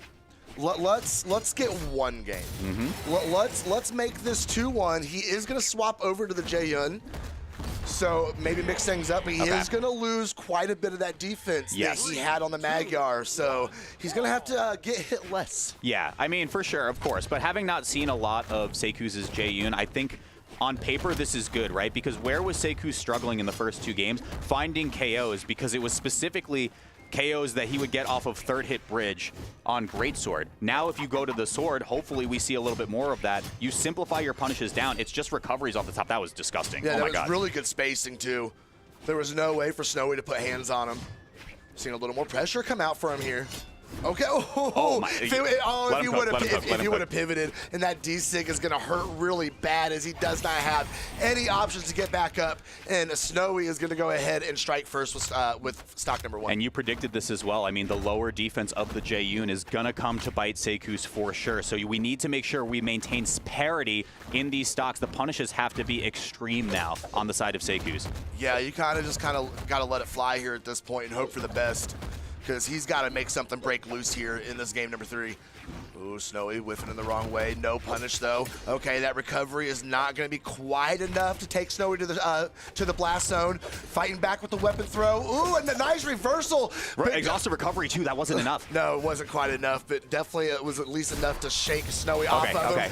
Finish up with the recovery, and the stock is going to go ahead and go to him, tying everything up. Yeah, and I mean, already, even though it didn't quite get him the stock, it got him most of the way there to getting that third stock. I think the sword as a weapon swap is good so far. Snowy, a lot of force coming off of that. See if he can find a safe passage back up on this map, and he does, reversing the positioning there. Oh, okay, second time in a I row. know. Second time in a row, and I'm shocked again as the greatsword player playing the offstage like that. That's rough. Just needed that pivot both those times. Snowy, full stock advantage. All that being said, I mean, kudos to Snowy right now for being able to take a lead and keep one over the span of these 3 games. Is it going to be enough? Does Seikuz have a little bit of gas left in the tank? Seikuz is definitely trying here. Okay, he caught it. Gosh. Wait, offstage again. The reversal hits have just been insane, but Seikuz now gets the disarm. Is this just down air? Snowy touches the wall. Caught it. Oh, no, Sair confirmed with the sword. Okay, gets it with the recovery, and that's not enough for the KO. No. Snowy did a really good job in that last interaction, though. He wasn't just spamming his dodge. He was waiting until he was over on the side of the stage. He could go ahead and down dodge and safely get out of the way. Last stock here for Seikuz's tournament life. Oh, come on. Pull it together. This is doable. And we have seen, like, 5-piece hits from the There we go. greatsword. So Seikuz have been going to absolute work. But Snowy, I mean, has shut it down with 2 recoveries in those last 2 games to close out. Waited for it this time, trying to end it the same exact way. This is so doable. Especially if Snowy is just going to let the side 6 fly like that. Yeah, you got to find the whiff punishes now if you're Seikuz. Oh, no, exact situation as before, and he waited this time. Snowy finds the 3-0 and will eliminate Seikuz from the bracket at 7th place. Seikuz got my attention. I think Seikuz should have everyone's attention, to be honest. That was phenomenal. I mean, you're going up against, like I said, a world champion. And granted, the scoreboard doesn't reflect how close that set actually 100%, was. 100%. That was a great performance. Should definitely be proud of himself, but unfortunately, not quite enough to make it happen against Snowy. That's right. That's right. Yeah, I do have to say on the other side of it, of course, we crafted this in a way that was like Seikuz could go on a run, like Seikuz could be the one that like really makes this happen. Of course, this is the best performance that this player has had in their career. So, you know, round of applause for that, of course, everyone at home who's watching. A lot of praise goes to Snowy for being able to, you know, find the patterns, find what made Seikuz be able to get this far in the bracket and shut it all down. Yeah, no, for sure, for sure. That was it was a great job. I'm looking forward to seeing some more from him. That was pretty entertaining. We got a whole lot more coming up, Walt, including Balloon Boy Sandstorm. We're gonna see Brawlhalla versus Snowy. Whew. And then the winners of those 2 games, of course, we're going to see who comes down because we still have Marky Moo and Flower sitting up in winners finals. But we're going to have to wait just a couple minutes, my friend, because they're telling us we get a break. We got a break. We got to stop all the action. Guys, don't go anywhere. We'll be right back in a few minutes with more of the North American Top 8 bracket here at the Winter Singles Championship. Keep it locked.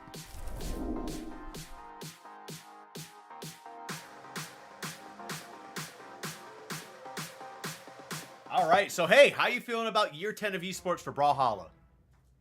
It's been fun so far. I've been playing a lot of community tournaments, and those have been exciting. I'm happy. I'm excited for winters. Current thoughts on Brawlhalla right now? What are you liking? I'm loving the movement and how I love how the patience will reward you, and I don't know. There's a lot to love, but I love just the competitive scene a lot. And I like seeing just different players and different weapons in top 8 and top 32 and stuff. It's great to see diversity in weapons and characters that high.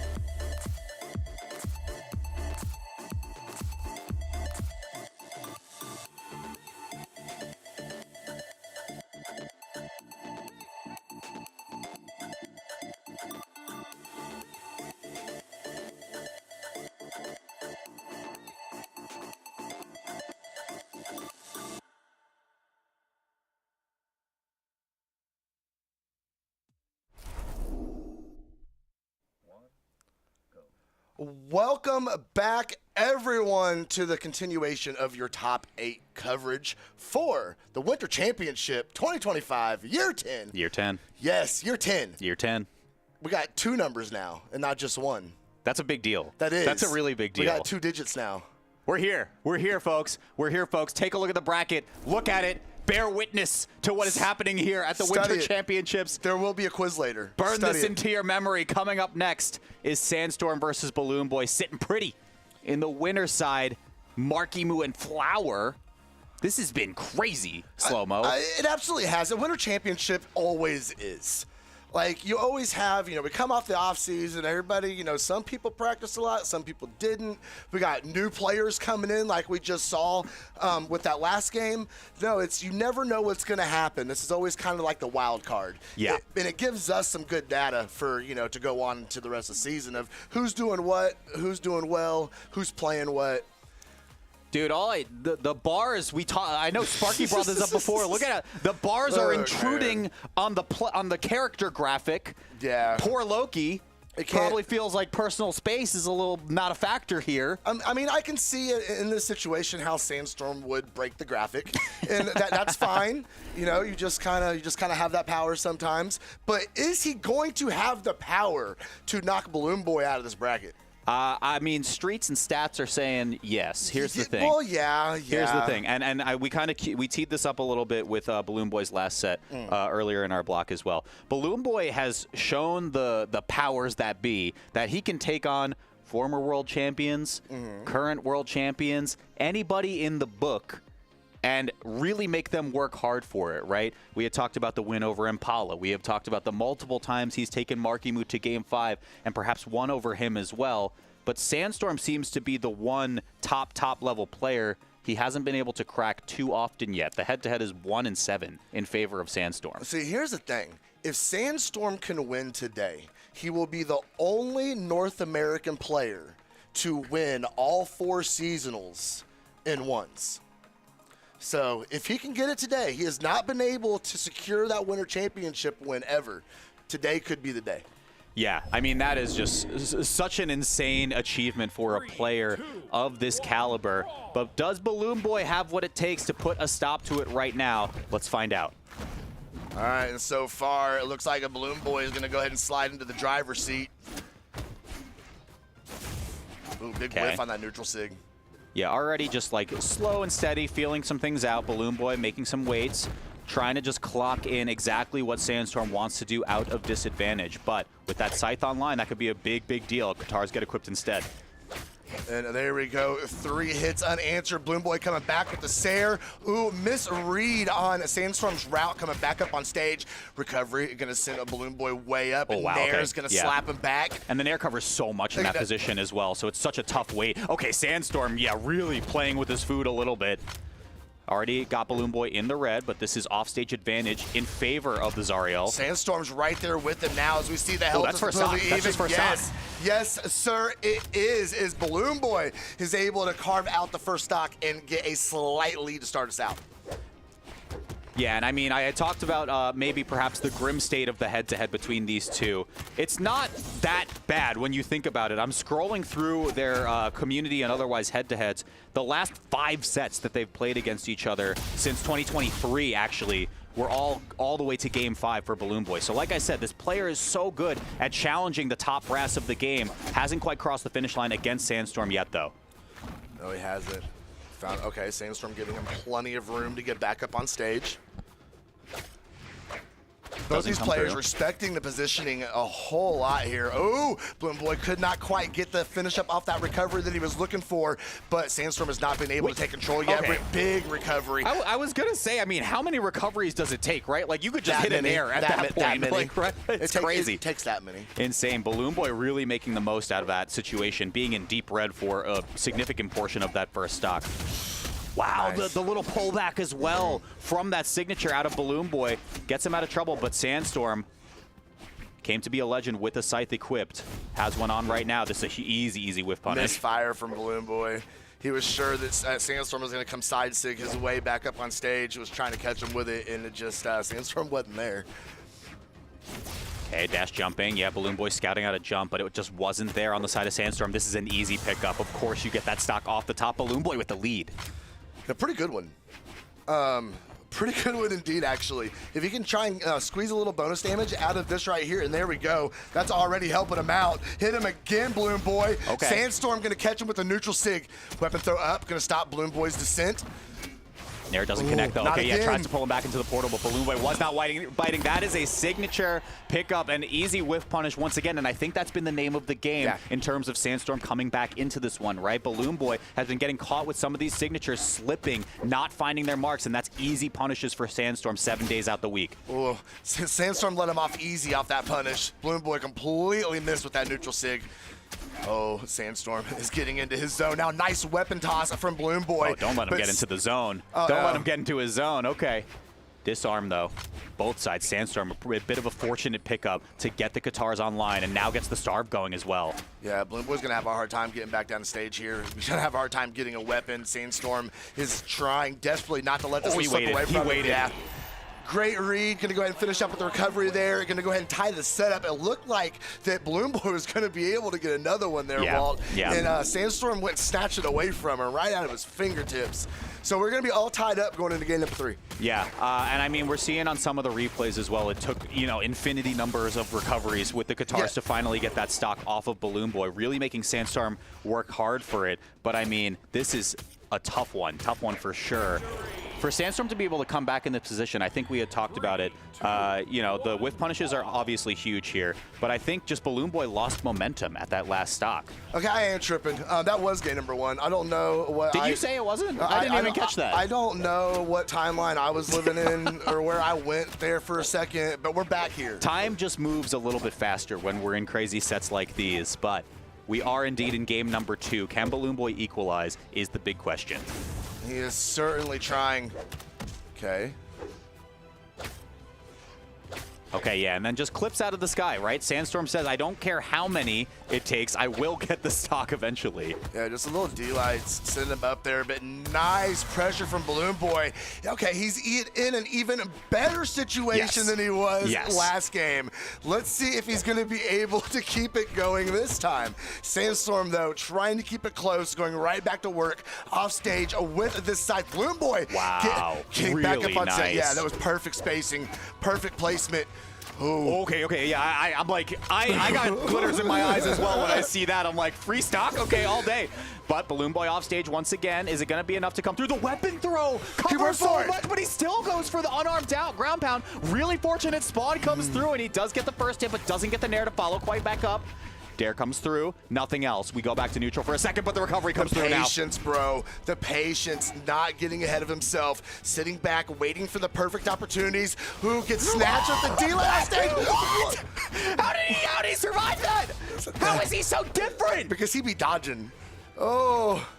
Coming up, throw up. Dude, unarmed anything just gets his stock. And the recovery bounced off the wall, ricocheted like a pinball machine, and finally got Balloon Boy's first stock. But this is what I mean. Look at how hard Sandstorm, the GOAT, has to work to take a single drop off of Balloon Boy. Yeah, Sandstorm finally got that stock, but look at the damage that was done.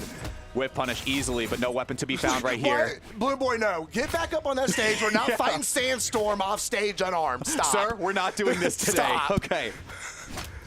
Sandstorm now, a little bit of initiative, but I mean, again, a light breeze at this point is enough to take the stock if you're Balloon Boy. And light, nothing else.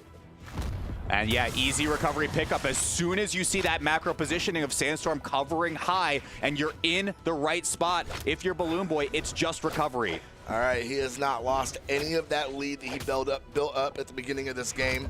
Sandstorm, though, starting to get his hits in, though. Can hear the sound of those guitars connecting over and over again. He might be hearing the sound of the victory fanfare here, but Sandstorm has something else to say entirely. Last stock situation. And look at the damage differential now, Slow-Mo. Sandstorm's brought it back. It's gone, bro. It's absolutely gone. Great pickup off of that neutral sig. Okay, we are officially dead even, tied up here in last stock. Balloon Boy. This is all about clutch zone now. He's getting greedy, all about clutch zone now. Okay, Sandstorm kind of crucially misses that punish, gets one here. Okay, disarm himself.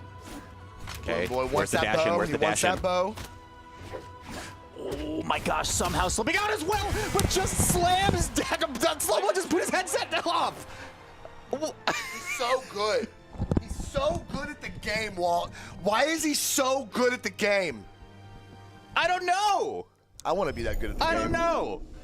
I want to be What that was good. that? He just slam dunked him to close that one out. And I mean, the clutch factor was going to be a huge situation that we had seen in game 1 as well. Sandstorm was able to claw that one back, but Balloon Boy looked dominant throughout that whole game too. He did look really, really clean. That was a well. A down sig just caught Sandstorm Goodness off guard. gracious. He didn't get down quite far enough to stay out of the way of it, and just like that, we are all tied up going into game number 3. We're all tied up. I don't know if my heart can physically take this. I mean, cardio?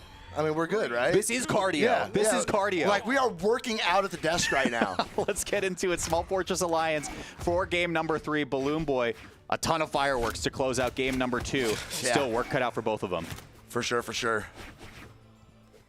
Okay, we're seeing the neutral game be slowed down quite a bit here at the beginning of game number 3. Right. Ooh, Balloon Boy getting a good string in there. Oh, big whiff on the neutral sig. Balloon Boy has been doing that neutral sig a lot too, to specifically call out jumps. They haven't really been working out in the last 2 sets we've seen so far. Then again, in that instance, Sandstorm was not able to get the punish off of it all, and it's still Balloon Boy in the driver's seat. As far as I'm concerned, we see the D-Light. No, coming over with the side sig. Can't find anything off of it, though. Sandstorm, really quick movement to get off that soft platform. Guitars have been a bit of an issue versus Balloon Boy, but maintaining the advantage state now. Ground pound, no. Oh, the remix? Okay. The switch up? Okay. Hang on. Not enough. That's not enough, yep. Surely one more, though. Oh, wait, Sandstorm's going to have his turn here. Nice catch off the D-Light, continuing to go. Ooh! Okay. So he's got no options. Sandstorm took that stock away from him just like that. He's got no stock either. I mean, that was so sick. We're going to obviously see that on the replay, but the baby dash backwards to avoid the weapon throw, that, I mean, covers you like 9 out of 10 times in that position. So clean from Sandstorm to take this lead. Pretty dark red, though, so I mean, pretty much anything will do. And yeah, there's the recovery once again. Exact positioning we had talked about in the previous game. Man, oh man. This is a nail-biter, Wall. I cannot believe how close this set is. Okay, off stage. What's it going to be? Oh, he's going to find his way back up on stage and really not taking much damage for it. Sandstorm getting two little hits in there, but nothing much else coming off of that string weapon. String weapon, you need some strings just like that. Gonna swap back over to guitars though. Ooh, the whiff again on that neutral sig. Sandstorm doing a little bit of a job of dealing with it that time on the punish. Okay, still maintaining. Balloon Boy now, yeah, really leveraging the anti-airs. How does Sandstorm land? Able to touch back down. Guitars are back online. Switches over. Okay, this is ground pound something? No, okay, just waits for Balloon Boy to come back up. Caught it with the gravity cancel, but couldn't close the door on the stock. Off the backboard as well, burns the dodge. Sandstorm, easy pickup. GCD light into the ground pound. Finds its mark, and Balloon Boy playing with a deficit. Man, forget a pickup. He picked him apart.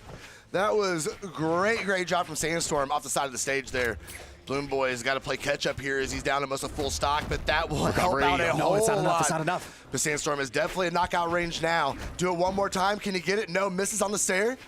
Yeah, and so much mileage in the set. Okay, no dodge burn notably from there. Want to see if Balloon Boy caught that and is paying attention to it from Sandstorm. It got so much mileage in the Radish set from waiting for dodges to be burned, mashed out of disadvantage, and then finding the recovery hit afterwards.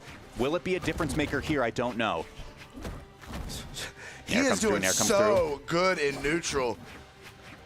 Again, clutch factor is online. Of course, it's a last stock situation here. There's the dodge. There's the dodge. Watch it if you're Balloon Boy. Caught it. Off stage. Sandstorm. Way off stage now. Is this just a pickup? It's gotta be Balloon Boy up one game over Sandstorm. It feels good. You know, I know I'm not supposed to be biased, but it just feels good. Then it's just, I mean, even for my own biases aside, look at this upset that is happening right now. I mean, this is just a good set. It's just a good set of Brawlhalla. That's all there is. Full stop. So we need Sandstorm to go ahead and win game number 4. Of course. And just so we can go ahead and get the game 5 situation. Of course. And, you know, no matter who wins that game 5, it's we been all a hard win. We all win. Of us win. Exactly. All of us are winning. Man, Except I mean, the for coverage whoever from Balloon loses Boy game here. 5. has just been unbelievable. But we're going to a place far, far away for game number 4. What's the name of that place, Walt? Dude, don't do this. Don't do this. I don't know. Moss Eisen. Oh, yeah, Moss I got Eisley. it. I We did it, remember we did it. Cheapy. I see you. Okay. No, don't say that last time. All right, game number 4. Balloon Boy has somehow clutched out these last stock situations over Sandstorm for 2. Only needs a single one to advance in this bracket. This is elimination, by the way. It is. It absolutely is, especially if you are Sandstorm. It is a tournament game right here. And one thing about this map, it is super, super tall. So much room up in the sky. It makes it very, very difficult to knock out vertically. So we're going to see how both these players are going to have to adjust to be able to find those knockouts going horizontally and not up. Oh my gosh, the reversal hit as well. That was so clutch from Balloon Boy. Gets the chase dodge up and regains some stage control. Waits for the recovery. Does not connect. Sandstorm now in the edge guard position. Throws the weapon way down for some reason. This is just a stock for Balloon Boy. Yeah, it is. Wow. Yeah, Balloon Boy definitely going to have, he found that off the side, but he is going to have a hard time being able to follow up with those recoveries and find those knockouts. But that recovery is going to go ahead and catch. Look at how much sky there is. There's enough room for both suns. Yeah, there really is. I mean, I think a big picture here, I'm thinking about Balloon Boy's setups where he positions himself underneath Sandstorm while Sandstorm's recovering back to stage. The recovery at certain thresholds is guaranteed, but on a stage this big, I'm wondering if we're going to fall out of some of those ranges now. That's a very good question, actually. Recovery, easy peasy. Tries to extend it a little bit further. Able to touch down on the soft platform is Balloon Boy, but Sandstorm really just fumbling around for any button that will connect at this point. Just a recovery with the guitars isn't enough, and Balloon Boy now in the driver's seat for a stock. Sandstorm, necessary recovery to make it back towards stage. Oh, big whiff on the side sig, but not much of a punish from Sandstorm off of it. Oh, come back, caught him. Missed on the nair.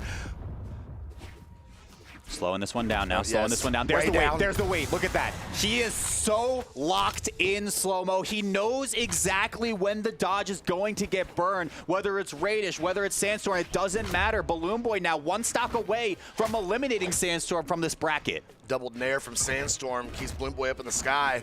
But man, every single swing of those gauntlets, putting on more damage, still not going to knock out. Balloon Boy desperately needs to get back to stage, though. He does not want to go down here. That Sair might do it, get underneath the weapon throw. Okay. I was going to say, do you ground pound here and just wait for the wall? But Sandstorm still able to make this a one-stock situation. And that was so well played from Sandstorm, being able to buckle down there and bring that back, not let Balloon Boy get too far away with it here, and now making Balloon Boy continue to have to work. He has to carve out the stock. Sandstorm, oh no. Off stage, Neutralite into gravity cancel Neutralite.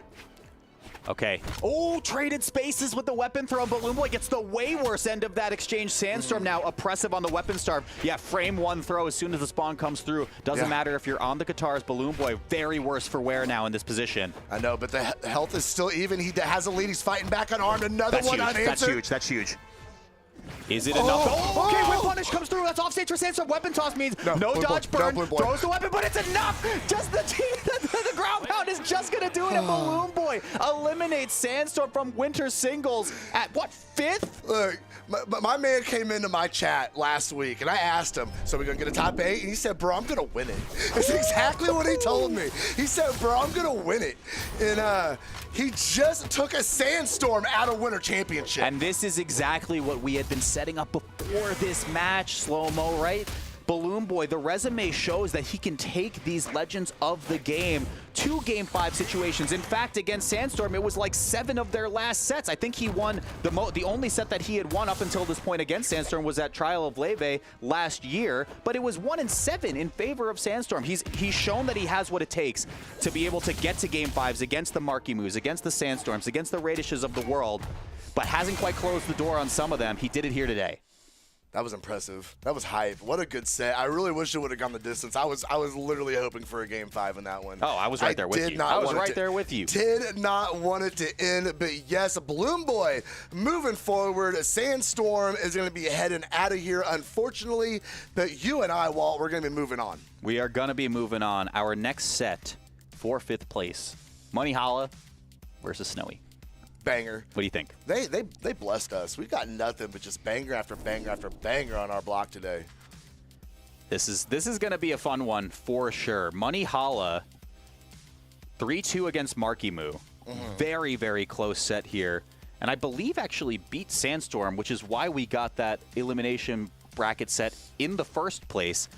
Brawlhalla's been on one, right? Second place at Platfight is the thing I'm continuously reminded of as well. The fact that Brawlhalla has shown a lot of promise towards the end of last year makes me really excited for their prospects going into this one. Oh, yeah, for sure. I was rooting for him earlier against that game against Marky Moo. I mean, that's like his nemesis. He's made a couple tweets about how he just cannot beat him. And that game went the distance to game number 5, but he couldn't just quite get the job done. So now that's how we got down here, and now we're having to make this run with a Snowy standing in his way. Snowy showed a very, very good promise with the 3-0 in the previous set of top 8 over Seikuz, who went on the run of their lives, by the way. Is it enough for Snowy to have some momentum here in this bracket? I don't know. Brawlhalla wants to continue on the streak of very, very high placements we've been seeing on the Samugi. Yeah, he just kind of, I don't know, about halfway through the end of last year, man, was just like, I'm here, guys. I'm here. Been placing better and better. Snowy, of course, we touched about it a little bit last when we saw him just a few minutes ago. An absolute veteran, been around a long time in this community. Okay. Ooh. No whiff punish. Yeah, spacing was a little bit awkward for either of them to find it. The side six sticks out so far, especially with a charge on it. There was just no way to get inside of it. Oh, Brawlhalla. Both unarmed. Snowy will go right back down there, put a dare in your face, and send you packing. First stock going to Snowy. Yeah, really well thought out on that first stock. Be able to play the flowchart pretty efficiently. Brawlhalla sneaks away with that weapon that spawned right in front of Snowy's face. Okay, there's the sweat beads. This should be a quick follow-up, but doesn't connect with the Sair. Brawlhalla still needs one more confirm to be able to get the stock. And look at Snowy. Look at Snowy. Hang on. Dodges through so necessary from Brawlhalla. That could have just been another stock right there. Real close as Snowy's continuing to hold on to this first stock. Ooh, barely escaping the signature there. Fighting, he's just not afraid to fight unarmed. He does not care. Oh, yeah. Brawlhalla gets the action started with the weapon toss, makes it a second one as well. Makes it a third one as well. Finally, the three-piece connects to get the KO off the top. But, I mean, Snowy made Brawlhalla work so hard for that. He did. That was goofy. That was a very unorthodox way of getting the job done. But he had to dig deep into the bag of tricks, and he found something that worked there. Now, I mean, we've been seeing the weapon toss has been working for Brawlhalla.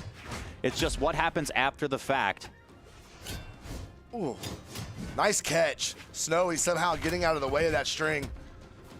Ooh, Brawlhalla, a really awkward position. Okay, I was wondering if Snowy just insta-punishes that weapon pickup. Doesn't even matter, gets it.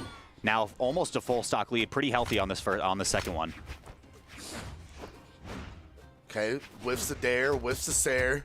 Brawlhalla putting one in unarmed. These misses are piling up though, Slow-Mo. They are, just whiff, whiff, whiff, especially on these axes. It really stands out with the sound effects. Both these guys having a hard time finding a connection. There we go. Brawlhalla's going to get a piece of him. Send him off stage, going to go ahead and starve him out. Great sword back in hand. Snowy fighting back unarmed. Oh, he went back for crossed it. Off, crossed Bro, off. The weapon was right there, Snowy. Gonna get punished for this one. Coming in off the respawn, Brawlhalla. Great sword equipped, but Snowy finds one. He does indeed. Ooh, okay, starting with dare is so interesting for Brawlhalla. Snowy just wants to end it with that signature if they could. Well, he's watching it possibly slip away from him. If he lets Brawlhalla get a good dodge read on the ground. Oh, wow, okay. That ground pound not connecting has huge implications. Brawlhalla even chase dodging towards the blast zone, saying, I'm going to meet you halfway, brother. Let's see what happens. Can't find, I mean, again, we talked about the whiffs piling up on Brawlhalla's side, but now Snowy can't seem to find the target.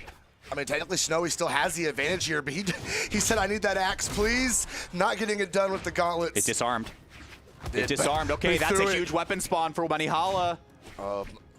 Lonnie trying to catch that landing, and he does. He steps back, trying to bait out that dodge. Snowy's so good at holding on to it. Snowy waited properly. Brawlhalla barely out by the skin of his teeth. That's a big punish. Snowy waiting, weapon throw out. He wanted that. Way. He wanted it back. Brawlhalla, could you imagine the ground pound that would have happened? The one that shocks the world. Both players, deep red, recovery does not connect. Money Holla doesn't have a weapon. They're both just going unharmed, so that's not enough to get the KO. Now Money Holla gets the starve going. Greatsword back online. And it's back to fisticuffs. Now Snowy has the advantage. Now they're both just fine. Okay, Money Holla, they're both in deep red slow-mo. I kind of half expected Oh my gosh, Dare? Nothing. Nothing. Weapon toss. Look at this. It is dark red. Tries to cover the tracks. That's a whip punish from Snowy. You're running out of resources if you're Money Holla. And it connects through that way. The angle! Oh my god, Money Holla, how are you still alive? Finally, Snowy gets the stock, but holy moly, what just happened? I've 99 out of 100 times that angle, it's going to shoot the other direction. I cannot believe that brought him back Look to at this. stage. Yeah, that just was funny. Barely drifting left. Money Holla was out of resources from this point forward, right? Goofy, Sweatbeats came online for that unarmed recovery, and the GCD like ground pound, which should just be the tap it in moment that you're talking about, somehow doesn't work out. Snowy, though, is the one that makes it through under the pressure. There was a lot of pressure. That was a very, very close game. Great way to start out this set as Snowy is up a 1-0. We're going to bring it over here to a Demon Island for game number 2 as we see how the beginning seconds of this game are going to break down for us. I can't believe that that's how that first game ended. I'm actually so shook by this still, but off stage, no real punish from Money Holla. That could be huge. I was kind of expecting the down sig to come out over there on the gauntlets. He swapped over to the axe. We saw the down sig come out off of it. Right. Money Holla without a weapon. Yeah, just dash jumping over to try to find the greatsword as soon as you can. And now you see him fishing out. He's looking for those knockout options. Saw him go ahead and charge that side sig, try to get it, trying to bring him up in the air, finish off with that recovery. Can't quite make it happen yet. But Money Holla, we're not having to stay back on his toes in his defense, not being able to really get any offense going at all. Snowy just making it too hard for him. So how does Money Holla play this one on the back foot? Just a Sair. Okay. Just a Sair. That's all it takes sometimes, but it didn't get the stock quite yet. No recovery, no nothing here. Throws the weapon away again, able to barely pick that one right back up. Again, yeah, these signatures have just not been finding their marks, and Snowy chipping away every single time they miss. Really good job at taking the stock. Almost a minute 30 on it. And that's finally going to go ahead and get rid of it in Money Holla's favor, tying everything back up. He's going to swap back over the greatsword, try and find us a knockout here. See if he can. Snowy gauntlets online. Trying to cover the tracks as Money Holla slides off the left side of the stage. Keeping this one going with the greatsword. Recovery doesn't connect, though, and now Money Holla has to touch back down, able to do so. A lot of damage building up here. There we go. And again, Snowy doing a great job. Staying out of the way, though. Not letting Money Holla really get good extension off of those signatures. And we're seeing a lot of things like Dare Nair almost is like the hit down into the pop-up sort of deal. But it's not enough to get the stocks quite yet. Signature doesn't connect once again. I mean, I think this is just Sair, right? Like, or just sidelight. Catch a landing, very nice. Up and throw going to come in a little high. Ooh. Wow, so patient from both sides. And then... that sound effect got me, bro. Okay. A little momentum on Snowy's side here. Who's going to be the first to confirm here? There it is. Snowy is going to put Money Holla on his final stock, but a swift breeze across Demon Island is going to send Snowy out of here as well. Yeah, even unarmed. Yeah, you see it right there. Well said, Slow-Mo. Recovery unarmed was enough to do it. This will be the weapon star for just a moment in favor of Money Holla. Greatsword is back. And the dare to initiate has been really potent as a tool for Money Holla. I like it. We got some good extension off of that one. And again, Snowy's having a hard time over here on the left side. Finding his way back down the stage. Ooh, great job fighting off Money Holla with the dare as he tried to land. And now, defending this weapon spawn, maybe wants to just force an offstage and get the switch going. Snowy re-equips. Gauntlets back. Oh, nice wait! That was so smart by Money Holla, right? Because you've been seeing hit 1, hit 2 on the greatsword into dodge, and that's when Money Holla had been opting for the side switches to try to go to the other side, maybe get the bridge KO off the top, to just rip the signature there. It takes Moxie. Yeah, absolutely. Yeah, it absolutely does.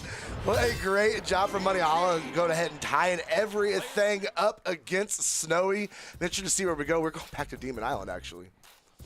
Let's see what we got here. Let's see what we got here. It is a competitive set once again. It is. I mean, North America, it's just been a very exciting bracket today. Just great weekend.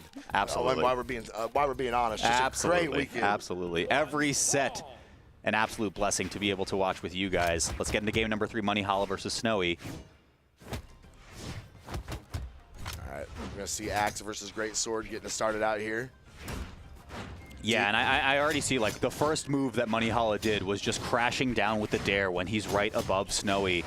It's just been working for the most part. I like it. Brawlhalla keeping that distance, trying to be able to find a starter. Oh, Snowy caught that? Really seemed like he was a little high. This is stock. That is in fact a stock. Snowy is just now sitting in orange. See if Brawlhalla is going to be able to bring back this deficit. Wow, I can't get over how smart that was from Snowy. And I think with just the onset of more and more Amugi players on this legend, right, you come to know that you have to dip pretty far down because of how far that slide charge signature covers the vertical space. So kudos to Snowy for having the knowledge, not getting knowledge checked in that position. Okay, Dare's going to send Brawlhalla down. Not able to take too much of a conversion off that advantage, however, as Brawlhalla is going to lay down the signature, send Snowy out of here, and pretty much all tied up on the second stock. This is definitely a very competitive set so far. Yeah, tiebreaker game as well, so it dictates a lot of the momentum going into the rest of this best-of-5 set. Brawlhalla back towards stage. Snowy opts for the weapon instead of pressuring further. Oh. Whiff, nothing. Okay, yeah, a lot of respect, right? Like, Brawlhalla just lets it rock, and Snowy's like, I don't have it here, so I'm going to wait. Ooh, nice, great dare off of the Great Sword to keep Snowy at bay there.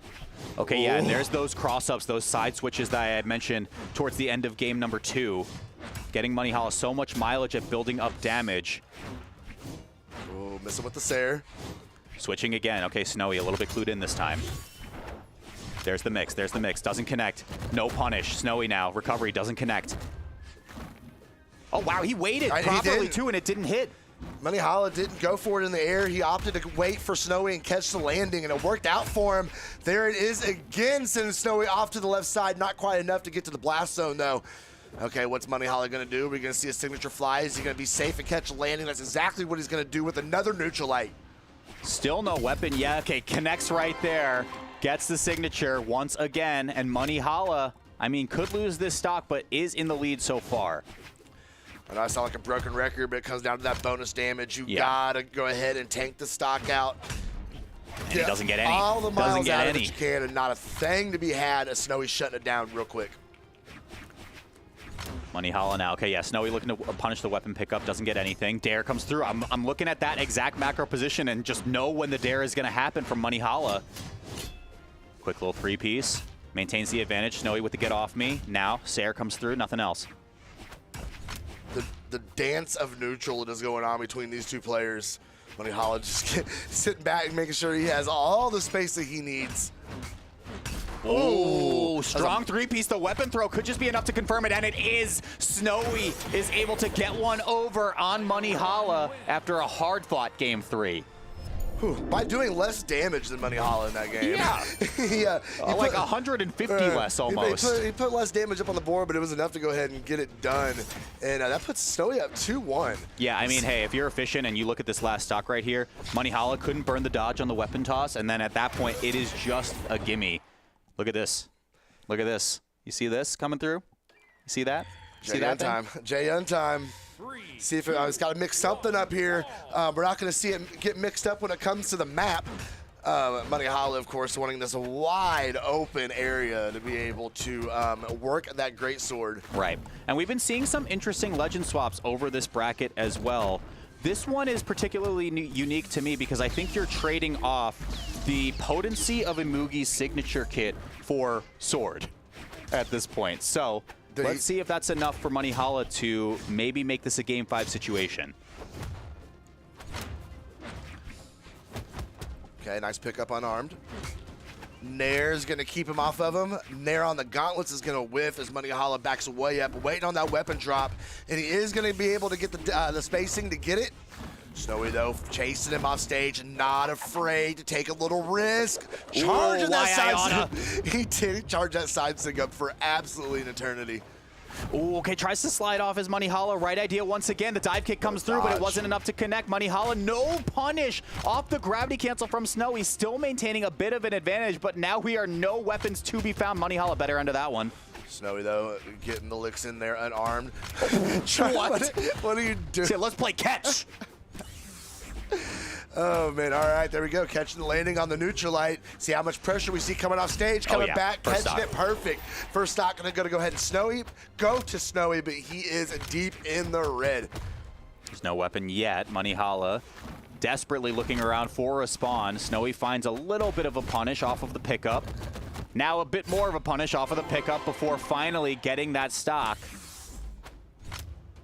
Brought it back pretty quick and didn't let it get too far away from him. All right, Snowy axe back in hand. Ooh, the Sair off the side of the stage, keeping Snowy back there. Okay, yeah, there's the dares once again. As soon as Money Holla is above Snowy, I think you just have to assume that that is on the way. Money Holla, quick three-piece off the left side. Dare comes through. Oh my gosh, what a brutal position. Snowy's gone. Soon as he saw those sweat beads come out, he was all over him. Pounced on the opportunity. Exactly. Money Holla, what a pretty stock to be able to get. Zero hesitation. He was just immediately on it. Snowy, though, not giving up, fighting right back. Now, yep. Oh, my goodness. I mean, it's one after the next, slow-mo. It is one after the next. It's a literal emotional roller coaster, bro. They were playing horse for a second. Yeah, I think I can get the same kind of stock as you. You know, I can throw you underneath the stage and you have nothing left in the tank. I'll bounce my weapon off of your face twice. We're going to go to last stock here, though. Can Money Holla make this a Game 5 situation? That's the big question. And it's looking like he can. Snowy not finding any sort of offense here. There we go. D-Light shutting me up real quick. Money Holla right there to get a couple of his own. Snowy backing up. And look at this, full drift in. Dare comes through. Money Holla chips away with a little bit more damage. Snowy misses the recovery. Oh, the weapon toss covers his back. Game 5, maybe. Oh, the step back from Money Holla as well. We might be getting to Game 5. We might be getting to Game 5. But one more of those, that might be it for Snowy. He's still swinging with that axe, though. I mean, we saw how deep red both of these competitors got in the very first game, slow-mo. Money Holla disarmed so it doesn't connect. Can the sword close it out? Recovery will just do it outright. I thought Snowy was going to go in there for an unarmed D-Light. Okay. Snowy's brought it back. Snowy's brought it back, though. They're out of range for the confirmed hits. Money Holla just needed that one light hit to make the Game 5 happen.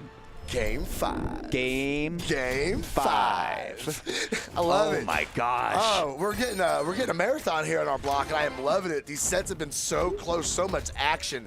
Oh, man, and we are getting it again with the Game 5 of Snowy and Money Holla. This set has been so good. Every set has been so good, dude. It really has. Oh, my gosh. Game 5. And, I mean, these two competitors have been keeping it so extraordinarily close. This is off the back of a swap from Money Holla, by the way, who you can see it on the screen, is choosing a legend. Who is it going to be? Exactly, because does the J-Yun work twice? Does it work twice? I don't know. Does it work twice? I don't know. Looking like we might lock it in, and we are okay. Okay, final stage here. I don't really think it matters at this point. These two are so close, no matter where they go. Maybe we're in for a treat. Does Money Holla mix it up, though? Just for the sake of mixing it up. Do you? I don't even know if you want to introduce platforms at this point, right? Yeah, we're going to go over to Demon Island. He thought about it. So, it all comes down to this. Game number 5. This is for 5th place or higher. Money Holla and Snowy. Who is it going to be? I don't know. You could probably flip a coin, honestly. It's been so close back and forth between these two players. And we are, like we said, we're going to finish it up in Demon Island. Oh, yeah. With Money Holla, first one to get that weapon. Well, yeah. You know, easy come, easy go. Okay, but the Greatsword is back. Snowy now, the one kind of caught without a weapon. And again, Money Holla all over it with these side switches with like a, what was that, a 5-piece to start us off? Dot and Snowy up there just a little bit. Oh, nice Sair. Can he get another one? He went out there looking for it. recovering so much. Wow, what a beautiful first stock from Money Holla. Some had said airtight stock from Money Holla. That is airtight if I've ever seen it. Snowy and now having to play off his back foot. But Money Holla right there with his face, just slapping him with the popsicle wall. Slow-mo, you said you might be able to flip a coin, but I feel like Money Holla rigged the game on this one with this first stock already running away with so much damage on the second one. Snowy needs to find a way to get back in this game, and he needs to find it fast. But that is something, though. Over the years, it's something I've watched Snowy do time and time and time again. It is never actually over for this kid. So there's the recovery. It was enough to disarm, so Snowy with the advantage, but Money Holla is going in unarmed. Why? This is insane. I mean, why not? He's you're right. You're right. You're actually right. Okay. You've set back. You've played it slow. Now just everything on the line. Put everything in Snowy's face and see what happens. Okay, watch the positioning here. Weapon throw from above. I mean, Money Holla's presented the dare so many times, so it's good to find that mix up there. Waiting to try to find the recovery. Snowy couldn't get it, but that is enough to get the KO off the left side. Snowy's still in it. But the extra credit was good as Snowy's about halfway through that stock. As Money Holla has now got that regular sword in hand, see what he can get done on it. He is desperately trying to get that more damage. If we get a knockout right here, Walt, this could be without curtains. Snowy getting back up on stage. Ooh, didn't dash in. Didn't want to go for first hit into recovery. Confirm though, Money Holla. Oh no, that was a bait. It was such a bait. No, that is Snowy's 300 IQ right there, bro. It's still going. It's still going. Money Holla's gone. What a swing. I don't care what anybody says. That was not a misinput. That was a bait and a half, homie. I got nothing. It was slow-mo. That was a bait and a half, bro. Of course it's last stock game 5. Why wouldn't it be last stock game 5? I'm okay. I think you're okay. Let's finish this one up. Money Holla versus Snowy. The coin flips back online. Oh my gosh, the teeter-totter of this set. We're going to see things slow down quite a bit. Money Holla is not running straight at him anymore. That's for sure. To dare. Ooh, whiff it on the stair. Can he come back up on stage?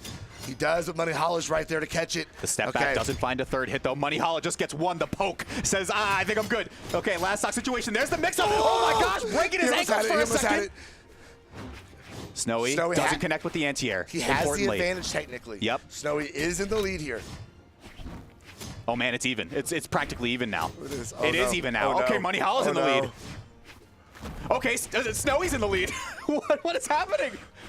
I can't take it. I can't watch. Just let me know what happens. Oh my God, Money Holla. He waited. There's the cross once again. It doesn't get across. No, he could have had the finishing hit. Money Holla could have won right there.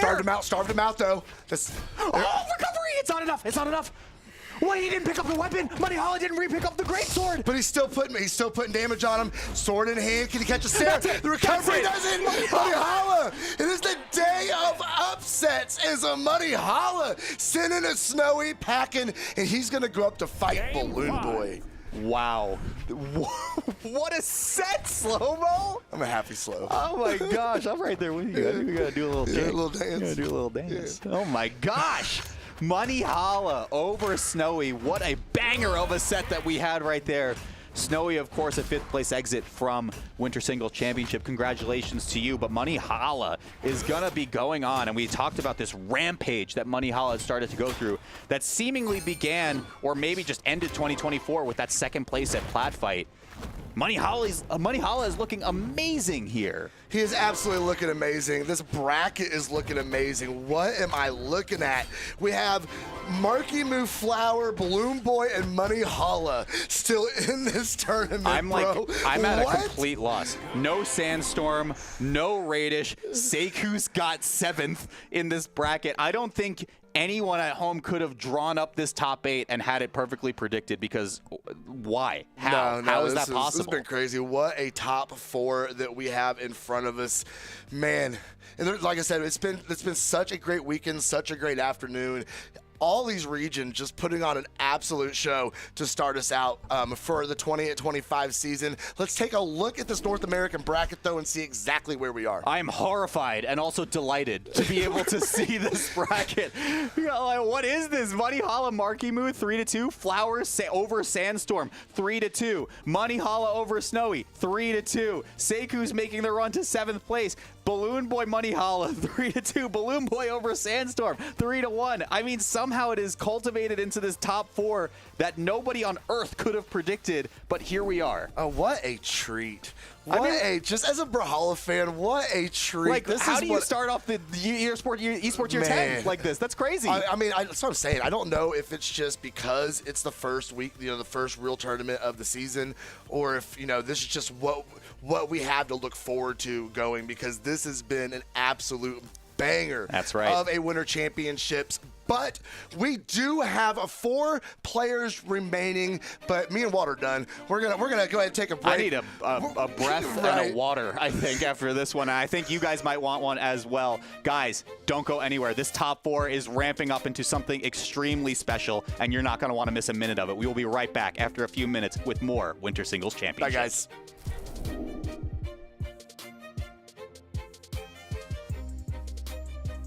How you feeling about year 10 esports for Brawlhalla? Oh man, so winners so far has been sick.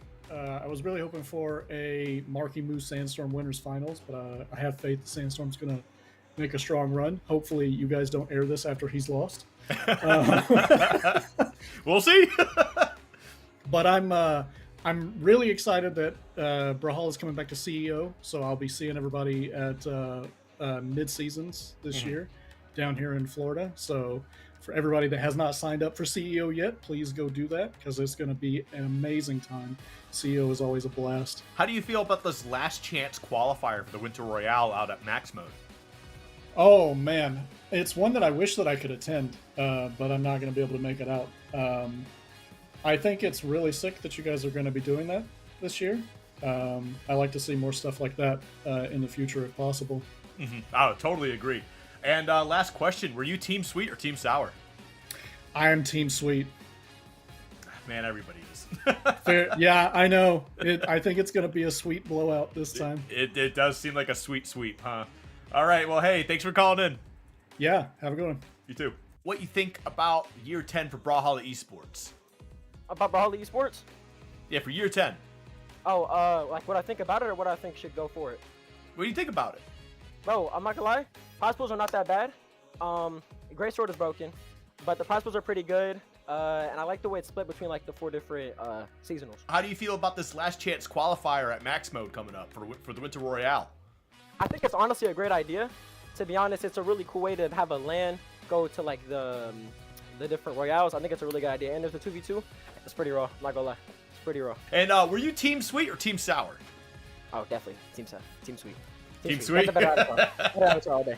Oh, Better man, a lot of avatar. people have been Team Sweet.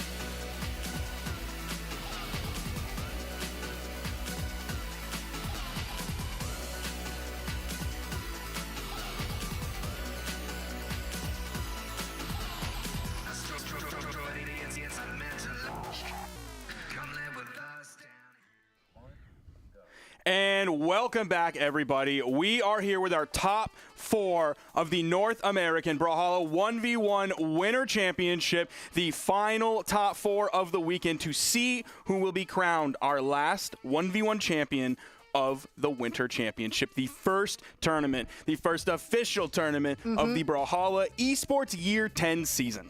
Yeah, this is going to be big. Yesterday we had SA, we had NA, or excuse me, EU. Today we have NA. We're in the top 4.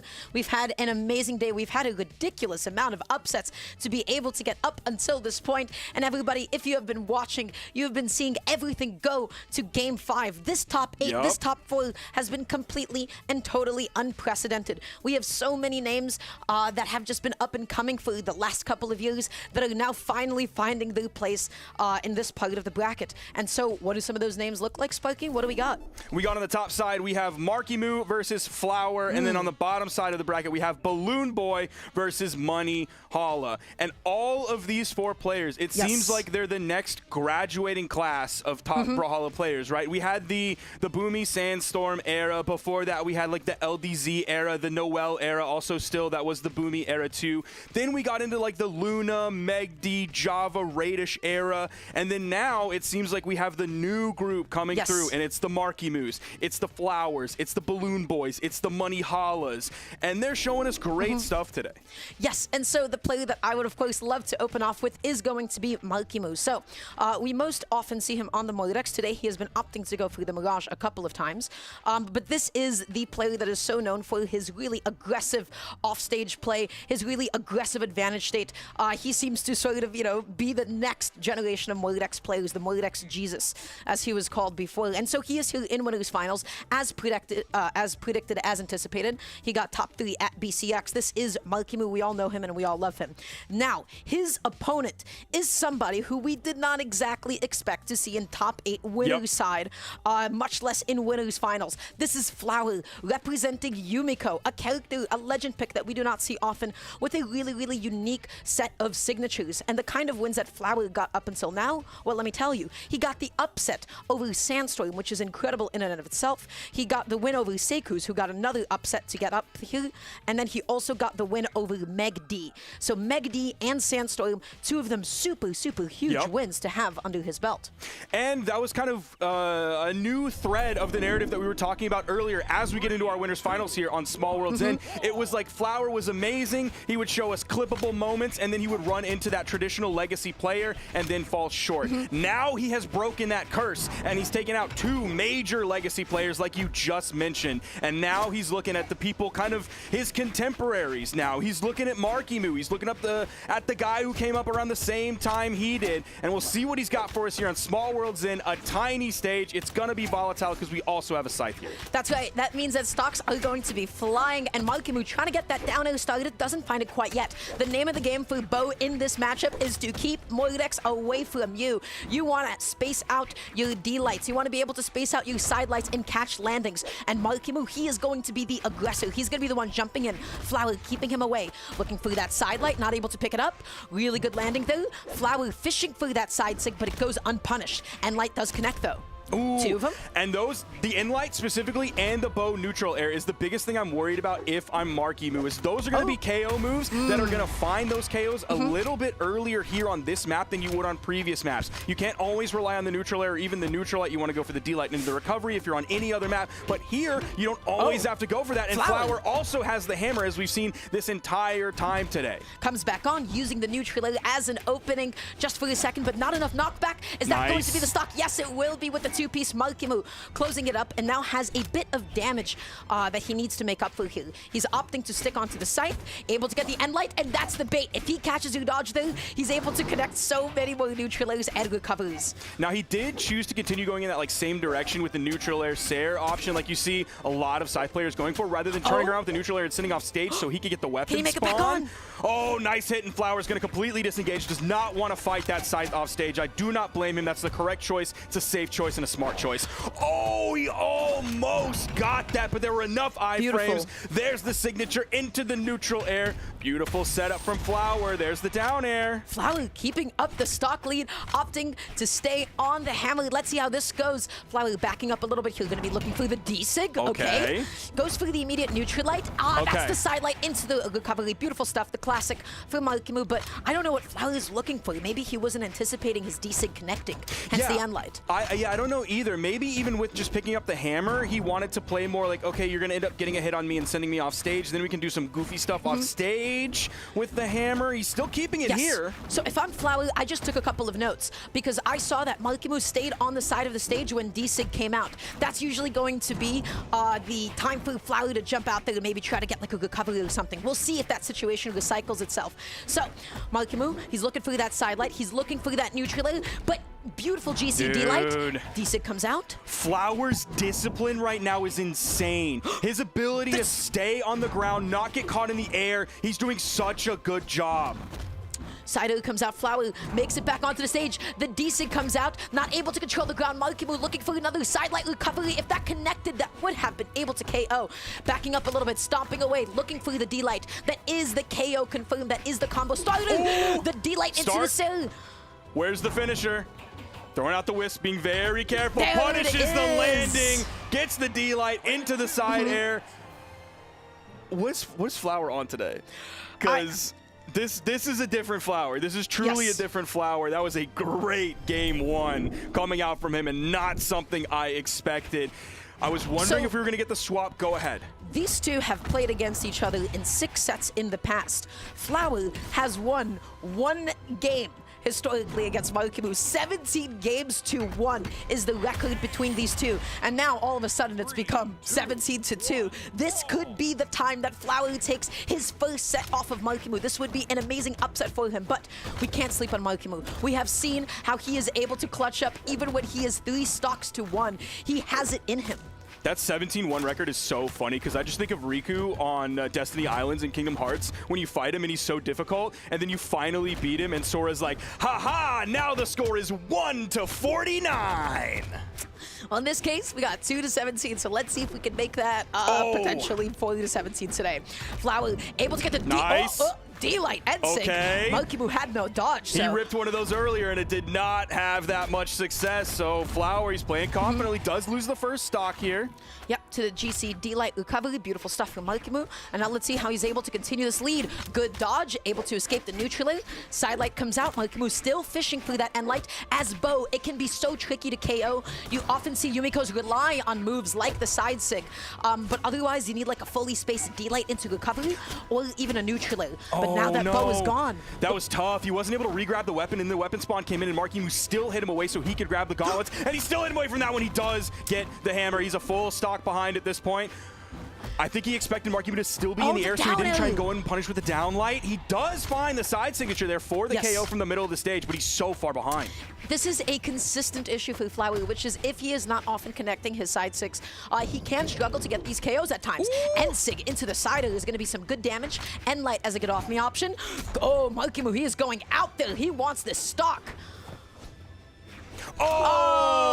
Flower, I've been there, brother, where you think you're gonna fade into the wall and you pull back for just a moment or maybe stop pressing that direction and you're right there and it seems like you're gonna touch, but you don't. That's so tough. He's not gonna let it stop him though. He's really coming back into this one. Already has Malkimu kind of deeper into the orange. Recovery. Nice fast fall. It was right there. He's using up so many tools. Yes, he gets just above Malkimu when he goes for the recovery, so he's not gonna get spiked back down with any incoming neutralizers. Malkimu though, he's finding all of the side lights that he needs, using the weapon toss as an unexpected way to get back in. Oh man, that was close. He's in the air. We're gonna see an insig. No, it's gonna be a neutral air. Not enough to be able to do KO. it yet. A hammer neutral air definitely do it here. Or hammer down at this point as well. But you know what Flower wants? He wants that stop, or maybe just even an end light is going to be able to do it. It is 1 stock apiece. This is still so doable, but he has to make up quite a bit of damage. Oh, dude, he's already hammer. It's hammer. It's just hammer. Why are we pretending that it's not hammer? Because it's hammer. Dude, it's not just hammer, it's Flower. He's going out there. He wanted that end sig into the sail. He wanted to get that stock, but what a call out from Malkimu to take game 2. That was great. So we saw Flower go really high in the air, though. I don't know exactly what he was looking for. He could just be looking for a high recovery. He also might be hoping that Marky Moo is going to be baited up there. All of a sudden, scoop with that down air. Your opponent's in orange. We're on Small Worlds, and that's a KO. That's the game. It's all been stolen. But Marky Moo, he came there faster than Flower expected him to with that recovery and got the hit. Let's see that last stock play out one more time in that case. So yeah, he just went through the jump and it was just a call out. That's it. And honestly, going for the high recovery there is not necessarily the worst option. You're of course always afraid of getting edge guarded by when you're fighting against more decks. And so Marky Moo just had the lead. So the goal for Flower is, can we mix up those recovery options? We'll just have to find out. D-Sig, neutral, oh my gosh, that is good damage. Or maybe not mixing up the recovery options, but just being ready for Marky Moo to potentially push and add that pressure, because Flower has the reaction time. Very young, of course, and we've seen how cracked he is on this hammer and on the bow as well. Sideline recovery, exactly. the double, That's and the he reaction. is able to find it. That is why you always got to hold on to that dodge. You're able to get that GC sidelight and run it one more time. Neutrally, oh, he has no dodge. Oh, this is the Marky Moo. This is what he does every single time. He has optimized that follow-up. He sees that you have no dodge, and he takes it all the way. Oh, Marky Moo. Didn't even have to burn anything to get away from that. Just jumped off of the stage. Now he's back on. There's the in-light. Full stock ahead on Flower. Chasing off stage. The neutral didn't Staying connect. below the wisps. The down air over the corner. Marky Moo comes up right after that. And Light setting up another juggle, looking for the D-Light, now switching off to the hammer, but the sidelight recovery on this stage with such a short ceiling. This is going to be so easy for Marky Moo to find these KOs. Now, can Flower find the same? You're back on Bow, so side sig it is. But again, if you're not hitting those side sigs, Bow can have a tough time KOing. Sticking with the hammer here. Marky Moo's going to be looking for that next weapon spawn. Does a little bit of unarmed damage. First goes back in for the neutral light. Another neutral light. What did I tell you about how he plays unarmed? Marky Moo, he never rushes to go pick back the weapon because he knows that he can still be so lethal. He knows that he can still scrap, he can still fight, and he doesn't even need a weapon to do it. The D-Light into the sail, almost confirmed. Almost a perfect call out there. The weapon toss goes up. Is it going to get caught? Oh my god. Oh my god.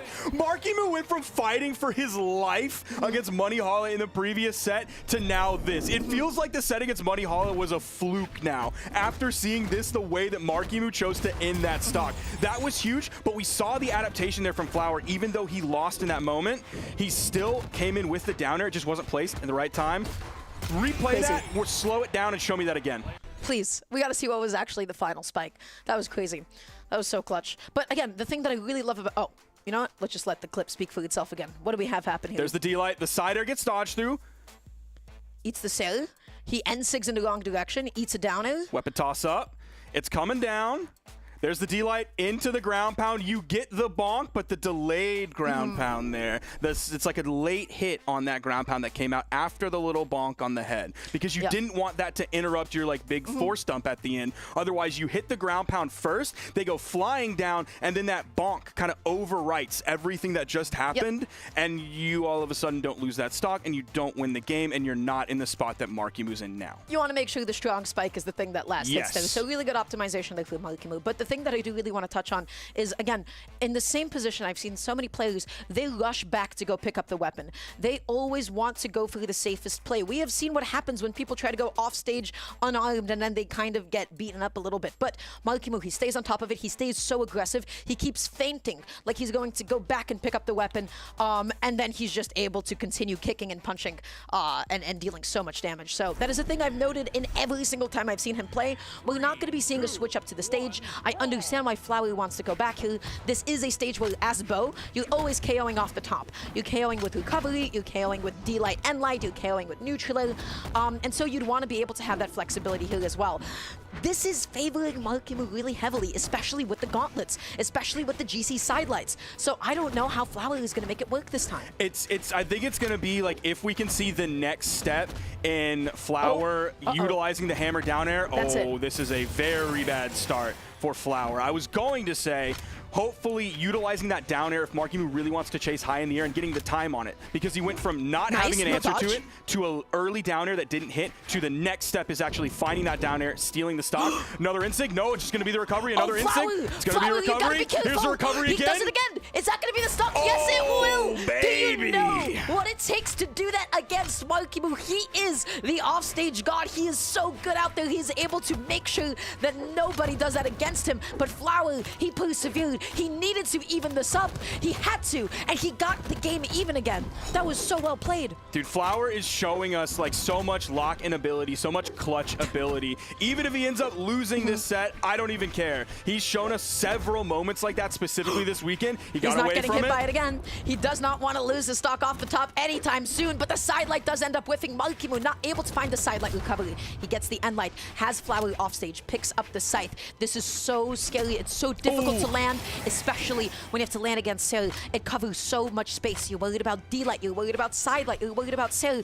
Anything could have KO'd Flower at that point in time. Now, good for Flower. He's able to grab that weapon spawn very early. It's going to be coming in with the hammer. He still is very far behind. Has him in the yellow. Oh, almost got the reverse dare. Kind of pivoting that around. Missed that downlight. That's tough. Missed that downlight. That one was so late, too. It's like he dodged first. He's starting to play a little bit scared here. And Markimu's trying to play a lot more aggressive. The GCD he's lights waking up to Ash and Flower. Dust.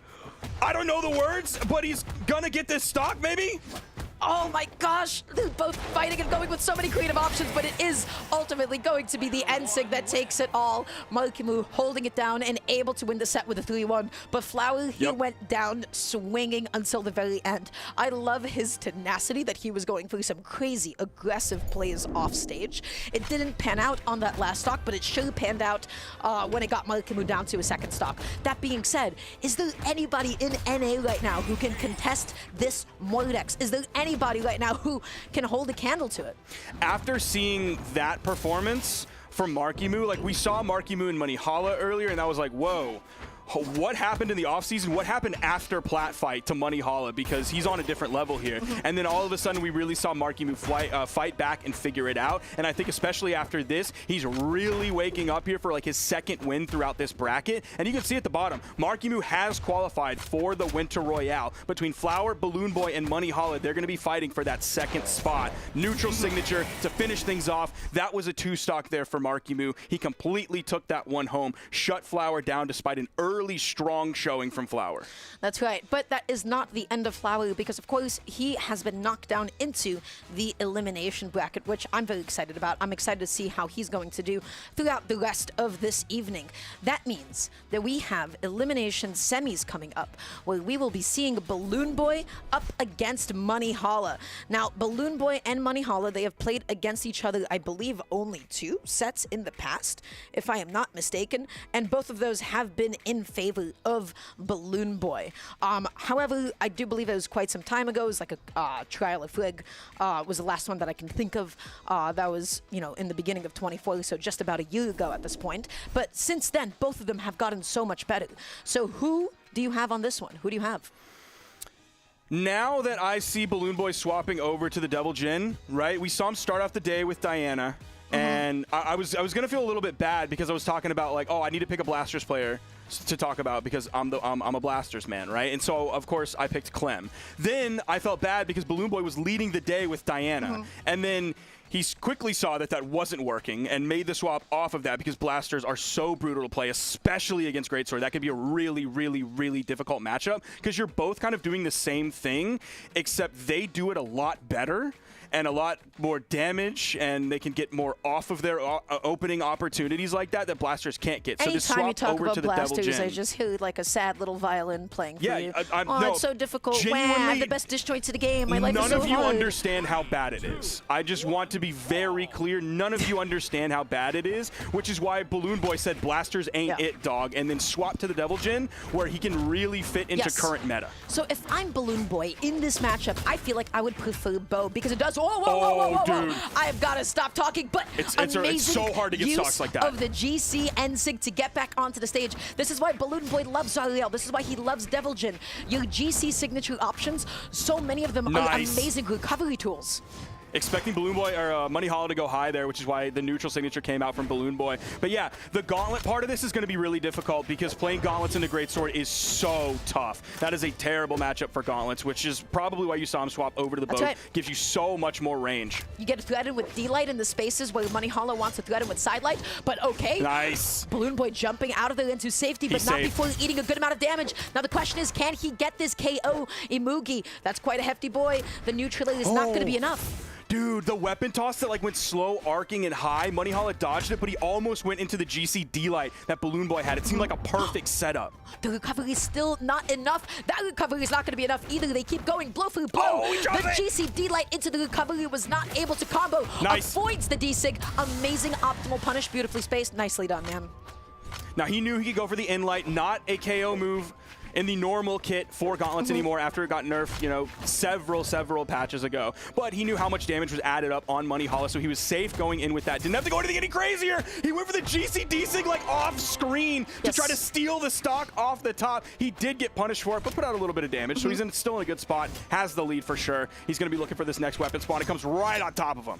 Oh, Money Hollow, he's so creative, especially when he pushes his opponent over the edge. That is when you got to get so creative with your follow-ups. He goes out there looking for the recovery, not going to be able to connect. Balloon Boy was down a little bit too low, whiffs that N-Sig. That is going to be a nice whiff punish. Tries to go for the immediate sidelight finisher and does not find it. Now, unfortunately for Balloon Boy, when he has bow, like the neutral signature is going to be a regular thing that you can just like throw out and probe, hoping to grab it. But it can be tough if your opponent is like a greatsword player. They want to control the ground. They want to stay very grounded. So you can't just throw it out and catch someone jumping like you might with other weapons. Why did he put himself off stage like that? But he lands with the neutral, caught himself stacked on Money Hollow. Is the second neutral going to KO? It is not. It's so difficult being bow, and it's so difficult fighting against Imugi. But if I'm Money Hollow, I'm feeling good and alive. Balloon Boy is like his damage number at the end of this game is going to be so high. I think he's definitely putting out 200 plus damage per stock. I'm gonna just make a strong guess right now and say it's over 215 average damage per stock, and it's partially because of the stage. Like he's looking for those neutral airs on this stage. They're not going to KO as early, like we talked about with World's End. Oh my gosh, that was amazing horizontal coverage. He avoids the D-Sig. He's able to get the stage spike. Balloon Boy goes for the recovery instead of the ground pound. I felt like he was in a perfect position for it. I'm so surprised. And light comes out, then the backup side light. That's so normal. He did it right there again. The exact same thing, except he delayed the side light. In light whiff, backdash, and then throw out the side light. Sidelight recovery, not enough to do it. He goes through the exhausted, but it's not going to be enough either. The D-Sig comes out, but finally the recovery does it as Balloon Boy takes game one. 615 damage. Let's do a little bit of math. That's 205. So a little bit under the 215 average that I said. And that's largely due to getting that final stock reasonably early compared to the other ones. We'll see exactly where he was on the damage in this final replay here. That was nice. He tried to steal with the D-Sig off the top. There's the, like, he's KOing with Inlight. He's KOing the turtle with Inlight. Yeah, and if you're not getting KOs, I guess we won't be able to, but that's a little bit unfortunate. But yeah, I mean, with gauntlets, the biggest thing that you're looking for is either early edge guards or KOing off the top with sidelight recovery. And the times Balloon Boy went for it, it just did not actually finish it off the top. So we're seeing the switch on the stage here. Money Hollow looking a lot more comfortable in this opening right now.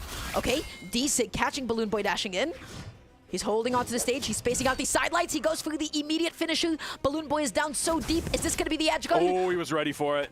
He touched the side of the stage. He got all of his jumps back. Money Hollow's been doing such a... Oh, okay. GCD Sig. There's the ground pound. That's huge. Hitting that in orange. Wow. It feels like it's almost always a guaranteed edge guard. You even see the gravity cancel emote there at the end. Except he's not using it in quite the same way as he did last time, where it was very patronizing. It was like, yeah, man, you got me. Good job. And then into losing the game. That could very well still be a patronizing one.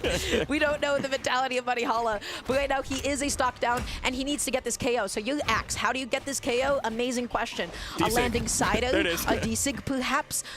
You know, you'll need a couple more endlights. It's difficult being axe, you know. You don't get a KO confirmed, man. Oh, I can't even imagine being an axe player in the video game Brawlhalla. That'd be so tough. He whips the side sig as well. Balloon Boy, he is still hanging onto the stock, and he is getting so much extra credit. It can be so difficult getting back onto the stage against Bo. Very safe to do. Eats the recovery. It's still not going to be enough. Small fortress, baby. Not helping him out there. Goes through the weapon toss. The downer just slightly mistimed as Money Holla able to touch the side of the stage and gets himself back on safely. Even Balloon Boy didn't expect that yeah, GC he D-Light to didn't feel connect. confident enough to then follow up with the recovery after. Nice ground pound, even the dodge up from Balloon Boy. The timing on that was fantastic. And now he is sitting here 3 stocks to 1. He is looking amazing. Lands with the side, jumps looking for another one. Sidelight, and then Money Holla with a GC sidelight. He goes for the sidelight finisher, which you get when you gravity cancel. That's so good at low damage because the sidelight doesn't send you that far away, and so Bo is like, oh, you're gonna dodge. I want to get this D-light. I want to get another sidelight, and so Money Holla just kind of threw that back in his face. Didn't get the second nail. Oh, that interrupted the recovery, but Money Holla kept falling after that, so Balloon Boy had plenty of room to get back up. They're both giving each other a lot of respect. Scary. He did get hit, so we're not going to get the exclamation points coming out if he went over to the wall. The double. I feel like I've never seen that before. We got to see him swap over to the bow. Oh, or he's just going to go Dunk City, baby! He gets it. He gets a stock. He gets the game. Beautifully done. That was all Balloon Boy in that game, too. Oh, my gosh. So, we're going into game 3. What happened here? I just feel like Balloon Boy, he had so much presence on the stage. I mean, Money Holla wasn't able to find that many combo starters at all. Absolutely right. And as Greatsword, that is what you need. That is absolutely right. You know, and then another problem was also actually securing the KO. Again, as Axe, if that is the weapon that you have on hand and you really want a KO, it's a little bit tough. It's a little bit difficult because everybody is always looking out for Cider. Everybody is always looking out for recovery, which isn't easy to connect necessarily. And so you don't actually have a non-committal combo starter, which can be a little bit difficult. And so as a result, you know, Money Holla had to rely on a little bit more signature usage. That got him punished. He switched off to the Greatsword, and then it took the GC sidelight, which is very unconventional, I have to say. We're going into game 3. Speaking of unconventional, we have a Mako on our screen. We got the Shark here. I know there were definitely like people in chat asking for people to play Mako. We've seen like all of the Greatsword legends this weekend. We've seen Magyar, now we've seen Mako, we saw Jae Yun, and we saw Amugi. Yes. And like 3 of them have been from Money Holla alone. So this is going to be interesting. Mako is known for what? Being a glass cannon. Whole lot of speed, whole lot of force, not a whole lot of defense, but an amazing signature kit. That being said, Balloon Boy, the recovery not enough to KO. Money Holla finding just an unarmed recovery of his own, being nice and patient, not immediately picking up the weapon because Balloon Boy was covering it. He backs off for a second. He's looking for the D-Light. He finds it, but does he have the Qatar combos? Does he have them? And Light, neutral, just really safe. So we'll see if there's any matchup inexperience here for Balloon Boy on dealing with the signatures that Mako has, because some of them can be a little bit weird. Some of them are a little bit maybe bigger than you expect, as like the tidal wave comes across the stage, or the way you can steer. Optimal, nice. Optimal. GC sights it to be able to punish a slide-off D-Sig? No matchup inexperience, I think is going to be a problem at all whatsoever here for Balloon Boy. Oh, Money Holla, he's just looking for any way to get this KO, just falling after the D-Sig, so he doesn't get hit by the Cider. He gets the neutral, he gets another one. That is still not enough. He needs a downer into a neutral. He needs a recovery. He needs anything, but he has not been able to get close enough to Balloon Boy. We've seen nothing yet inherent to Mako that he is able to really utilize here against Balloon Boy. I'm specifically really talking about the signatures. He's going to eat that ground pound. The weapon toss, even though the toss came up to act as the wall from Balloon Boy, he expected that coming, so he threw his weapon down that would go through the weapon toss and hit Money Holla on the head, giving him a 2-stock lead. I'm so curious why it was the Mako switch here instead of the Jae Yun earlier. Jae Yun is just a better legend. Well, we'll just have to find out. Right now, again, we haven't seen that much Mako stuff. He is actually opting to stay on the Qatars here, so, you know, you can get a lot of early percent damage as long as you get that initial opening. You need that D-Light, you need that side light, you need that dodge read, but he's not finding it. The neutral wasn't delayed. It's only been like single hits, and even those have been very few and far between. Many of his misses have been getting punished. Like, okay, he found a nair. He's not able to find juggling nairs. There's 2. There's 2, but that's not what Qatars should be doing. He's picking it back up. The Qatars was primed. He's playing Qatars like Daiku did in 2018, where he tweeted out like, yo, y'all gotta see my Qatars, they're crazy. And like recovery. And then it's just Nair City. Oh, he tries to go for the side sig. That is the big Mako stuff, but none of it has connected yet. Balloon Boy finding a side sig of his own, bouncing on the stage. Qatars on hand. He goes through the side air. Down air? Great down air. Is that the stock? That's the stock. Wow. That's it for him right there. unarmed down air. The unarmed haters out there definitely not feeling that one. Okay, Brawlhalla, it is time. If you want to keep your bracket run alive, you got to do what you do best, which is put him into the GS blender. Does he have it? No, he does not have it. That is going to be a victory as I see slow motion. 10 feet that way, throwing his hands up in the air, jumping up and down. Of course, everybody knows what that means. That signifies the Balloon Boy victory here. He is moving on. He has now gotten his place on the podium. Unfortunately for Brawlhalla, it's going to be a 4th place finish for him. Very tough to miss that podium. You know he wanted to make it into that top 3 with the potential to get that invite to max mode. But Balloon Boy was just too strong. His bow was too good. His gauntlets were too good. We saw the swap over to the Mako. Not working. Yeah, and honestly, the thing that I really want to commend Balloon Boy on is his situational awareness, even to pocket characters, maybe ones that he hasn't seen in a little bit of time, but he's still so comfortable with punishing the signatures and punishing the offstage options. Like his punish on Mako sliding off with that held D-sig for him to GC side sig, that was not just a punish, that was the optimal punish, and it was just really beautifully executed. And so I feel like his offstage gameplay, that is the thing that I always talk about when it comes to Balloon Boy. His movement, it's so tricky. It's so difficult to actually get a clean hit on him. So you can't really blame Brawlhalla for not being able to close it out and find some of those KOs that he needed. But that being said, everybody, that is the first half of top 4. We got to see winners finals. We got to see elimination, semi, Sparky. Any final thoughts before we toss it to a quick break? We have Marky Moo in top 3. We have Flower in top 3. We have Balloon Boy in top 3. We got a fantastic top 3 coming up for you here in just a few moments. Don't go anywhere. We will be right back with the conclusion of the 1v1 Winter Championship.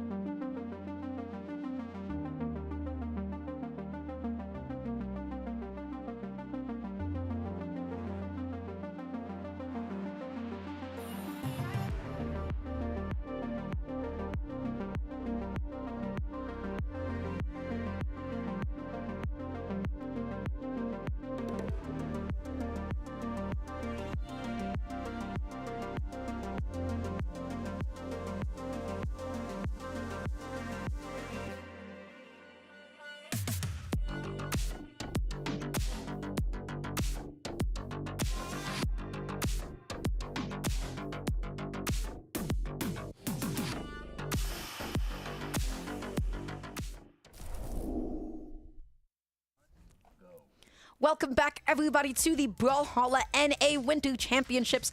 I am Darla, joined by the one and only Sparky. I forgot the numbers in your handle. 878. 878. Wonderful, guys. It is so good to see all of you. We're here in top 4. We're here in actually the top 3 because we have 2, potentially 3 sets coming your way to finish off North America. Sparky, what do we have and what have we seen? You can see it on the bracket right in front of you during our block. What has transpired so far? Marky Moo, 3-1 Flower in very confident fashion. That sent Flower down onto the elimination side. That sent Marky Moo guaranteed into top 2 and also guaranteeing his invitation to the Royale at max mode. Meanwhile, on the bottom side of the bracket, we just saw Balloon Boy versus Brawlhalla, and that was easy cleanup for Balloon Boy. Forced Brawlhalla onto different legends, specifically that Mako absolutely didn't work, and Balloon Boy came out on top, sending Brawlhalla back to the drawing board. And now we have Flower versus Balloon Boy in our elimination finals to see who gets to go up against Marky Moo. So this one is going to be really interesting.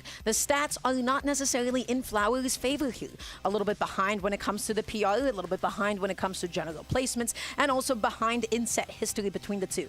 However, all of that gets tossed aside because the Flower that we see today is not necessarily the Flower of the past. He keeps getting better and better and better, and he is going up against Balloon Boy. These are 2 character and weapon specialists. Yumiko up against Zariel, aka Devil Jin. Let's go. Game number 1 of elimination finals. Whoever loses a set is gone and out at 3rd place. Yeah, you have the 2 players who kind of are like the only people that play these legends at this level in singles, and that's beautiful to see. You see 2 legends of the game. You see 2 legends of these legends playing here.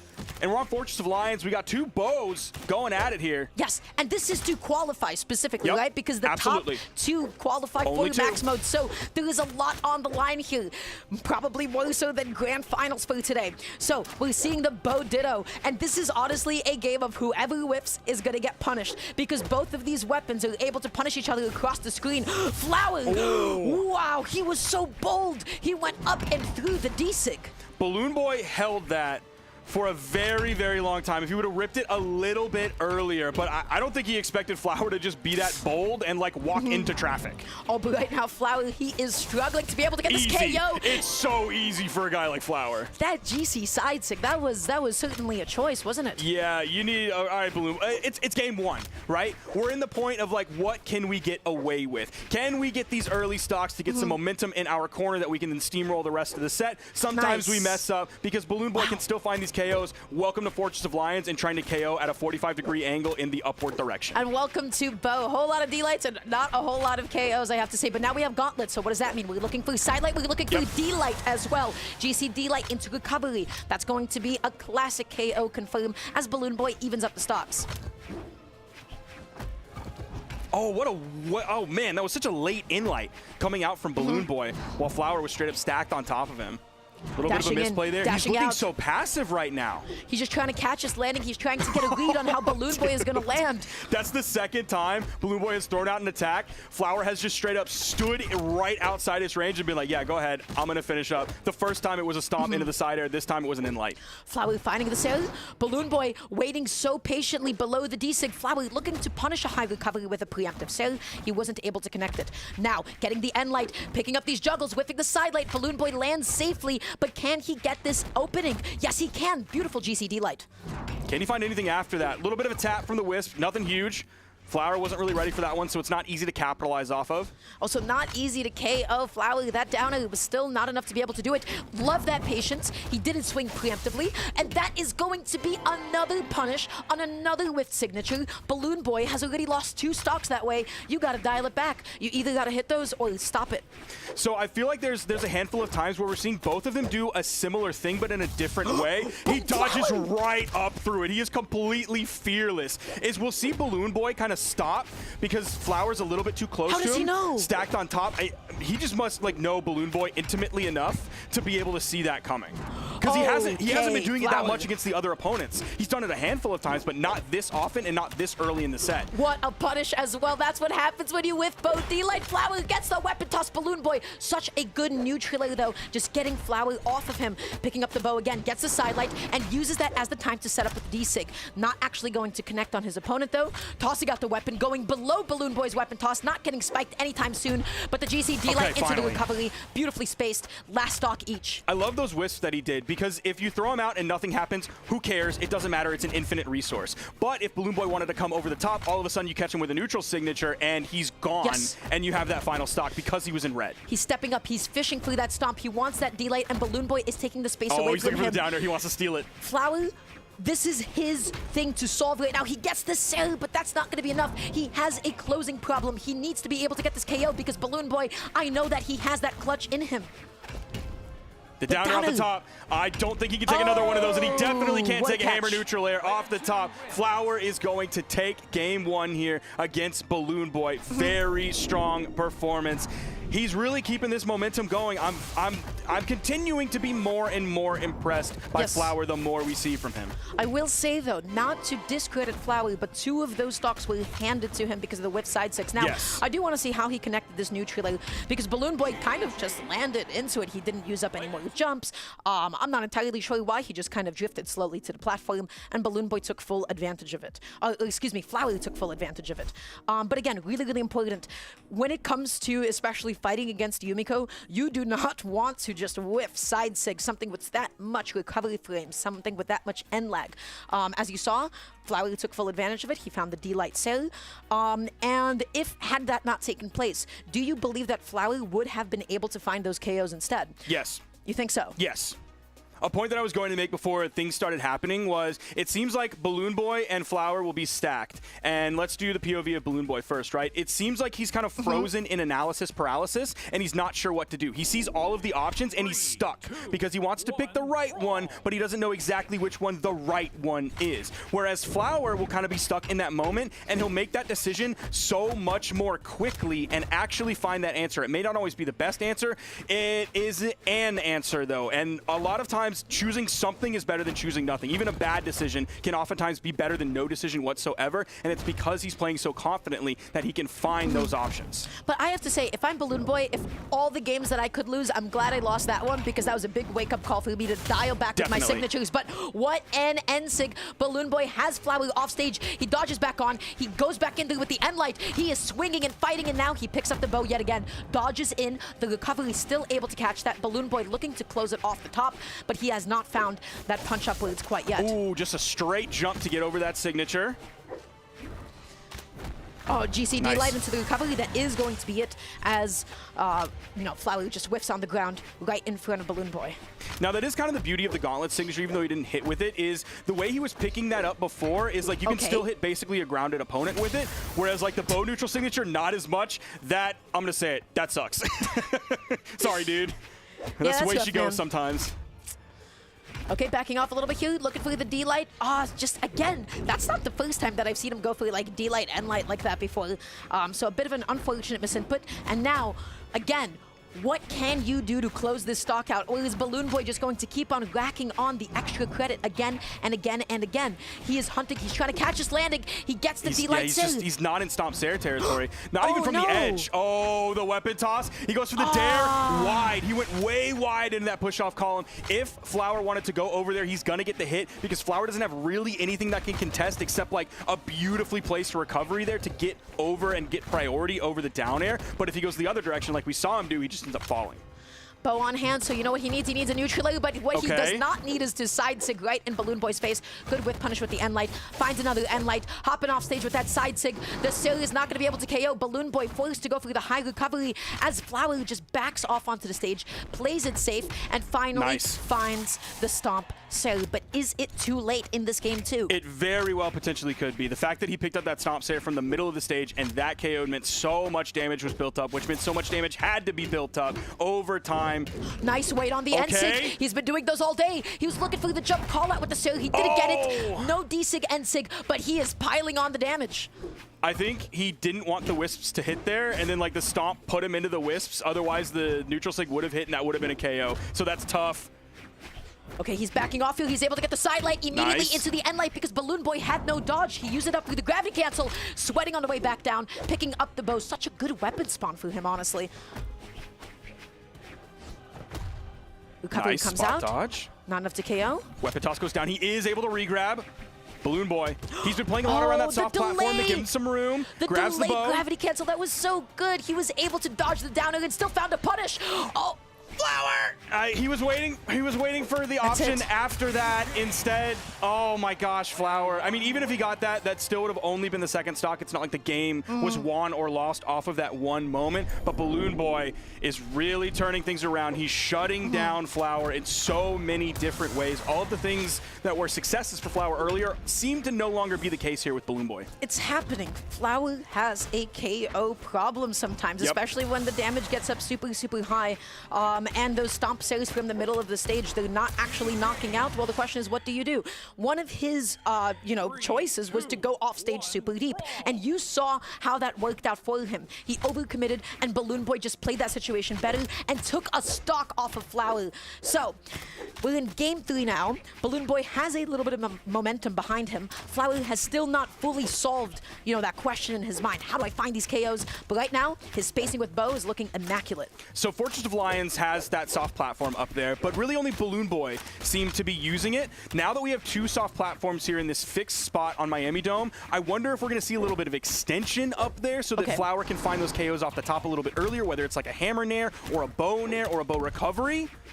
No, he's just going to stay very grounded. He seems to put so much focus on controlling the regular main stage. Doesn't matter if there are soft platforms or not. KO problem, not a problem this game. Yeah, he is moving. He's looking so confident with all of his spacing, especially with how he has been anti-killing with those end lights, catching Balloon Boy stacked with the neutral layers. Flower is truly schmoving. Now, let's see what Balloon Boy can do in return. Side light goes through the side sig, does get gently punished for it. Oh, the in-light just barely whiffing. 2 bow players going at it here. They're going to have similar game plans. Going off stage for a huge ground pound. It doesn't actually connect. Oh, but the GC and that Sig, time. so good. Yeah, that time around, it actually connected. It fully worked. He doesn't pick it up too low there to where he's essentially just going to run into the wall and end up dropping. Oh, this is going to be an easy punish there for Flower. That Even GC the slide charge sig, D-Sig. look what it did. It put him off stage. He has to land against another D-Sig into the neutral. Extending off of the soft platforms, but now going back to main.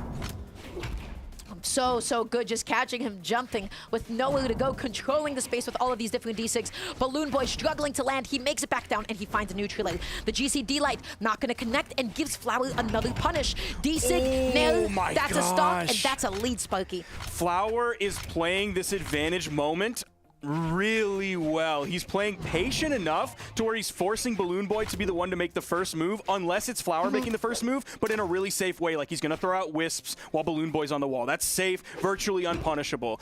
And he's doing this like really reserved gameplay to then hold on to this lead and force Balloon Boy to make a mistake.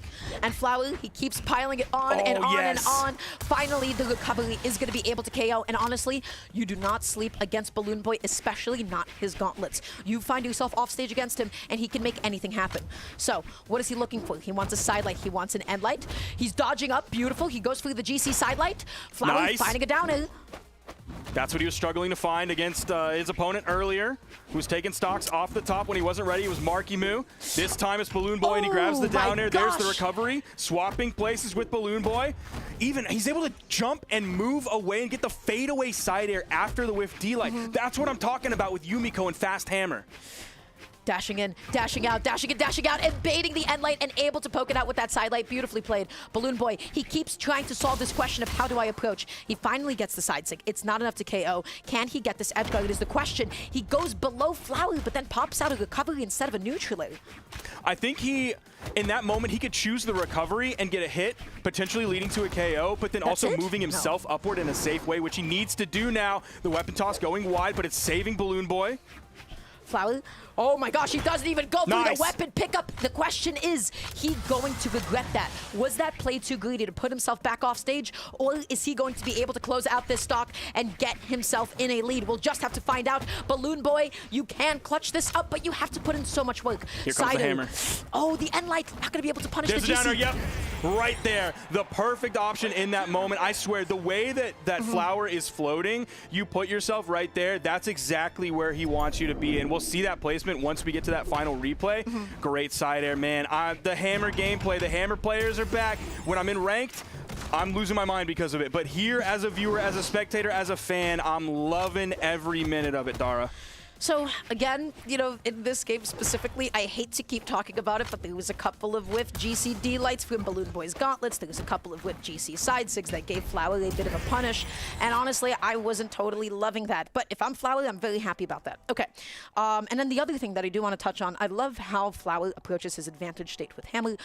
He is so patient, right? He hits a hammer side light, and then he alternates between immediate follow-ups and then just waiting and delaying a little bit. That is how he is able to find like the side light and sigs so often with hammer, and so I really like his approach.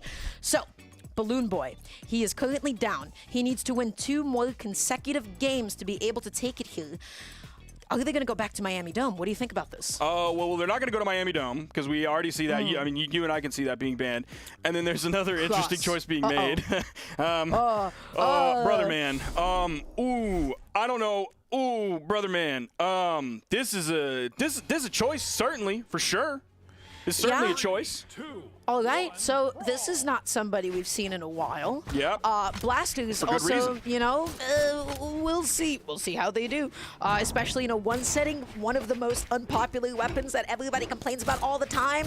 Balloon Boy crazy to does speak this. about it like I've that. seen him do this when he's down in a set where he always switches off of the Zariel. But I feel like I have not agreed with those decisions in the past. Now, he's obviously going to have the gauntlet carryover from the Zariel that he was playing previously. And now he's going to be picking up the blasters. Like, his bow is looking pretty good, too. But I think he just feels like the potential to make a difference in the game is larger with gauntlets than it is with bow, which is why he's not going for Diana. And also, you have, like, really high KO potential, which was like, oh you also have that signature. I love that signature. One of my favorites in the game. If you've been watching Brawlhalla Esports for a very long time, you know I love double-sided signatures because you can do stuff like that. You can dash in, and whether your opponent is in front of you, whether they're behind you, doesn't have to worry about whether you overshoot it. None of that matters because you have a blast in front and a blast behind at the exact same time. And now Balloon Boy has amassed himself quite a lead with the blasters on hand, looking for the downer, looking for the double, not going to be able to get it. Flower finds a neutral. If you whiff anything in front of Bo, Flower is going to be able to find a D-light like it's any day of the week. So, tries to dash in, spacing out the side lights. Love the double side light attempt. A projectile battle. Oh, quite literally, they both weapon toss at the same time. Oh, tough to spot dodge once it's already out. We saw that happen before, but Balloon Boy's spot dodge was a little bit earlier, so he got a hitbox out before the Wisps had like fully adjusted themselves and turned into a projectile where the hit wouldn't interrupt. The blasters seem to be doing quite well. Balloon Boy is successfully keeping Flower out of the way, but if you whiff a silly like that, that is going to be a punish. He's looking for the landing, fading away, able to get the end light. What's going to be the follow-up? He just goes for an empty jump and no follow-up. It's so tough to find follow-ups with blasters, especially when Flower is moving like this. His movement is really good. That's one of the things he's able to use well defensively and offensively. So Balloon Boy has gauntlets. What does that mean? He wants a side light. Oh my gosh, Bo, D-light. It does not matter if you cross the stage. That move will whiff punish anything that it sees fit. Balloon Boy back to the blasters. He wants D-light. Why? We want a recovery. We want a Sarah to be able to get this KO. And that is not going to be enough for him center stage. Yep. That will. Wow. That will. All the way from below. Okay, don't say wow. He had a lot of damage built up. Don't say wow. Well, everybody complains that it That's is not above, a surprise so, at all. you know. There was so much damage built up. Well, 2 Don't stocks say to wow. 1 once again. He's continuing to stick to the blasters, and they are working out for him. Oh. If Flower's able to play the juggle game, it seems like Balloon Boy is not super focused on being a dare-based blasters player. Like, he's mostly holding the ground, he's poking with Sayers, or he's throwing out the neutral lights. Finds a side light, just mixing up his landing as much as possible, making his movement super tricky. Flower jumping up and over the GC D-Light. The Sir comes out. Is Balloon Boy going to be able to make it back onto the stage? Well, that is for Flower to decide. He gets hit by the Sir. He doesn't close out the edge guard, and instead, he is the one who finds himself off stage. Balloon Boy is baiting. He is threatening with the concept of a downer. Ooh, nice fade away from Flower to get away from that downer. They've all of a sudden now swapped positions. Neutrillo setting up these juggles, which Blaster is so good at doing. Sliding off with that D-Sig, goes through the weapon toss, and the GC sidelight is going to be enough to kick him away. The horizontal drift of the recovery is not enough for Balloon Boy. Last stock each. Flower can make this comeback, but Balloon Boy, as soon as he picks up those gauntlets, he wants that D-Light, he wants that sidelight. Oh, okay. That side stick can be really quick sometimes. He also might try and catch Flower jumping with the neutral signature, but I don't think so. Flower's playing pretty grounded, which is why he goes for the grounded recovery to get the KO off the top. And Balloon Boy takes the game with the swap to cross, and we're going to game 5. So this is not a pick I've ever seen do well. I mean, aside from Balloon Boy, so this is really, really exciting. And also, he was sticking to the blasters a fair amount. It's not like he was just sticking to the gauntlets. He was super, super efficient with them. He's kept himself quite safe. He wasn't going for a lot of whip downers. He was just kind of fading away with a lot of siders like you touched on before. And then, you know, I feel like his GCD lights were usually quite well spaced as well.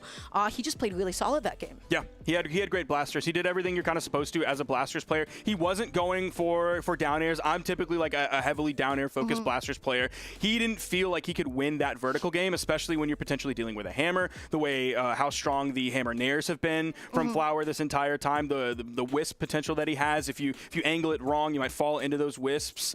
But one thing I'm really loving from Flower is when he does those really long slide charge down signatures.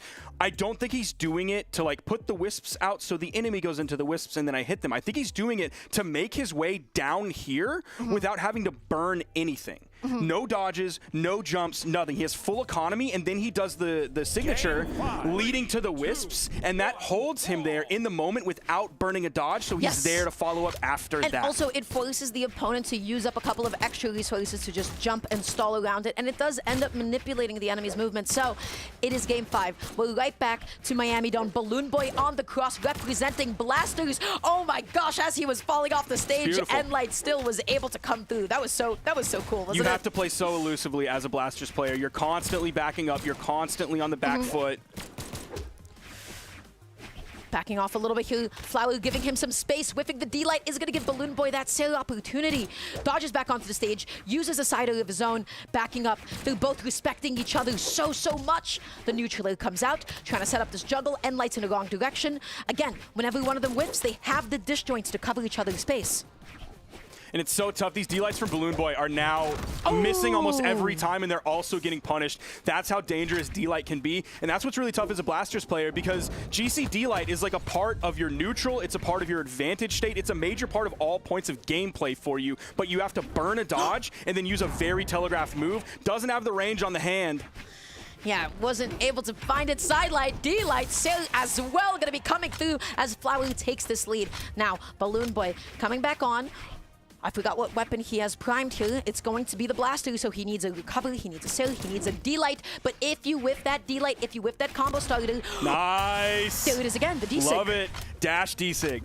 One of my favorite things on Cross is Dash D-Sig.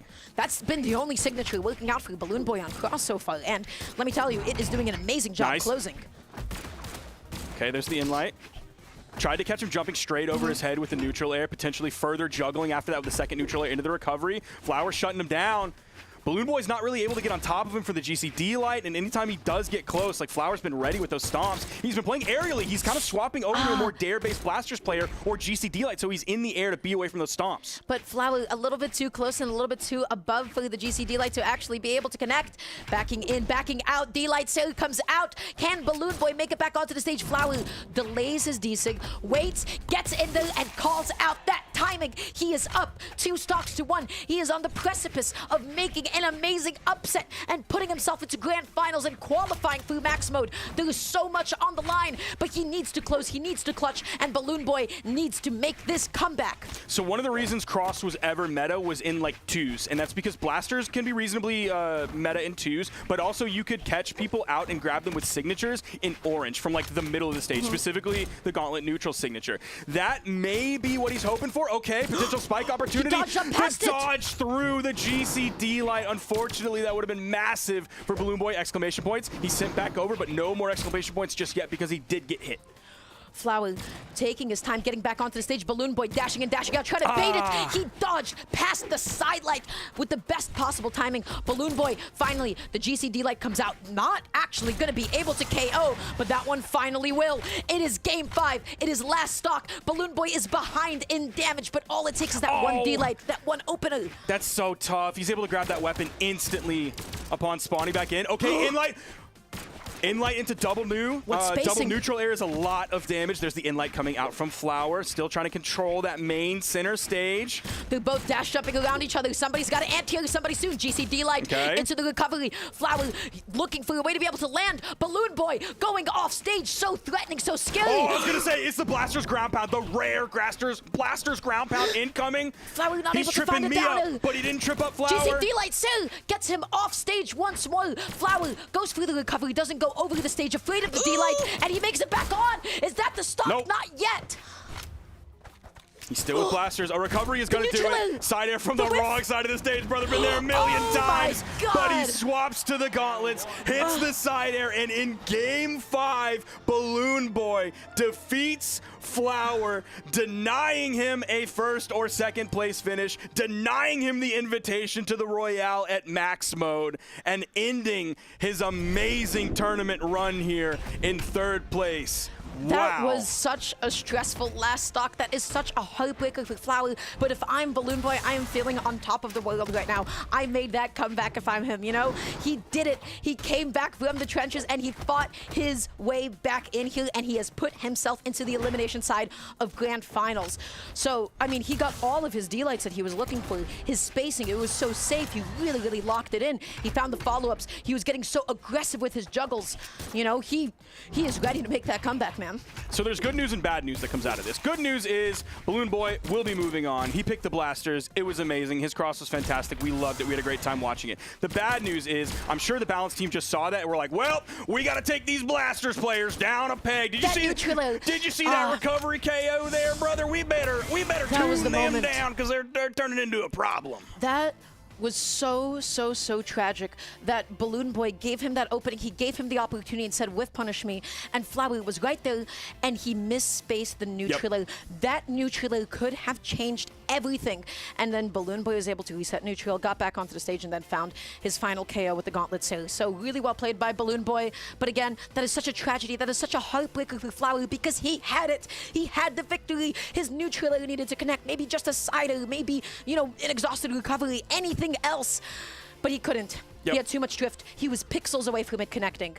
And so now we have potentially 2 sets, but absolutely at least 1 more set for tonight. Look at this ridiculous top 8. The first top 8 for NA in 2025, the first official event, and we are starting off with a bang. Yeah, we've seen kind of everything across the board here. We've seen major upsets. We've seen things that probably should have gone one way, but all of a sudden they go another, and we go all the way to game 5s. We've seen 3-0s, like we saw Balloon Boy versus Brawlhalla. We had Seiku's and Snowy, that was a 3-0, and then turn that around and Brawlhalla beat him in game 5. So yeah, we've seen everything all across the board in this North American top 8. We've got some solid weapon variety as well here, a lot of gauntlets, and now we're going to see some more gauntlets here because we have Balloon Boy versus Marky Moo, and Balloon Boy is swapping back over onto the Devil Jin for this one against Marky Moo. As we get into our grand finals here, the final set, potentially second to last set of the 1v1 Winter Championship weekend. This one's for North America, ladies and gentlemen. I'm excited, and we're getting into it now. And this one, let me tell you right now, is so back and forth between the two of them historically. If I were to ever say that Marky Moo has a rival, it is going to be Balloon Boy. They're 3-3 in set history against one another. Last time around, it was at BCX, and that was all Marky Moo because because look at him go off the top with that sidelight recovery. Small World's End, he loves this stage. Gauntlets love this stage because he can steal those stocks like it's like there's no business, man. Yeah, Balloon Boy, that's a very tough way to start this one off. Going for the neutral signature there. Another neutral signature. Oh, the ground pound, but this one's a little bit too deep in the push-off column. He's still able to get back. Oh, I take that back. It's like he was going back to the stage. He could have faded to the left more, but he actually faded back to the right when he was in sweat beats. Yo, Balloon Boy must be so happy. He's got to feel so lucky because not a lot of people make it back against Markimu in that position. He's backing off. He's looking for the GC sidelight. Oh. He wanted a double. He went to 50-50, and he happened to go the wrong direction. Otherwise, he would have gotten that KO off the top. That was just a coin flip. He happened to lose because of RNG. Oh, nice. My gosh. What an option as well. So active, so much coverage. This game, Markimu is not slowing down at all. 3 stocks to 1 lead. Balloon Boy getting the sidelight, getting the Sally, not enough to be able to KO. He has gauntlets now. The neutral should be able to do it as Markimu just fast falls down. He knows that that stock is gone. He's sticking with the gauntlets here. Markimu is going to be looking for the weapon spawn. It comes almost directly to him. He has a nice little sidelight to knock Balloon Boy out of the way. Okay. GCN light as an extension. Nice little bounce pass. The ground pound to be able to cover the air dodge. He goes again. He gets the neutral. The GCN light was in the wrong direction, but he does not stop. Weapon toss. Is this going to be enough? The recovery stuffs out the ground pound, but he keeps going back again and again. He wants that stock. That's he it. is so hungry, Sparky. Oh my gosh.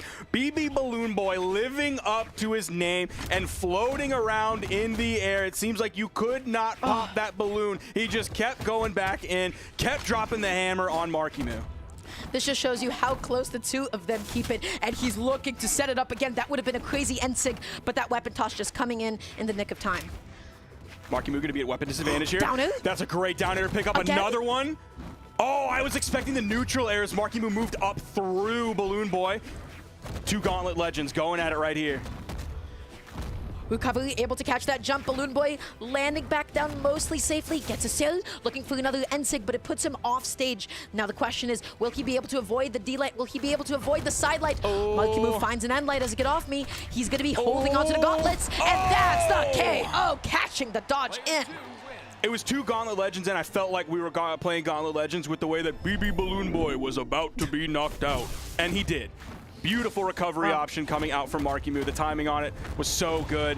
Grabbed another one there. The vertical KOs from Markimu have been fantastic, whether it's off of the side light, whether it's GCD light into the recovery, whether it's just like a follow-up raw recovery late in the string. He's doing such a good job of it. But what I just have to admire is how Balloon Boy, he kept himself in the game. He was down quite a bit. He was down 3 stocks to 1. And then that second stock, something awoke inside of him because that offstage gameplay was relentless. He didn't just go back onto the stage. He went back on and then he went off again and again and again until that stock was obliterated. So even though game 1 went to Markimu, you can never count out a player like Balloon Boy. These two are so back and forth with each other. I mean, you can see it reflected in the damage numbers right here while we're waiting on Balloon Boy to get back in the lobby. Is like 100 damage apart is not that much, especially when you're doing like 503. That's not a lot of damage whatsoever. So very efficient on that one.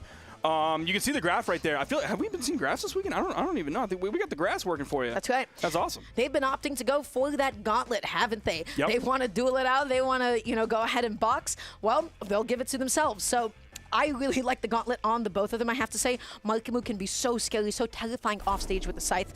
We saw how Balloon Boy almost lost his stock so early into the set off stage against Markimu's scythe. We're not going to be seeing a stage switch anytime soon.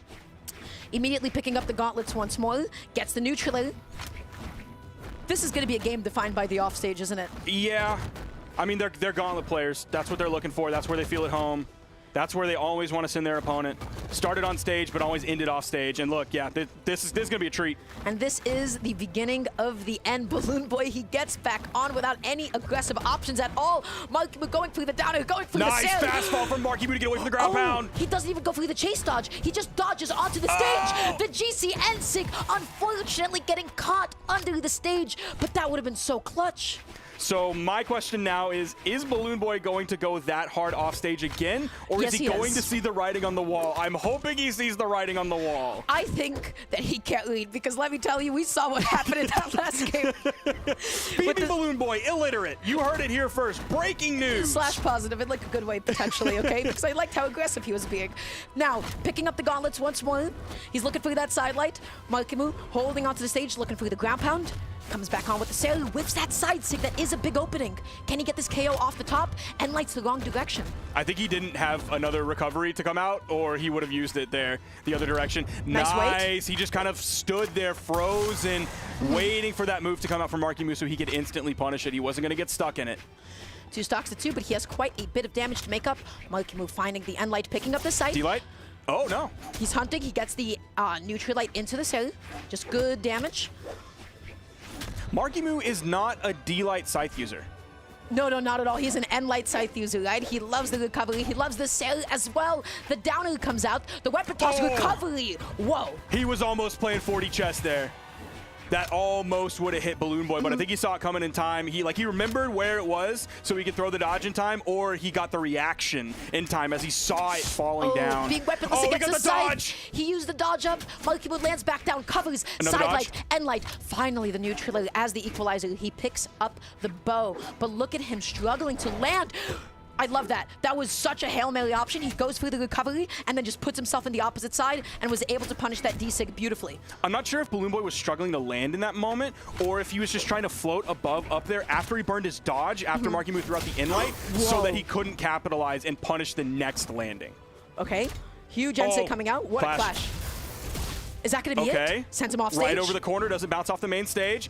Balloon Boy does not have a weapon. I feel like he had time to go grab the gauntlets and then go back and recommit to the edge guard to either throw his weapon or throw out a move to finish out that stock. Now let's see if he's going to kick himself forward. He needs to be able to get the stock now. He picks up the bow. He whips the D-light and the GC's side sig. Beautiful coverage because normally Scythe can't really cover that space immediately below them like that, right? Yeah, that was a great option. You can cover it with down air. Yeah. You can cover it with down air more than I think you should, but no one's asking me. Yeah. So yeah, this is just 2 gauntlet players going at it here. That was crazy, and that was so unfortunate too because I feel like Balloon Boy, that could have still kept going on a little bit longer, but the reality was he was just a little bit too far to the right. Yep. If he was just a little bit further to the left, then he would have been able to, of course, touch the side of the stage and get his jumps back. So for this next game, we will be going to Miami Dome. Markimu is up 2 games to none. Is this going to be a 3-0? I mean, it's looking like it. It's beginning to feel that way. I'm talking out of the side of my mouth, so none of this matters. I'm thinking you're right. I'm thinking it's going to be a 3-0. We'll just have to see. You know what? At the end of the day, even if they both qualified for the max mode, you know what's on the line? Glory and money. Oh, yeah. So, Balloon Boy, recovery getting stuffed out by that neutral. All right, see if we can start an edge guard here. What is Balloon Boy going to do? Okay, he does the on-stage ground pound. Not sure whether that was a bait ground pound or hoping that Markimu would come right over the corner. He could punish him with it. Coming back onto the stage, whiffing that side sig from quite a safe place, though. They're both dash jumping over each other. Finally, the side light is able to anti-air. The end sig comes out. Once again, does not get whiffed. Balloon Boy said, hey, you think you're going to punish that? Not today, because I have a ground pound with your name on it. He is up a stock. That was a huge start for Balloon Boy. Is he going to be able to turn that into a massive lead? He's starting it off. If he can play like reasonably safe and defensively with this bow, like he's doing so far, he almost has like 80 damage added up on Markimu here. Just a side light, not going to be able to do too much off of that. So as well, I don't know about that side sig that Markimu was going off the stage with. Neutral into the GC end light, not enough to KO. Weapon toss, burning the dodge, but now he has it back. Markimu's route, or sorry, Balloon Boy's route back to the stage, he was like up, down, and it looked like the craziest EKG that you've ever seen in your entire life. And he was doing it to avoid like the weapon toss that Markimu threw, and any follow-up after that. Huge side sig, huge weapon toss as well. Markimu just immediately mashed out the recovery, and he put himself right in the trajectory. All of a sudden, Balloon Boy's stock lead has gotten huge, but look at that damage. It's so fast. It truly is so fast the way the Scythe is able to do that with the Nair Sair ladder, adding up 50 damage so quickly if you just get the inlight. Oh, he went for it. Charging it just a little bit more. I feel that exact same thing when I go for Vrax Insig on Lance. Charge it just a little bit more. Don't go minimum charge time and you'll find success. That's right. You just gotta hope that they fall into it. But Balloon Boy, he finds himself off stage. This would be huge for Markimu. With a huge weapon toss, but the this could be huge for Balloon Boy. Ground pound goes out there for the downer. He wants it all, and he's able to just touch the side of the stage. He puts him back out there. He goes out there through the ground. Ew, what was that angle? Stage spike, the corner, grabbing him. Oh my gosh. That angle was disgusting. Balloon Boy dodging past the recovery. Can he close? I want to see the set go on longer. He gets the side light, but no D-light follow-up. Of course, it's not true. You can dodge past it and punish it. It's just a lead at the end of the day. He whiffs another D-light. He has no dodge. This is so scary. Oh, no. Is he going to re-grab the weapon? Yes, he's able to. Balloon Boy swapping over to the gauntlets. Marky Moo without a weapon. Spawn should be coming in shortly. Where will it come in? Right in the middle. Marky Moo's able to grab the side. The neutral signature, not enough. Not enough, but it is a whole lot of damage. Oh, Balloon Boy, you go for the dunk there? That's crazy. He goes through the GCD light. He wants it all, even without a weapon. Now, Balloon Boy, bow on hand. He gets the side out, and now he is able to starve Marky Moo of a weapon. Weapon toss. He needs that side light. He needs that D light. Oh, the no. side heavy was crazy from Marky Moo. The down air. The side sink. Yes. He did it again. Yes. He did it again. He Balloon did Boy. it again. But Marky Moo Balloon Boy. also doing it again. He is your winter champion, your North American winter champion. It's him. It's him again. He just keeps on winning. He shows up and he wins. And you can't give him openings like that. You just straight up cannot give him openings like that. To be fair, Marky Moo also gave Balloon Boy a couple openings there at the end. That random side heavy was wild. I would love a dash down heavy so much more than a side heavy, but man, Marky Moo still clutching it out, showing he is the top player in North America. He runs this scene. It doesn't matter who he goes up against. He stayed in the winner's bracket the entire time, only dropping a handful of games today. Marky Moo, what a run. He is genuinely incredible. His defensive options off stage, his aggression off stage. And again, the way that he is just able to play so fast all the time. When it comes to the Gauntlet Dittos, when it comes to the Gauntlet v Gauntlets, he is the one that is connecting more of the sidelights. Yep. He is the one that is always finding himself more in those 50-50s. He is always avoiding the opponent's sidelights as well. His understanding of spacing is just so good, and he is so consistent. That was an amazing showing from him. Yeah, he seems to be the one to beat right now. Like, Flower had a career-defining performance today, and that's after like an amazing performance at BCX, but a career-defining performance today, and still it wasn't enough to even beat Balloon Boy. So we're seeing everybody kind of settle now in North America, and I'm really excited to see again this like new graduating class of players: the Marky Moos, the Balloon Boys, the Flowers. Who else we got in here? It could be potentially a Seiku's coming up. Like, we don't know. We don't know who's next in North America. It seems like Marky Moo is kind of settled at the top. He's going to be the one for a while, but we have people like Balloon Boy on his tail. Yes. We have people like Flower on his tail. And this is just the beginning of year 10. And I have to say, it is just such an exciting time for NA. I feel like the Brawlhalla discussion has always been around, at least for the past couple of years, has been how South America is the region that is coming out on top all the time. Right now, NA is seeing such a huge surge in talent. We're seeing crazy upsets.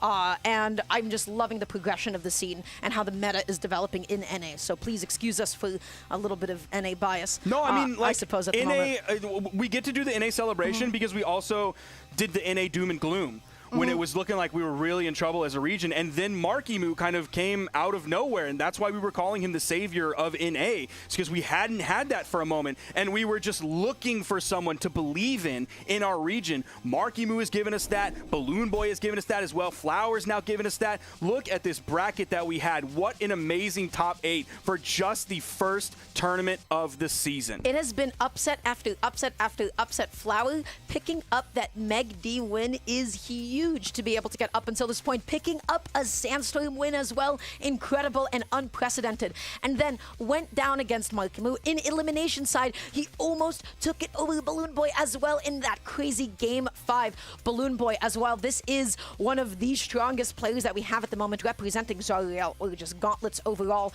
He has had quite a path to be able to get up until this point.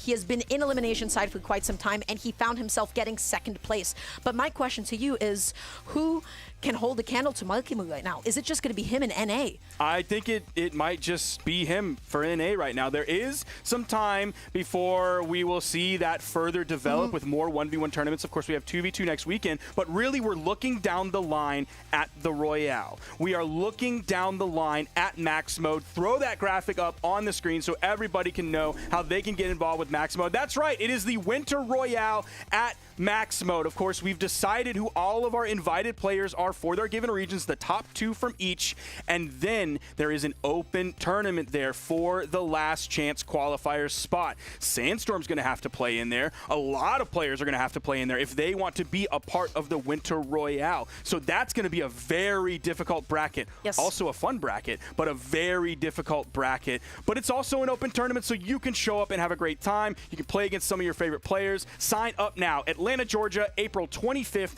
through the 27th. And guys, I have to say the LAN environment is always so fun. It's always so exciting. Sparky talked about all of the benefits of going, but it's always just a great time. Even if you're not all that invested in being a competitor yourself, there's always just like so much to do, so many friendlies to be played. So please, please, please show up. With that being said, that is going to conclude the Winter Championships for singles. Doubles is going to be happening next weekend. All going to be happening here, twitch.tv/Brawlhalla and twitch.tv/ProBrawlhalla. Once again, congratulations to Markimu and Balloon Boy for qualifying at Max Mode. I am Dara. This is Sparky. Sparky, do you have any final thoughts besides the fact that they should follow us on Twitter by typing in !casters in the chat? What else do you got for us? It's going to be a great year 10. I can't wait to see what unfolds. There's so much more Brawlhalla to be played, and I can't wait to watch it along with everybody here and along with you guys at home. Thank you so much for tuning in this weekend. We can't wait to see you on the next one. And goodbye. Elimination round 2 is Radish versus Java.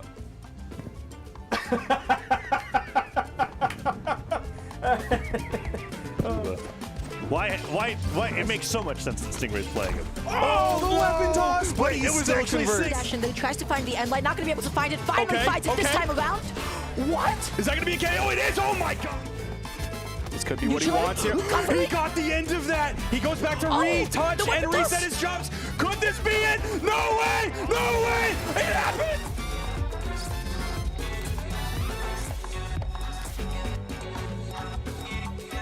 Maybe he should be able to go into that bridge and win it back up and look for Hang on. Okay, Snowy. This is a Brady right now. Wait, Snowy's gone. Snowy's gonna die. He is. Snowy's gonna get killed. And toss. Look at this. It is dark red. Tries to cover the tracks. That's a win punish from Snowy. You're running out of resources if you're Brawlhalla, and it connects through that way. Oh my god, Brawlhalla, how are you still alive? Finally, Snowy can still fight, and he doesn't even need a weapon to do it. The D-light into the sail almost confirmed. Almost a perfect call out there. The weapon toss goes up. Is it gonna get caught? Oh my god! Went over to the wall. The double. I feel like I've never seen that before. We gotta see him swap over to the boat. Or he's just gonna go Dunk City. He's still with blasters. A recovery is gonna do it. Side air from the wrong side of the stage, brother. Been there a million times. My God. But he swapped. Gets back on without any aggressive options at all. Markimu going through the downer, going through the sail. Nice fastball from Markimu to get away from the ground pound. He doesn't even go through the chase dodge. He just dodges onto the stage. The GCN sig, unfortunately, he just dodges onto the stage. The GCN sig, unfortunately, getting like he needs that D-light. The side heavy was crazy from Markimu. The down air. The side sick. Yes. He did it again. Yes. He did it again. He Balloon did Boy. it again. But Balloon Boy. also doing it again. He is your Winter Champion, your North American Winter Champion.